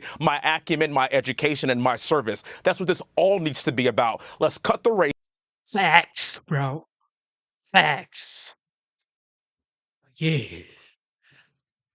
No identity politics, bro. Vote for competence. Vote for performance. Okay? Vote for performance. Double tap your screen. Subscribe to the channel, man. This man right here. This man needed a raise, bro. Out. Let's cut out all the pandering to the black community and let's get down to brass tacks. It is about the border. It is about the economy. It is about our safety. And that doesn't impact just young black men or young white men or Hispanic men. It impacts every single demographic in this country. That's what we're fighting for. Well, there's this working class coalition. I talked about it in my riff. There is a working class coalition being put together by Mr. Trump. He started it 4, 5, 6 years ago, okay? He's continuing it in this campaign. I think the popularity of that coalition is one reason why he's doing so well in the polls, okay? I know polls don't vote, only voters vote, but I'm just saying he's having a lot of success here. And the interesting thing about this coalition, the coalition wants a better economy, and it wants a closed border, and it wants stopping all these price hikes. In fact, it would like to see prices come down. I don't see Kamala Harris answering any of those questions. She does not have a solution to the border. She does not have a solution to lower prices. And the only solution she has on the economy, best I can determine, sir, is she wants to spend more and tax more. That's all I see. People have seen that for the last 3.5 years and don't want it. So they're leaving the party. They're leaving the party in droves. Young people leaving the party. Young men leaving the party. Heck, Catholics are leaving the party. Religious, everybody, they're all leaving the party. I'm not sure they're going to even be able to fill out the poll workers on Election Day. That was a joke. Well, the more people hear her speak, the more people don't like her, Larry. And she has no plan for anything. And I had the opportunity the last couple of days to fly around with President Trump on his West Coast swing to Coachella in Vegas. And I tell you what, he has his finger on the pulse when it comes to working class Americans and what we need. We need lower energy prices. We need to release American energy. We want inflation to get to be under control. It's just these very basic tenets that President Trump is speaking very to the heart and soul into the core of middle America. That's why he's doing so well. And Kamala Harris and Barack Obama and Tim Walz, the only thing that they are speaking to are liberal white elites that care more about gender transition than they care about the average working American. And that's why we are surging in the polls. And I think on November, we're going to have a very, very good day. We are reaching a crescendo at just the right time. People are now paying attention. They know that she has no solutions to any of these issues in our country. In fact, she's the one that supports Joe Biden for the past 4 years, and she's in lockstep with him and continues to be in lockstep with him. I tell you what, this country needs change, and everyone knows that President Trump is here to deliver it. I'll tell you what, I think you're right. Man, this man right here, man. This man right here, man. This man, God, man. Yeah, we need more African American men like this who is articulate, who can come out here and actually say the facts, okay, without being called uncle whatever, uncle this or house whatever. You know what I mean? Like, and that's what, like, most times when I come on stream, people are like calling me house, uncle this, uncle that. It's like, who cares, bro? I got a family to feed. I am responsible for 2 beautiful girls. Okay? So you think I got time for you calling me names, bro? I pay bills, bro. All right, let's get it. Podcast host Colion Noir joins me now. So, Colion, what is happening with the Democrat Party and black voters? I think what you're seeing now is they're starting to kind of come out of their little microcosm. Because for a lot of us, this really isn't a surprise. You see, with the internet and our ability now to have access to the information we have now, we've started thinking independently with respect to how we approach our political identity. But they think that black men are a political monolith. So they're completely freaked out and don't know what's going on. And so now they're spazzing out and trying to shame us, guilt us, and scare us back onto their so-called plantation of democratic belief systems. And they don't know what to do. And we're sitting over here like, well, I have friends who are extremely liberal. I have friends who are extremely conservative. I have friends who are extremely in the middle, and they're all black. So we were not a monolith in that regard, and they're just now finding this out for some reason. So the age of information, the internet, social media kind of cracked the control the Democrat Party had on the black vote. People are thinking independently. They're talking amongst themselves. They're just more aware. They have more access to information. And instead of trying to maybe change the policies, they're insulting voters. I've never seen a political party insult voters for being upset with the results. Why do they only do that with black voters? They don't have anything else to give us. They've been keeping us pretty much in chains, ideologically speaking, by way of shame, guilt, and fear. So when you lose those aspects and you don't have anything else to give, you're kind of left out to sea without a paddle. And Barack Obama now saying you're sexist for not wanting to vote for Kamala. Well, did they say that about Hillary? No, they didn't. See, the thing about it is what they don't understand is this. We've experienced 4 years with Trump, and we've experienced 4 years with Kamala in the White House. Yeah, granted, she was a vice president, but even Biden said, and she said, they would have done nothing different.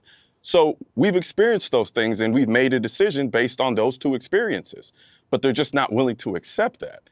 Because as you pointed out earlier, they're not willing to give up power. And they see that power slowly starting to fade away. Yeah, I think you're exactly right. Great analysis. Thank you so much for joining Prime Time. Click here to subscribe. And that's the same thing we are all saying. We've experienced 2016 to 2020. So what else are you going to tell us now? We saw how affordable groceries was, gas was, mortgage rate was. Hey, you ain't got nothing to say. God, man. Joining me now is Jay Jackson, an online entrepreneur who caught my eye over the weekend, and Anton Daniels, a YouTuber and content creator. Anton, let's start with you. You've seen the 5-point plan, which includes the weed, includes the $1 million forgivable loans that is just obviously never going to happen. What is your take on this after Obama essentially insulted black men last week? Well, the first thing that hit my mind, and when I had the conversation with a lot of people that look like me, men specifically, was why didn't they address issues or they valued us before this started to become an issue and Obama decided to put his foot in his mouth in the first place? That's number one. But number two, if you go down and you look at it, it becomes even more disrespectful because it's almost like, oh, we're going to make sure that we legalize marijuana laws because black men are disproportionately affected. Oh, we're going to give you loans that's forgivable. I thought that was grants. But then at the same time, instead of making sure that we're safer, that we have opportunities, that we have lower taxes, that we can get the jobs that we want, they want to dangle more fruit in front of us, low-hanging fruit, in order to sell us on scraps, in order to get us back into the Democratic plantation. It's not going to work. It's just more disrespectful. Now, Jay, I talked to a friend of mine today who said it might be at, 15% now, but that's just the beginning. If Trump gets back into office, you're going to see those numbers increase, I believe. You were personally offended by Obama's pitch last week. I saw your TikTok video. What of this today? Well, I mean, I agree with what Anton just said. If Obama really wanted us to support Kamala or Kamala, however you pronounce her name, that should have been his pitch or his presentation to the young black men that he was speaking to. Give us something of substance. Like, I have a higher standard. And so each of her 5 points, okay, those are decent gestures, I guess, but there are some additional things that I believe that need to be done if you want to get us to, vote for you or even pay attention. I mean, the things that we value in terms of our border, in terms of capitalism over socialist communism, those types of things, we value the protection of our country. And I swore to protect, to fight and defend our country against all enemies, foreign and domestic. And what I see from the Democratic side is just that. They are enemies within our country, and we have to do everything we can to keep them out and fight them. But Joy Reid on MSNBC, she's a very prominent African-American female commentator, and she said something different about the plan. Watch. I commend black men. Brothers, let me tell you what y'all did. You went out there and played hard to get and got a whole long list of policies specific to you. That is how votes are supposed to work. You're supposed to be asked for your vote. You're supposed to have agendas presented to you. Wow. Y'all got that. I mean, Anton, I'm not sure why she's, it seems like she's changing her vocal inflection there. But is that it? Like, men just were waiting for some goodies that, again, are never going to materialize. If they were going to materialize, you would have seen those things in the last 4 years of Biden and Harris. But no. But is that what men have been waiting for? What? None of those things, not any one of those 5 points, actually affect me or make me available for them or is going to change my life whatsoever. Not one. And the majority of those 5 points, 3 of them, is something that she was already talking about before she unveiled it, and then she rebranded it as though she were literally giving it to black people in particular. Listen, all they had to do was ask us what we wanted and what we thought, and we would have told her. We're more aligned with Trump's agenda, and it doesn't matter how much low-hanging fruit they try to give us. We're not voting for you, and we can think for ourselves, and we are educated, and we understand exactly what we want. But they were listening to respond instead of listening to understand, and it's unfortunate because they're going to lose our vote. Yeah, well, and I got to say, Jay, the idea that Kamala Harris, we're going to get into this a little bit coming up, but that she can, wave off the concerns about millions and millions of illegal immigrants being fast-tracked into the country, dumped all over the United States in cities and schools, not the kind of schools that a lot of the elites send their kids to, but public schools that are now under huge pressure.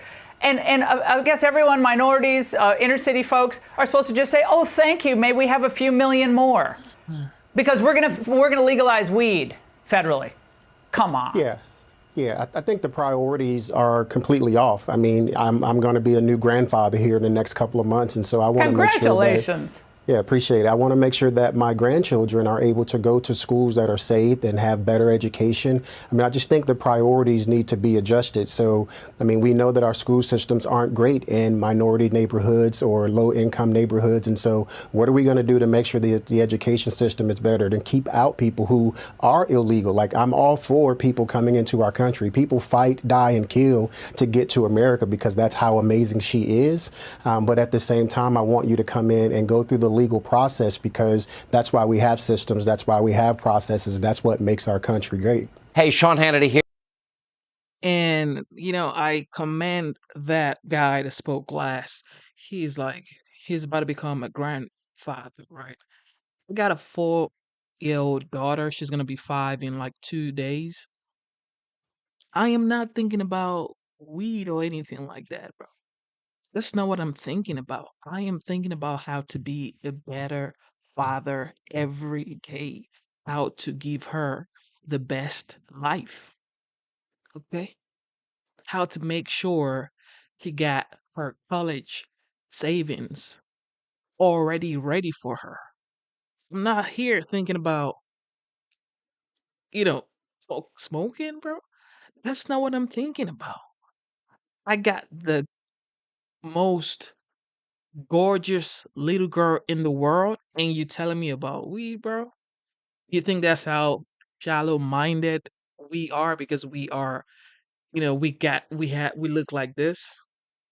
That's just disrespectful, In my opinion, everybody's different, Everybody's different, but I take responsibility differently, because as a family man, my goal is to be there for my family. I'm not here thinking about getting distracted. No. I was distracted in my early 20s. I'm 29 right now. I'm going into my 30s next year. I'm not here trying to be doing stuff I was supposed to do in my teenage years or early 20s. That's not going to work. Yeah, it's everything is backfiring, man. Double tap your screen, subscribe to the channel. Now, earlier this evening in Georgia, our very own Harris Faulkner hosted an all-female town hall with former President Donald Trump. The town hall focused on women's issues. It will air on the Faulkner Focus tomorrow, 11 a.m. Here's a sneak peek. My son is a Georgia Bulldog. He was on campus the day Laken Riley was murdered. Terrifying for all those kids, right? I wanted to know, how quickly in a sanctuary city, like they're calling Athens, Georgia, how quickly can you remove those threats to our society so that our children can go out on a run, as they rightfully should be able to do, in a park in the daytime by themselves? We can do things in terms of moving people out. We can move them out of the sanctuary cities. We're going to end all sanctuary cities in the United States, and we're going to go back to normalcy, and we're going to have law and order. All right, here with more. She is the host of the hit show, The Faulkner Focus, and of course, Outnumbered. Our friend Harris Faulkner is back with us. I think this is a great idea. I got a lot of good feedback. I know I lived in Georgia for 4 years. People that were there absolutely loved it. They thought it was a great town hall. What was it like from your perspective? How did you feel it went? The day changed from the moment I got up in the morning with what I expected, Sean, because I didn't know that they were going to break records and make history today with their early voting on a first day. And it suddenly put everything into perspective, just how close we are until Election Day, really what's at stake. Listening to these women who some of them had left their jobs to be here today because they wanted to be among a crowd asking real questions that felt like reality to them and wanting to get realistic answers, not just a pat on the head, I'm going to do this, I'm going to do that. I mean, the questions that came about abortion, people who are voting, whether they have made up their minds or not, for whomever they're voting, abortion now is in this election because the left has thought, well, that's how you reach women. And so today just suddenly everything came into a different light.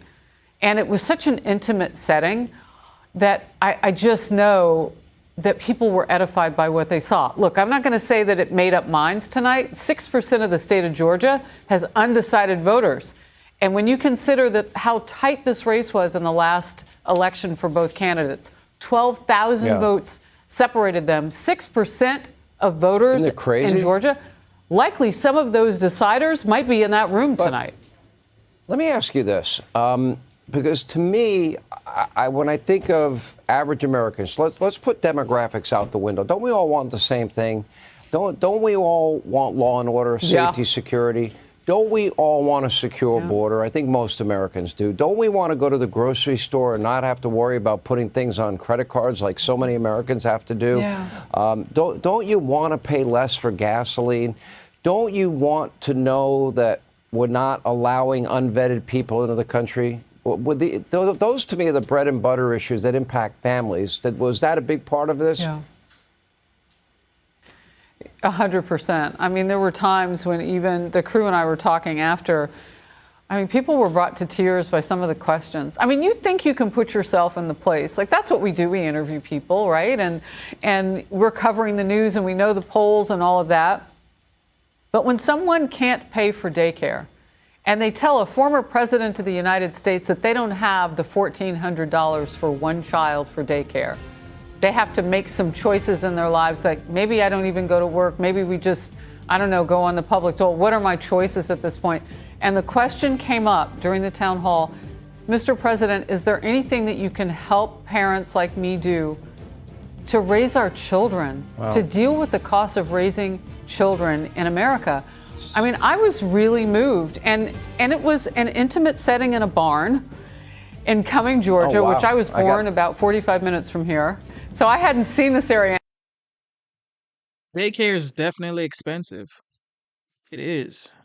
I'm not even going to lie. It is expensive, especially in this type of economy. If you don't have a good job, if you don't, balance your books right and kind of budget what you buy, what you don't buy, daycare is definitely going to be an issue for you. In a very long time. And it was just touching. It really was. And Harris, I think the former president, too, he didn't back away. I can't wait to watch. You can watch Harris's, and thank you, Harris, for being with us. With former President Trump tomorrow morning, 11 a.m., Brett Baer with Kamala Harris. Okay, let's see what they're saying. So, this is the former ICE director. We're going to listen to him right now.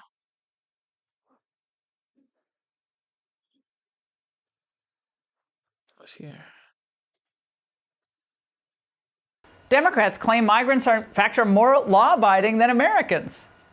That's typical. Joining me now, Tom Homan, former acting ICE director. Now, Tom, I know you're saying, in addition to these stories, you say that the drug cartels are also fanning across the country, becoming more powerful, faster even than this Tren de Aragua. What can you tell us that your sources are telling you tonight? Well, we know the drug cartels in Mexico have killed more Americans than every terrorist organization in the world combined. That's why they need to be designated terrorist organizations, and President Trump will do that. But not only are they in charge of smuggling record amounts of drugs across the border, including fentanyl, now they've set up shop in every major city of this country. They're taking over the distribution process in this country. So they got a foothold here. The Jalisco cartels, they're in 42 countries. So it's like, these cartels are big business, and it's going to take a strong president to wipe them off the face of the earth, because Mexico's not going to do it. They're too corrupt. It's going to take a strong leader in the United States, special operations, to take them out. They've killed more Americans than every terrorist organization in the world. Why would we not target them? Well, it seems like everyone I know knows someone, closely knows someone, who has taken something that was laced with fentanyl. And teens dying, in the area where I live, teens dying, it's the most heartbreaking thing. And we're all supposed to say, oh, well, they commit fewer crimes than everyone else. And Tom, Charlemagne asked Kamala about who really is to blame for the border crisis. Watch this.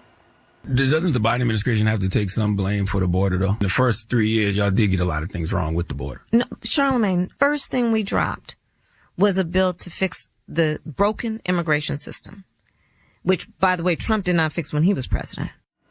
Tom, when Senator Langford was considering this bill, I literally said on the show, I think you were on, you are literally giving Kamala Harris a talking point. It's all you're doing. This is a stupid bill. And sure enough, that's exactly what's happened, even though the bill was an immigration bill, not a border bill. First of all, the border was fixed. President Trump had illegal immigration at a 45-year low. Illegal immigration down 90%. Unprecedented success. She broke the border. Now she wants to fix it. She broke it. They came into office, wrote 94 executive orders, destroying everything we did. We went from the most secure border, lowest numbers ever, to historic numbers. And I just looked today. Today, I looked at some numbers. The removal, the deportation of criminal aliens, illegal aliens who have committed a crime, is down 74% under this administration. So they're not even removing the worst of the worst. ICE has the lowest numbers of removals in the history of the agency. In the same 4 years, we had historic illegal immigration. Kamala needs to face the fact she broke the border. They broke it. We had it fixed. Well, Tom, the media and Kamala Harris herself are doing everything they can to minimize her involvement in the border, including today. Watch this.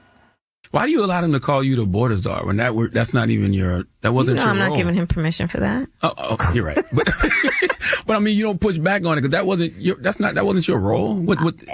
Fact checkers have made that clear. Tom, she's just not a serious person. I mean, we have a series of problems facing us, and she's just not a serious person. Well, bottom line is, getting to that Senate bill she keeps throwing out, that's a terrible bill. I told Senator Langford that bill was terrible, and I wouldn't support it, and President Trump did the right thing pushing back on it. Are we okay with 4,000 to 5,000 illegal aliens a day coming to this country at 1.8 million a year, and we're going to make that federal statute? That's going to be the new norm? No, it's not. The bill also gave unlimited money to NGOs. It did nothing about child trafficking. Matter of fact, the 45,000 a day, they did a carve-out. Unlimited children were allowed. They weren't going to be counted to the end. The bottom line is, and why did they wait 3.5 years to come up with a bill? What they did, they suckered Langford in. Write a bill that we know won't pass and get a couple of foolish senators to agree to this.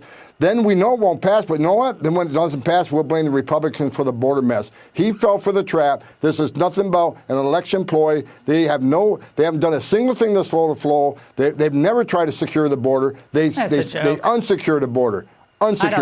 Yeah, I don't think anyone is buying this, but I guess they're trying as hard as they can, but I don't think it's working. Tom. Well, there you have it from the former ICE director. Okay, let's listen to what CNN has to say concerning what they call an investigation that reveals Kamala Harris' mixed record as a prosecutor. Let's listen to what CNN has to say concerning that. Prosecutorial history is long. Tonight, Vice President Harris touting her record as a prosecutor, trying to make her case on one of the biggest issues of this election.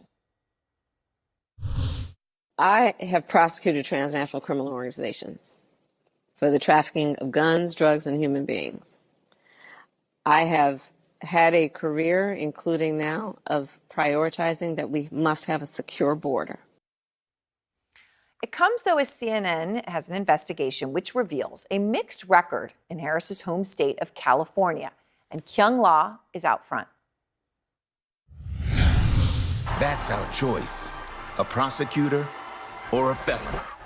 From political ads to the campaign trail, Vice President Kamala Harris and her supporters say her career makes her uniquely prepared to take on Donald Trump. I started my career as a prosecutor. I can't wait to see her prosecute the case against Donald Trump. Prosecute the case. Prosecute the case. She was a prosecutor. That record as a prosecutor began in the San Francisco area.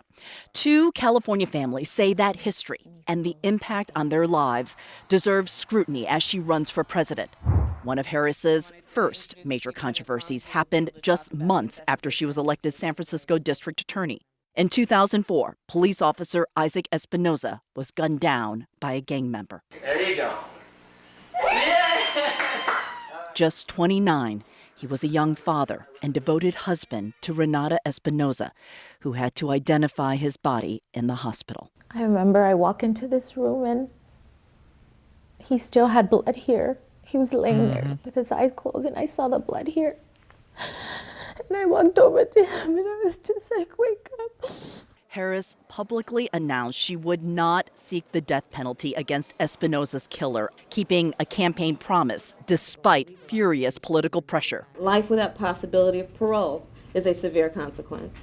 But a decade later, as California's Attorney General, Harris defended capital punishment. When a judge found the state's death penalty to be unconstitutional, Harris and her team called the decision fundamentally misguided in a court briefing. Officer Espinoza's widow spoke to CNN in 2019, calling it a reversal driven by politics. Are you going to be for the people? Are you going to be for yourself? Are you really being you? Should we be talking about some of this flip-flopping? I think it's fair to talk about flip-flopping. It makes America great. Brendan Woods is Alameda County's first black chief public defender. On the other side of the bay, Harris was San Francisco's first female district attorney. Their history-making careers rose together. When she ran for district attorney of San Francisco, her policies were that of the city of San Francisco. All of her policies when she was the attorney general were much more restrictive, much more right. As California's attorney general, Harris promoted enforcement of a law that allowed prosecutors to seek jail time for parents of truant kids. If you fail to take responsibility for your kids, we are going to make sure that you face the full force and consequences of the law. I thought that was crazy. I was like, how can you lock parents up? I opened the door and I see at least 7 or 8 cops, full gear, like wanted to arrest me. As a matter of fact, they did. That was May 2011. The Haddadines woke to law enforcement at their door. And you're handcuffed this whole time? Oh yeah, absolutely. Like a criminal. I have my pajamas on, like those paper-thin pajamas. And that's what I went to jail in. Their son, Connor, was in middle school then. I used to be allergic to a lot of things. You missed 12 days of school. Yeah, but not consecutively. It's not like... Whoa, this is interesting. Oh, this is spicy, y'all. Double tap your screen. Let's get the likes up and subscribe to the channel. Let's get it. The kids don't like school, they do, but they couldn't breathe. Arrested under the new state truancy law, the Haddadines, who had no prior criminal history, were spotlighted in local news outlets. The electronic trail still haunts them to this day. It impacted every aspect of my life, everything. Harris acknowledged the problems with that truancy law she once championed when she ran for president in 2019. In some jurisdictions, DAs have criminalized the parents. Right. And I regret that that has happened and that the thought that anything that I did could have led to that, because that certainly was not the intention, never was the intention. Yeah. I don't think you can consider that an unintended consequence because she created the law. Harris's prosecutorial history is long and complicated for those lives who've been touched by it. And it should all be reviewed and weighed, says Woods. I think people can evolve, and I think that's what she's done. Kyung, it's interesting, hearing all of that and all those examples. But Harris seizing on her experience as a prosecutor, decade plus, as a credential to handle immigration. Of course, obviously, despite being the vice president in the Biden administration, are voters buying that? Well, if you look at her career, she does have a long public record to examine, both in the state of California as well as when she ran for president in 2020. And certainly she was to the left on immigration as to where she is now. But the campaign has maintained that, look, she is still keeping those same values. You've heard that before, Erin. We did specifically reach out to the campaign in regards to her prosecutorial record. And this is a statement that we received from the Harris campaign that throughout her entire career, Kamala Harris has fought to protect people and hold bad actors accountable. On the issue specifically on flip-flop of the death penalty in the state of California, the campaign says the role of attorney general is different from that of district attorney, and that Harris did follow the state law. As far as Brendan Woods, Erin, he says he is still going to vote for her, even though he has public disputes with her. Wow, interesting. Well, I guess some people feel like they have to make a decision one way or the other, then they make the compromises they make. Kyung, thank you very much. And it's looking like that's cap now. It's looking like that's cap. I've only had one client. People. I don't think so now. I think it makes sense because she needs to speak to working class swing voters, independents, Republicans who are still on the fence. I don't know if you heard from her director to 270, David Plouffe, this morning. He thinks they're still gettable. And if those are the persuadable voters, you got to get them where they are. And they're watching Fox News. The people, I mean, really MAGA type Republicans, they think Fox is too liberal.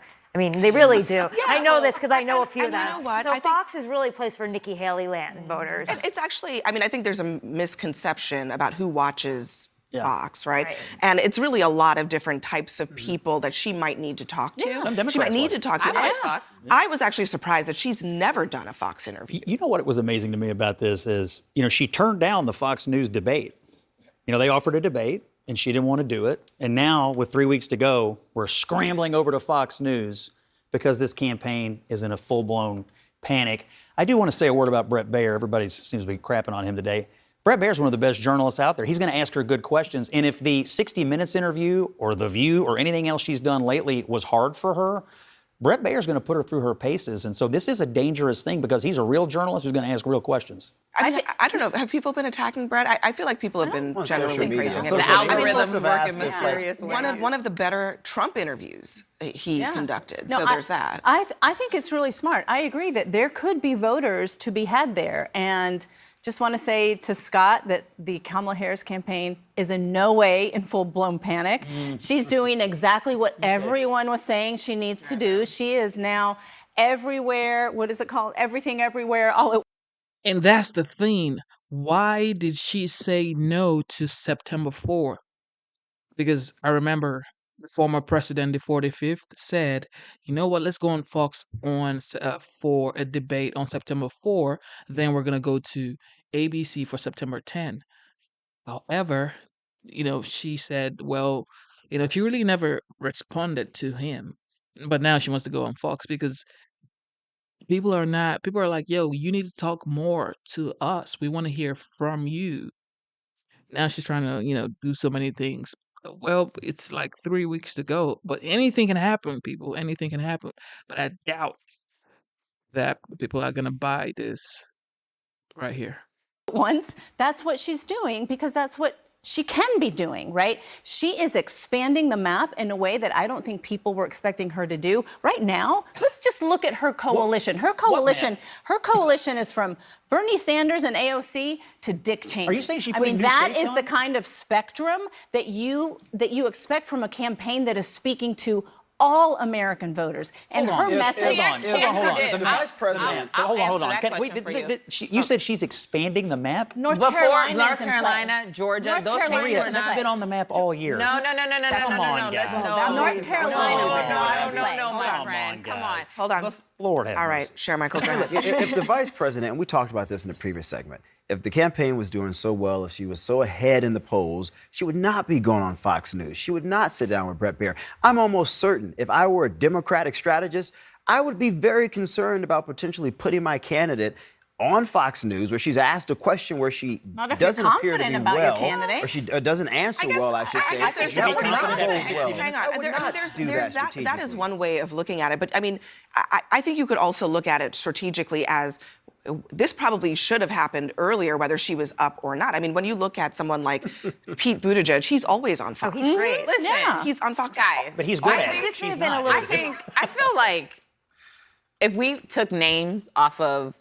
people's itinerary, you would look at her itinerary and be like, she's a winner and your guy's a loser. Point blank. Why? Because of the places she goes from the shade room to Fox.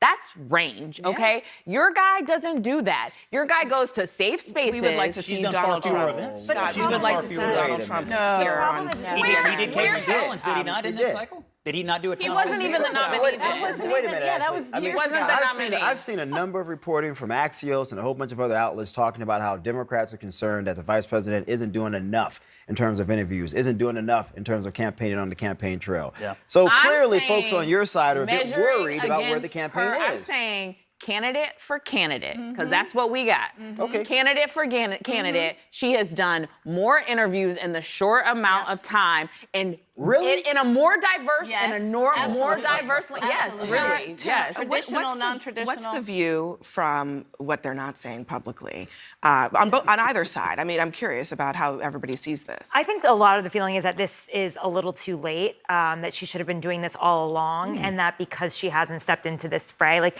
her base was already activated the second that she was the nominee. They were so tired. What is that beautiful African American lady talking about? Candidate for candidate. She has done more interview. Sister, that is cap. You are beautiful, okay? But you know that's cap now. Just straight up cap. People are out here saying she's not doing enough talking. And you're here saying, you know what? Candidate for candidate. And these are the type of people that would say, you go, girl. You go. We got you, girl. Talking about this. Man, sit down. Joe Biden. They were so excited. So that really Kamala Harris probably should have been doing this Fox interview about 2 months ago and defining herself. And right now, she's just really starting to define her. Because like what you're seeing is that she hasn't really been able to separate herself from Biden. But in all and fairness, that's the problem that they're dealing with. She had to put together a whole campaign Oh, this before has been she the figured excuse. out what This she's has going to been do. the Yeah, but you can still do interviews. Guys, This is the 2 days same the excuse. Get updated The excuses. constricted time frame is actually something that she had to deal with. And if you actually want to talk about like who's in full-blown panic, who has said no to the CNN debate? Who said no Who to said no 60 to the Minutes? Fox News debate? Who said no to 60 Minutes? Who is now Because not less doing any Trump kind of is other better for interview him. then? Less Trump is better for him. Because your candidate Exactly. is That's his team knows that. says it all right there. Let's Trump. Listen. You just said. Go ahead, Ash. Go you ahead. said Go ahead. absolutely. Go ahead. Thank you for I mean, I'm a taking the bait. strategist. Obviously, you're going to make the best decisions You know for why? your That's candidate. why I said candidate for Cap candidate. King. Ours is This doing is more live, because my when brother. your candidate Cap gets King. up there. And have you seen Hold some on, of the Tapping let on me the finish. comment. Let me- Go ahead. When Black your woman speaking, so let me hush up. Thank Go you. ahead. When you're let me stop. It doesn't matter if I'm black woman or not. Just don't cut me off. When your candidate speaks, it's undisciplined, unhinged, disrespectful, and it hurts him. So yes, less more is better. Less Trump is better for Donald Trump. Thinking like a strategist. The problem is that if he gets 4 more years, there's no more less Trump. Oh, Ashley. There's no more less Trump. Ashley, So is let's- that really going to be so the let's message have from more the Trump. Harris-Walz campaign? let's have No, more- I that don't they work think for is the going to push Harris-Walz them over the campaign. finish Let me line? ask you a serious question about her strategy. You seem to think that quantity is better than quality. And I know you couldn't possibly think that most of the things she has done in the last 2 weeks have been anywhere near helpful to the campaign. 60 Minutes was an abject disaster. And the little 15-second thing on The View, when she couldn't think of a single thing she would have done different than Biden, was the single worst soundbite she has uttered in this campaign. So, she so hasn't? quantity So here let me is ask you not this. quality. Let me Quantity ask is you not this. quality. Okay, I'm gonna make you a meme. Okay, because you said she should have been doing more of this 2 months ago. So if she wasn't doing more of this, what would have been your talking point? The problem is what we're just trying to say is it doesn't matter which standard she meets. Right. If Donald Trump didn't even do a 60-minute interview, so don't put 60 minutes in my face. Whether it was good for her or bad for her, your dude won't even go on. And on net, she But- came out worse for it. But that's not my argument. Hang on just a second. Why I mean, worse? first of all, Dodging makes it it is look weak. very hyperbolic Yes, it to does. say that 60 Minutes wasn't. was an abject Exactly. disaster. Immigration Thank you. issues alone Look, was a Scott, disaster. I mean, Scott, No. let's be real for a second. I mean, there were answers that you didn't like. It does not mean that it was an Right. abject Just me, it's disaster. like lots of voters. And to your point, Donald Trump wasn't there. He didn't right. do it at all. That but- looks but- worse, but- in my I mean, opinion. that's not my the fact argument. that he didn't Go do ahead, it. Tara. Yeah. The fact that he didn't do 60 Minutes actually looks worse. It looks weak. And the It same, does and look when weak. he doesn't want to take a debate, it also Right. looks weak. But at the end of the day, it is much worse for those voters who are on the fence to see more Trump. He wasn't. He was. He was. He has done more interviews. Okay? He has done more interviews. Double tap your screen. Let's get the subscribers up. Let's get the likes up. Thank you. Thank you. Thank you. You guys are the best, okay? Straight up the best. These people just keep tapping in our face. Early voting is beginning in the critical state of Georgia, where Kamala Harris and Donald Trump are in a virtual tie in the latest Wall Street Journal poll. It's the first presidential election since the Republican legislature passed a controversial new set of voting laws. Nick Valencia is outside a polling site in Atlanta. Nick, looks like there are a lot of people behind you lined up. That's right, Dana. First day of early voting, and yet we are still getting rulings from the Superior Court here that are going to have a direct impact on the 2024 election. Earlier this morning, Superior Court Judge Robert McBurney issuing one of two rulings related to certification that we've been waiting on. This one stemming from a lawsuit from Julie Adams. She's a conservative on the Fulton County Board of Elections who made news this past spring by refusing to certify the presidential primary results. But Judge McBurney sending a very clear message in his ruling that certification is mandatory under Georgia law, and this is what he said in part of that ruling. If election superintendents were, as plaintiff urges, free to play investigator, prosecutor, jury, and judge, and so, because of a unilateral determination of error or fraud, refuse to certify election results, Georgia voters would be silenced. Our Constitution and our election code do not allow for that to happen. I mentioned that other ruling that we're standing by for, that one stemming from a lawsuit from the Democrats over what they call the certification rule. And that one, Democrats fear, will give potentially a rogue county election official the chance to deny certification, which could cascade into bigger problems for the 2024 election. Behind me, though, you see that energy and enthusiasm among the voters just a short time ago. Gabe Sterling with the Secretary of State's office tweeting that there have been 122,049 voters who have checked in to early vote. We are well on our way to smash that record set in 2020 of 136,000 voters. And earlier, I caught up with one voter who this is their second time voting in a presidential election, and she talked to me about the process. Last time I voted in the city, and the lines were out the door. They only had maybe 3 people working, and so people honestly just started leaving because it was like that. Yeah, this is too long. I can't sit here and wait. I have to go back to work. But here, no, it was easy. I just stood in line. The line was moving. They had 6 ballots in there, multiple people working. I had no issue this time. There were concerns among Democrats that Trump operatives were working hard to create confusion around this election, but so far that has not impacted the enthusiasm that we're seeing today on the first day of early voting. Dana? So nice to hear that people are voting, that voting is easy. I mean, this is definitely a good sign for democracy. Thank you so much for that, Nick. Appreciate it. Let's come back to the table here.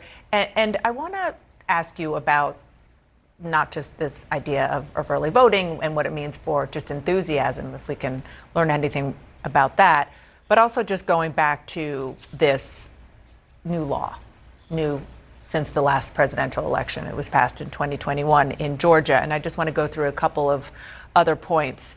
It removes Georgia's Secretary of State as chair of the state elections board. Put a pin in that. Allows the state board to suspend and replace local election officials, fewer drop boxes, shorter absentee voting period, extra early voting days, allows unlimited challenges of voters on the rolls. So these new laws passed by the Republican legislature, signed into law by the Republican governor, there is a lot of concern among Democrats that this could, on the front end, make it harder for people to vote. So far, it doesn't look like that's happening. But on the back end, the question is about certification. And we all remember Brad Raffensperger. He, got a lot of pushback, shall we say, from Donald Trump and his allies for certifying the election. The law is different now. And they can take, and they will, and they have taken some of the final say away from Brad Raffensperger and given it to handpicked Republicans. Well, I mean, think about just how of a different place we are now with talking about the certification of the election. That's something that, in the past wasn't a huge part of the election. And here we are in 2024. And after 2020 and everything that happened, there are serious concerns about whether or not voters could be disenfranchised. But from Republicans, conservatives, they're having to address a lot of voter concerns about election integrity after everything that happened in 2020 and some of the falsehoods, too, that were spread around that election. I listened to Secretary of State Raffensperger. He was interviewed by the Washington Post yesterday, and he was talking about how, if they're hand counting ballots really late into the night, there is this chance that misinformation, conspiracy theories could crop up. And so I think as we're barreling towards, November 5th, we're going to see litigation around these election laws. The judge in Georgia is going to be ruling on some of these rules this week. But in a state that we know is going to be incredibly close, that this election could really turn on, I think it's going to be pretty litigious too. But isn't that what they want?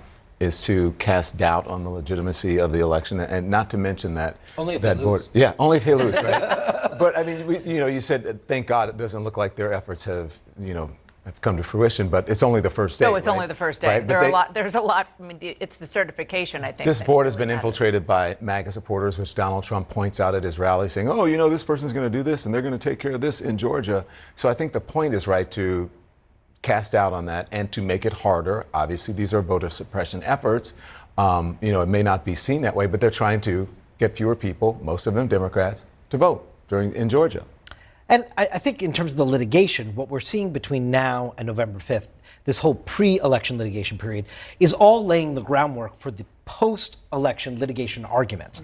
Remember, some of the Trump lawyers were instructed by judges in 2020. They didn't lay the predicate enough of this to then have the ability to make those arguments after the fact. So I think we're seeing a big increase in this litigation period now in advance. Pay attention to it because you're going to hear all the arguments. And by the way, if these polls are right and this election in 7 battleground states is as close as it is right now in the pre-election polling, we will see an exponential increase in the litigation, which is already off the charts. Because it'll just come down to each one of these states. If they are actually this close, they will all end up in court. Oh my gosh, you're giving me angina. I want to just kind of give everybody a sense, since they are. Ladies and gentlemen, thank you for tuning in. We have about 1,400 people watching the live show. Let's get the likes up. Double tap your screen. And if you have not subscribed, please consider subscribing, okay? God bless you. Thank you. We're currently listening to CNN, and they're talking about the voting laws in Georgia. Let's get it. Actually voting for the first time in Georgia today about the money that these campaigns and their allies are spending on ads. So let me just show you the total ad spending. I mean, 164 million and change. Democrats and Republicans, Democrats are spending a little bit more than Republicans, but they're both spending a lot of money on ads in Georgia. And let's look at some of the issues. The Democratic presidential advertisers, taxation, character, healthcare, and then Medicare. Republicans, crime, taxation, LGBTQ rights, which I'm going to talk to you about in the next segment, and inflation. So that's kind of table setting for where things are. I want you to then listen to Bill Clinton, because he went to Georgia yesterday. And what he is trying to do in Georgia is what other Democrats and Republicans are trying to do in other swing states, which is go outside their sort of comfort zones and try to get as many new voters as they can, even in the case of Democrats, more rural areas. We did it because, not just because we did well in Atlanta, but because where there was an opportunity anywhere outside Atlanta, we punched above our weight. So that's what this election coming down to. If you want it bad enough, you can win it. I mean, it's just so fascinating to me that it's not just the money spent, it's not just the things that they're saying, it's where they're going and who their messengers are. Totally. There's always been so much focus on the metro area around Atlanta, and to see Bill Clinton, the Harris campaign, outside in some of those rural areas. The Trump campaign has had bus tours. Trump has visited more rural parts of the state. But look, if you think about the numbers here, Donald Trump won Georgia in 2016 by 5 points. He lost it by 0.2 points in 2020. And Biden became the first Democrat to win the state since Bill Clinton, since 1992. And, for Harris to win, she is really going to have to not only win again Biden's coalition in the state, which is college-educated voters, but also black voters and voters outside of the Atlanta area. And so that is something that Bill Clinton, with him being deployed as a surrogate, that's been a big focus. And real quick, I want to actually show our viewers how big the black vote is in Georgia. The white vote, 51.6%, black almost 30%, which is among the biggest in the swing states. And that will make the importance difference. Of that vote. And I think the thing that shows that, I don't know if you guys are old enough to remember everything. The skits about Bill Clinton going to make the jogging and then jogging He into went McDonald's. to McDonald's. That's what I was going to say. Yeah. So he went to McDonald's, and there's a cashier, right? And I think with her manager, and she's like, and he's ordering, and the cashier goes, wait, you? But, oh my gosh. So I say that to say that black people love Bill Clinton. And I believe there's not a better retail politician, not even Barack Obama, that is as good as Bill Clinton. He's amazing. And if anybody other than Barack Obama can draw black folks in, I think it's Bill Clinton. Yeah. Do you disagree with that? There's no doubt that Bill Clinton has an extraordinarily close political relationship with African-American voters. It's been proven time and again. I don't disagree with that. Yeah. I think he's in advanced age. I don't know if his retail politicking is like quite as sharp as it was 30 years ago. This election is close. Everyone knows that. But what might be most notable about 2024 are the structural shifts that we might be seeing in the electorate. Who generally votes for Democrats? Who generally votes for Republicans? It might all be changing. Here to explain what we are seeing, CNN senior data reporter Harry Enton. Look, we've been talking about black voters the last few days and some shifts there. But there are significant shifts that benefit Vice President Harris when it comes to women. Yeah, I think that's exactly right. So, if you look at, is Harris doing better than Biden 2020? White men, she's not. Women of color, she's not. Men of color, she's not. But among white women, in fact, she is. In fact, it's to a historic degree. So let's take a look here. The GOP's margin among white women, look, Romney won him by 9, all right? Trump in 2016 won him by 6. You go back 4 years ago, Trump won him by 7. Look now, look how much lower Trump's margin is among white women. Look, he still leads, but it's well within the margin of error. It's just a point. He's doing 6 points worse than he did 4 years ago. In fact, he's doing the worst, if this holds, for a GOP candidate this century among white women, John. Well, how much do white women matter in the electorate? So this is the whole thing, right? How much do they matter?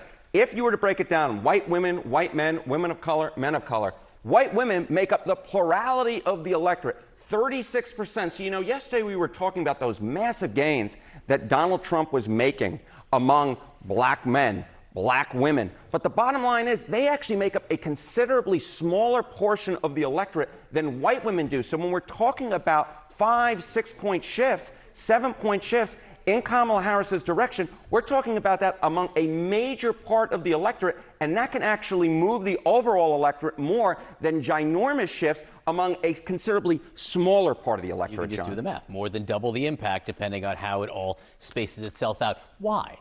Why? I think that this gets at a pretty good reason why. All right. Abortion is the top voting issue. We're going to look at Michigan, Pennsylvania, Wisconsin, on average, where 80% or north of the voters are white. Look at this. The percentage of women who say that abortion is the top voting issue come November, 27%. Look at this gender gap. Among men in those states, it's just 7%. I think what we're talking about here is after Roe v. Wade was overturned in 2022, white women in the suburban areas, in these key battleground states, have very much turned against Republicans. And we're seeing in the polling right now, because Kamala Harris is doing historically well, at least this century, for a Democratic candidate among white women. And of course, they make up a very large portion of the electorate. If she wins, it could ultimately be because she did so well with white women, John. As we said, big shifts with an F there, Harriet, and thank you. Thank you, my very friend. much. 22 days left until the election, and for the first time, and this is notable, Vice President Harris chose to use one of her events to play sound of Donald Trump to her supporters. I will show you one example of Donald Trump's worldview and intentions. Please roll the clip. The worst people are the enemies from within. So So you heard his words. You heard his words coming from him. All right, she went on to call him unstable and unhinged. With us now, former Republican strategist Lee Carter and Democratic strategist and CNN political commentator Maria Cardona. And one of the reasons I say it's so important to listen to what they say is there's limited real estate between now and Election Day. 22 days left. You only have so much time. So what you choose to do and say is so important. So Maria, choosing to focus on this, the enemy within, calling Trump unhinged, rather than what we were hearing around. I think that video she played in her rally actually helped the former president, because most people even think that way. Most people think so. So it's like that video didn't do justice for you. But I may be wrong, I may be wrong. All right, ladies and gentlemen, you guys are the best. You guys are the best. Let's get the likes up and let's subscribe to the channel. We're currently listening to CNN talk about the polls. They said the race is very close. Of course, very close. On the polls here on the live stream, we have over 2,200 votes, and 79% of those 2,200 people plus says that they want Trump. 79% and 21% says Kamala. But that's just my live stream. On the convention just after that message of joy. So why this? Why now?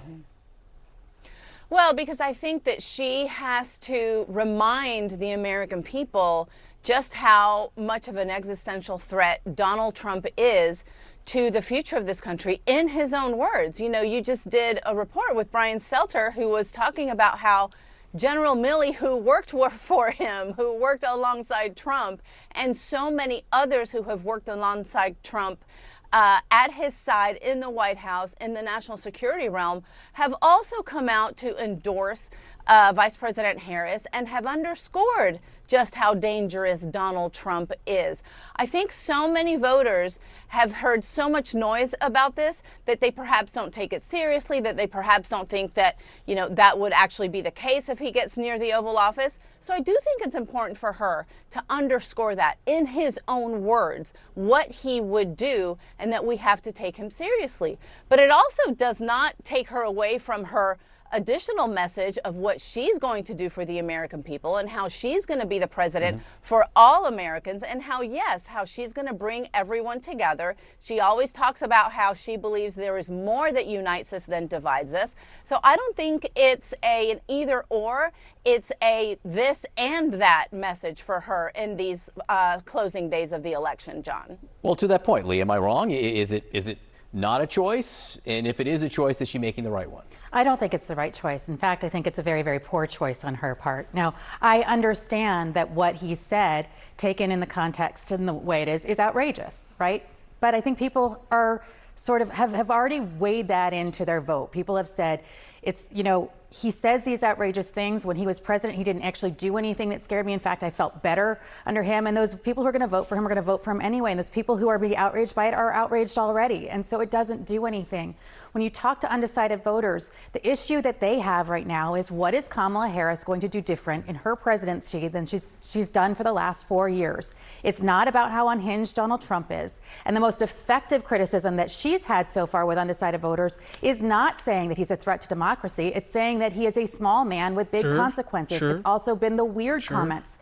You could always tell who's winning by who's reacting. By reacting to Donald Trump, it actually puts the focus on Donald Trump, not on her. And I think that her other attacks were much, much more effective, and this is a waste of her time. I will say, and I do want to move on, that Tim Walz had an interesting take on that, which is he told a crowd, I think it was in Wisconsin, that Donald Trump is talking about you.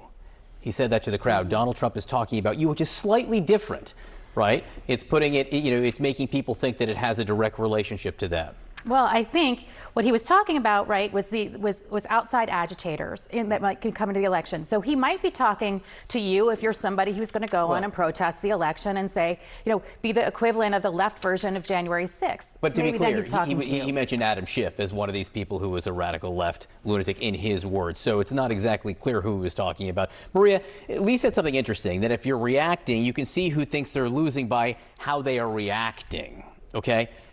Donald Trump has reacted a lot over the last 48 hours to Vice President Harris calling on him to release his medical records, questioning his fitness. He put out a tweet 2 days ago overnight. He mentioned it on stage, and then tonight, or over the last few hours, he put out this tweet, and I want to try to read it if I can. It uses words that are a little hard for me to pronounce. He's talking about Vice President Harris's medical record. According to her doctor's report, she suffers from urticaria, defined as a rash of round red welts on the skin that itch intensely, sometimes with dangerous swelling. She also has allergic rhinitis and allergic conjunctivitis, a very messy and dangerous situation. These are deeply serious conditions that clearly impact her functioning. I guess it's not the what he's saying here that I find interesting. It's the fact that he's saying it at all. It does seem like she got under his skin here. If we're going to measure who's winning and who's losing by the extent of the reaction to the other candidate, Donald Trump has already lost. Because one of the things that Kamala Harris is so good at is, yes, getting under his skin. And, maybe she is a rash for him, and maybe that's what he's talking about. And so I think that every single day that he lashes out, which is every single day and almost every minute of every day, you can tell he is nervous. You can tell his campaign is nervous about where they are, because frankly, by very small margin, but she is ahead. She's ahead in the national polls. She's ahead in a lot of these swing states. And there's no question that there's still a lot more that she needs to be doing, but we are seeing her doing it. She's going, everywhere, wherever she needs to go to meet the voters where they are. And again, she is talking about all of the messages that matter. And democracy is a huge message that matters to voters. And that is exactly what she's going to be focusing on from here to Election Day. I will say, what you call a campaign that's not nervous, a losing campaign. Every campaign should be nervous by definition. I don't know where this polls keep coming from, how she's ahead in the national polls. I just don't know how. However, I guess the people have spoken, but I don't know. Okay. So, Bill Clinton has been campaigning for the Vice President Kamala Harris in Fort Valley, Georgia. This was Sunday. Let's listen to what he has to say here.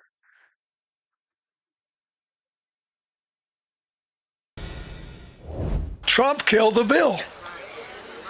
The bill was being written by senior Republicans in the Senate, and he killed the bill. Why? You had a case in Georgia not very long ago, didn't you? They made an ad about a young woman who'd been killed by an immigrant. Yeah, well, if they'd all been properly vetted, that probably wouldn't have happened.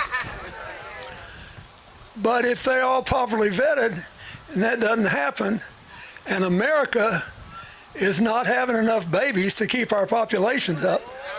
So we need immigrants that have been vetted to do work. There wouldn't be a problem. And he couldn't keep people all torn up and upset. Former President Bill Clinton calling out the Biden administration for not vetting Laken Riley's alleged murderer while stumping for Vice President Harris in Georgia. Let's bring in John Levine, New York Post political reporter. I want to get your reaction to this, and I'm glad we played the whole soundbite to give context, because really what he was going back to was that they were trying to legalize immigration. This is Kamala Harris's main argument, and Trump killed the bill. Trump killed the bill or encouraged people in his party not to vote for it because it was memorializing all this extra illegal immigration that we're seeing right now that the country can't handle.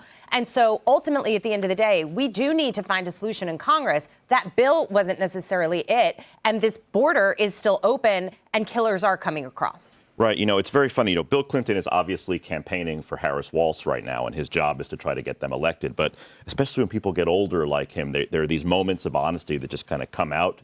And I think this was one such case. A number I keep going back to is something ICE told us a few weeks ago, that I think it's like 13,000 migrants are here who have been convicted of homicide. Right.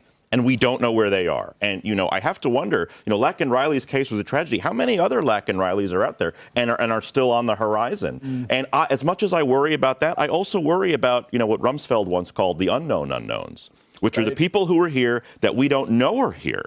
We get these reports every month about migrant encounters, who they catch coming in, but we don't know who we don't catch. And Ron DeSantis said on the campaign trail, and it's true, the next major terrorist attack in this country is going to come from someone who snuck in through the border that we lost track of or just didn't even know they got in. And we're going to say, how could this happen? Why were we so unprepared? The warning signs are flashing everywhere, and yet we do nothing. This has been a little bit of her Achilles heel then when it comes to the campaign. To offset that, how important then is the Bret Baier interview with her tonight? I think there's clearly been some sort of collapse in her polling somewhere. And obviously, we've seen in the public polling, New York Times Siena has had brutal polls about showing she's underwater, not underwater, but very significantly low in black voters and Hispanic voters. Populations and demographics, she needs to win by 80 and 90%. She's in the 50s and 60s and low 70s. So I don't think she would be doing Brett and Fox News unless she wanted to reach out to a lot of voters who might still have questions about her. Because the fact of the matter is, it's a very, very high-risk strategy. Her previous interviews have so far been Stephen Colbert and Whoopi Goldberg. Brett Baier is going to ask her real questions, and it's high risk, high reward for her. He's going to come with facts and figures, and when she gives him a nonsense answer, he's going to push back and say, but this many murderers are in the country, or this many people have gotten into this country. She's not going to be able to word salad it. And, it's funny because you look at J.D. Vance, he's on the morning shows every single day. Every Sunday, I see him everywhere. And he's swatting away these interviewers like houseflies. It's incredible. They try to catch him, and it's just like he's doing almost gymnastics. We haven't seen Kamala Harris do this even once with anybody. She's never had, I don't even want to say a hostile interview or an interview with any real journalist. All right, so let me ask you this. What if she nails it? Look, I said it's high risk, high reward. If she knocks it out of the park... does that change things? Could that meaningfully change It absolutely could. If she knocks it out of the park and really demonstrates sort of a lucidity that we've yet to see, it could. She'll obviously be talking to a lot of... But what are the chances of that? Because we've never seen it before. So, unless she has lobotomy and all of a sudden she becomes sane tomorrow night, it's I'm not going a to be the fortune same teller. Kamala Harris. I think there's clearly... The big picture is she knows she needs to expand her coalition. There's talk of her going on Joe Rogan, too, which is another high-risk, high-reward, because that's going to just be potentially hours of freelancing. And what's that going to look like? She's a very scripted person. She wanted to run a careful sort of basement strategy. And I think the polls just don't allow her to do that. And they're telling her, you've got to get out or you're going to lose. The funny irony, is that she also is saying, Taylor, that he's running a basement strategy and they're hiding him because he's scared. It's amazing. She's trying to get out there to make that point. How important is it for her to win that blue wall? I guess maybe the better question, how at risk is it of her not winning the blue wall? Every single swing state is at risk for her right now. And I think if you don't get black voters and Latino voters voting at the level, she's right now, according to public polling, losing black women compared to where Joe Biden was. She's doing worse with black women, and she is a black woman compared to where Joe Biden was. So that is an unsustainable number for her. Wow. And so the entire blue wall is at risk. Pennsylvania's at risk. Georgia's at risk. All of the states that Biden won, that Trump should have won in 2020, they're at risk. And she's got a very tough road ahead. And that's with black women. With black men, Obama's rationale is that they voted for him. They're not voting for her. They're not enthusiastic about her because she's a woman. Instead of, we were just talking about accountability with Charles, instead of saying they're not voting for her because the policies don't work. Because people are waking up. We are going to the grocery stores. We're seeing the grocery prices. That's why. Okay? People are just tired. People need a break.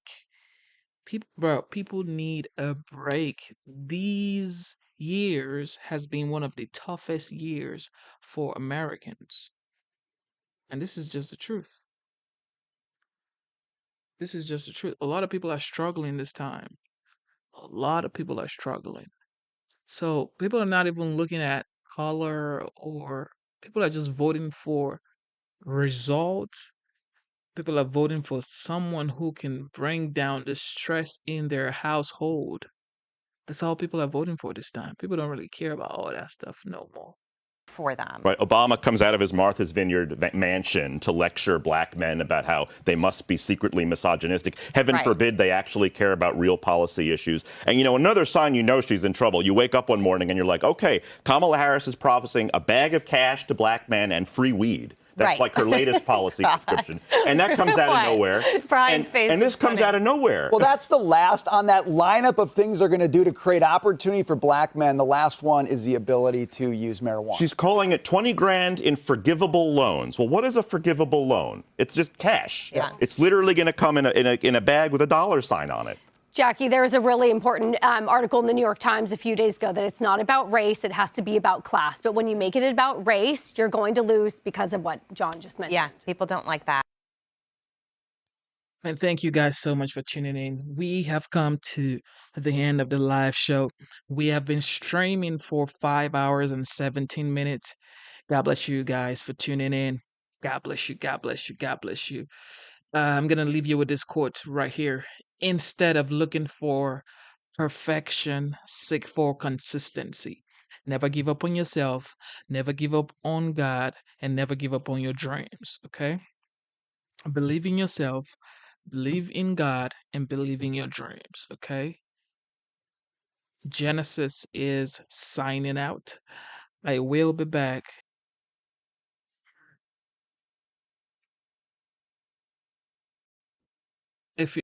If you've not subscribed to the channel, subscribe to the channel. If you've not liked the live stream, like the live stream. I think my internet just went out and it came back. Anyway, God bless you guys. Have a wonderful Wednesday, okay? Have a productive Wednesday. God bless you.